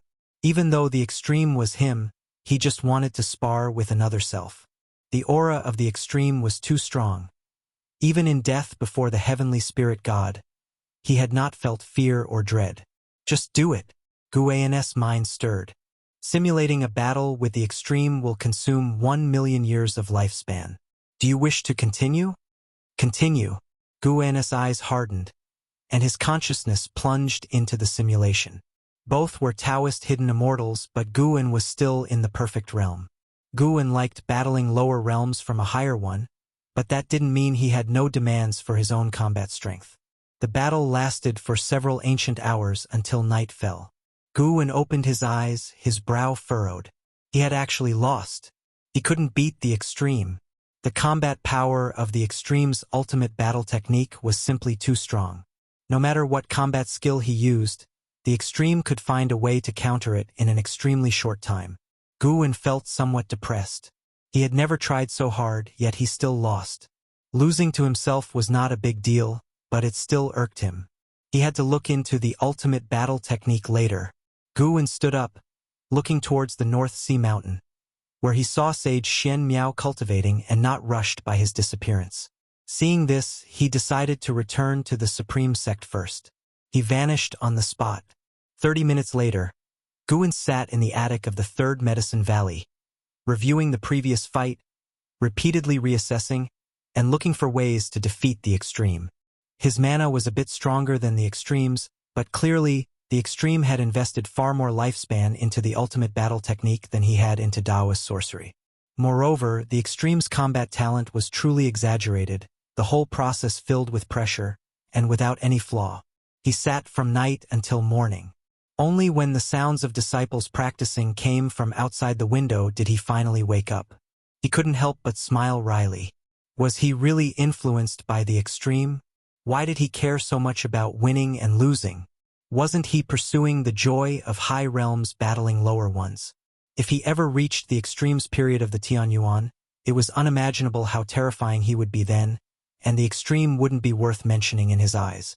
Guwen found that the reincarnation evolution absorbed character traits from the evolution, fortunately only the good ones. At least he had not inherited Longzhan's brutality. I have a goal now, Guwen silently thought. He wanted to comprehend the ultimate battle technique, and he also thought of Longzhan's divine skill. Heavenly Dragon Reincarnation Dharma Aspect. This divine skill could condense the self of a past life to fight alongside oneself, perfectly fitting for lifespan samsara. Guwen had realized that all his reincarnations were battle maniacs. The more numerous they became, the stronger the Heavenly Dragon Reincarnation Dharma Aspect would grow. In a sense, the more times one reincarnated, the stronger the Heavenly Dragon Reincarnation Dharma Aspect became. The Dharma aspect conjured by the Heavenly Dragon Reincarnation could retain the main Bodhis battle will, but lacked independent thought, only capable of battle, not of serving as doubles. Imagining the future, Guwen raised his hand as myriad past lives stood behind him. How spectacular was that vision! The divine skills created by Longzhan, like the ultimate battle technique, had immeasurable potential. Guwen took a deep breath and ceased to dwell on the comparison of strengths and weaknesses with the polar extreme. Even if he failed, so be it, then he would just continue to grow stronger. It was precisely the right time to temper pride and complacency. Guwen stood up, then went downstairs, ready to practice drills with his disciples. Just as he reached the bottom of the stairs, Ji Xiaoyu also came out, saying she wanted to join him in practice. He did not refuse. During the drill practice, Guwen could feel Ji Xiaoyu observing him. After blending the polar extreme's life memories, there came about a certain change in Guwen's demeanor, one he couldn't completely revert to as it was before merging those memories. He wasn't afraid of Ji Xiaoyu seeing through him. After all, if he simply refused to admit it, what could she do? After the practice was over, Ji Xiaoyu invited Guwen to her room, and he did not refuse. Once inside, they sat down opposite each other at the table. Ji Xiaoyu stared at Guwen, saying, "You've acquired some aura of reincarnation about you. Where did you go yesterday?" Guwen replied, "Off to save the world." "Why do you ask? Can you see who I was in my past life? A mere reincarnation path emperor, could he measure up to the polar extreme?" Speaking of which, the polar extreme had once visited the yin-yang domain in later generations, sweeping through all the strong beings there, even compelling the yin-yang domain to erect an imperial stele in his honor. "I can't see through it. I suddenly suspect that you are just like me. We both may be reincarnations of some great power," Ji Xiaoyu said, her face unexpectedly breaking into a smile. Guwen raised his eyebrows. "How could that be? I've not received memories of a past life. I haven't even dreamt anything." "That's because the karma of your reincarnation is still dormant, and your cultivation speed is too slow." Ji Xiaoyu laughed, but then suddenly remembered something and her brow furrowed again. If Guwen was like her, didn't that mean their future was already destined? Both of them would eventually become just a memory for someone else, all their experiences belonging not to the ones who truly lived them but to their original selves. At that thought, Ji Xiaoyu looked at Guwen with a different gleam in her eyes. At this moment, she sensed the force of destiny. Was it fate that led her to meet Guwen? Seeing her spirits somewhat dampened, Guwen changed the subject.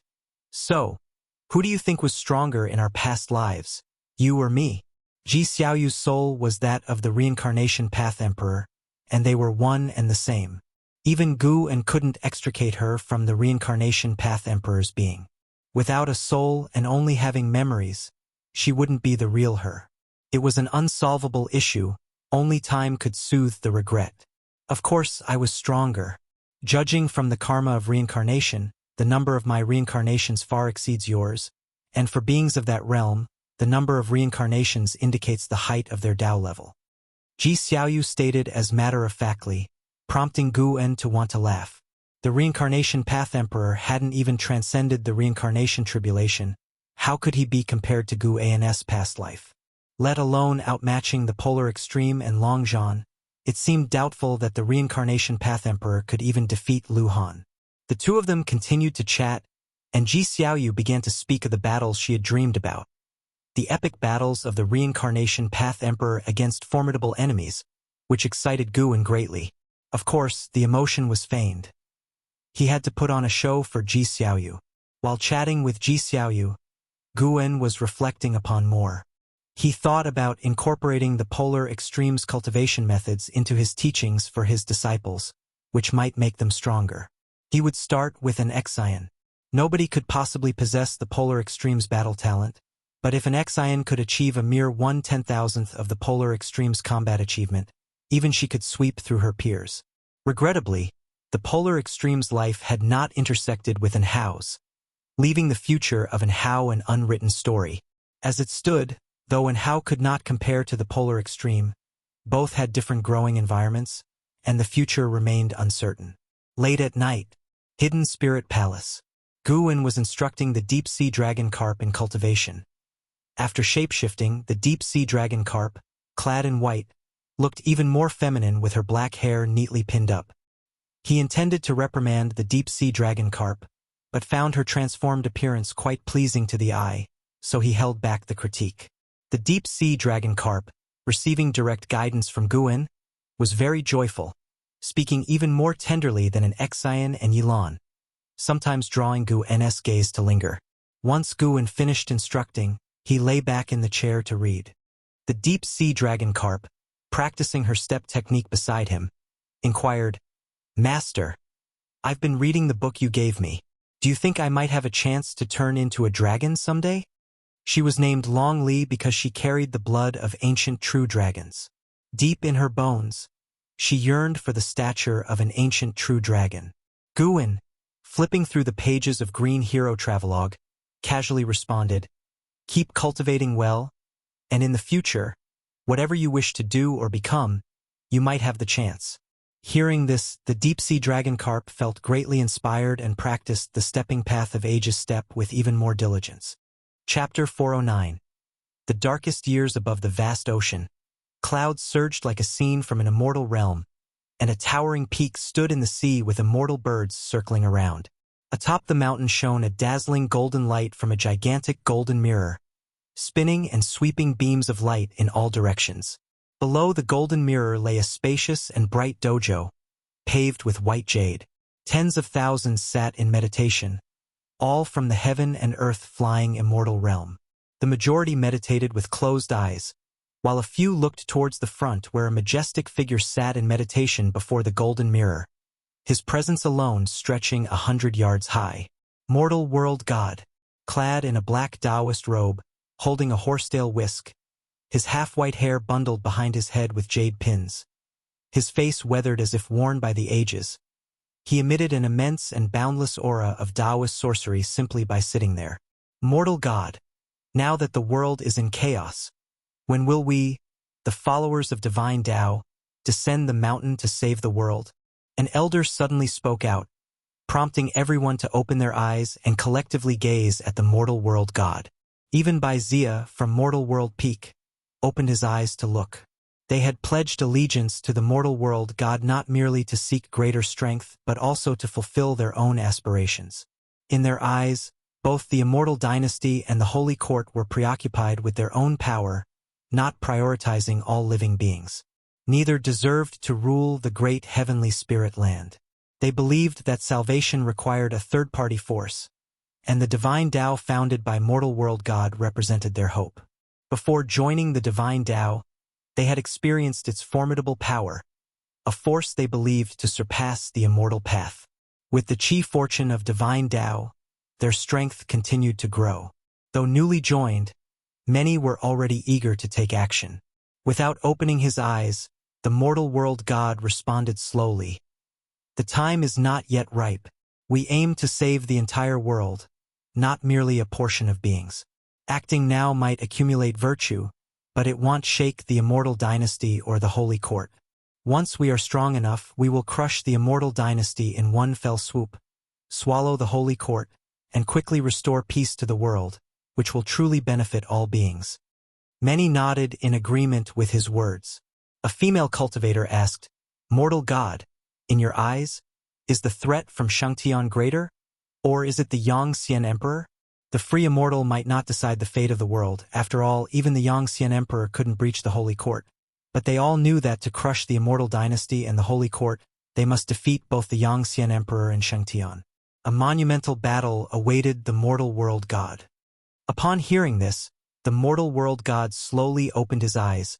Peering into the distance with a profound look, he said meaningfully, "Besides those two, there are greater threats in this world, and not just one. It is a time of unprecedented chaos. The future changes of the world will far exceed your imaginations, and what you currently see are merely premonitions. The true calamity has yet to descend. Day and night confused, your sin and virtue mixed, where immortals and mortals coexist, you will witness the darkest of times." Hearing the words of the mortal world god, the faces of the cultivators in the heaven and earth flying immortal realm changed drastically, and they began whispering among themselves. Wuxia also furrowed his brows, his eyes filled with worry. What really awaited them in the future? 3 years later, in a forest, Guwen sat on a tree reading, while Blood Prison Great Saint lay beneath, watching an Exine cultivate with a curious look in his eyes. "Master, what exactly is she cultivating?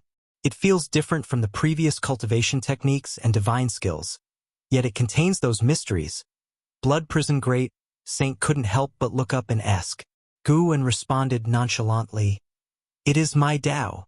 Over the past 3 years, he had integrated the ultimate battle technique and infused his own enlightenment, which he was now beginning to teach to an Exine. However, even if the level of achievement in the ultimate battle technique was the same, the strength and combat style of Guwen remained distinct. He had to admit that the original user was the most suited for the ultimate battle technique. With the same level of achievement, the original user could unleash greater power, which related to will and nature. Since the simulated battle 3 years ago, Guwen hadn't simulated again, feeling that he was still not ready. It was good this way, having another version of himself as a target made life more expectant. "Tao." Blood Prison Great Saint pondered thoughtfully. The forest quickly fell silent. Blood Prison Great Saint was momentarily dazed as he looked up and saw an Exine had stopped. She was standing still, seemingly lost in thought. Master, she... Blood Prison Great Saint looked up and cautiously asked. Guin flipped through the pages of the book and replied, She is merely embracing the path enlightenment. Pay it no mind. Path enlightenment? Blood Prison Great Saint was not the naive youth he once was. He understood what path enlightenment meant, an opportunity seldom encountered in life. He looked at an Exine with envy, filled with expectation. Indeed, following his master, experiencing path enlightenment and changing one's essence were not difficult. Yang Jian was unfortunate not to continue staying on. Had his heart settled, his growth would have accelerated. That foolish boy was short-sighted, thinking he had learned all the skills his master had, not realizing that his master's Tao level was profound and immeasurable. Blood Prison Great Saint's gaze returned to an Exine and noticed a new aura about her.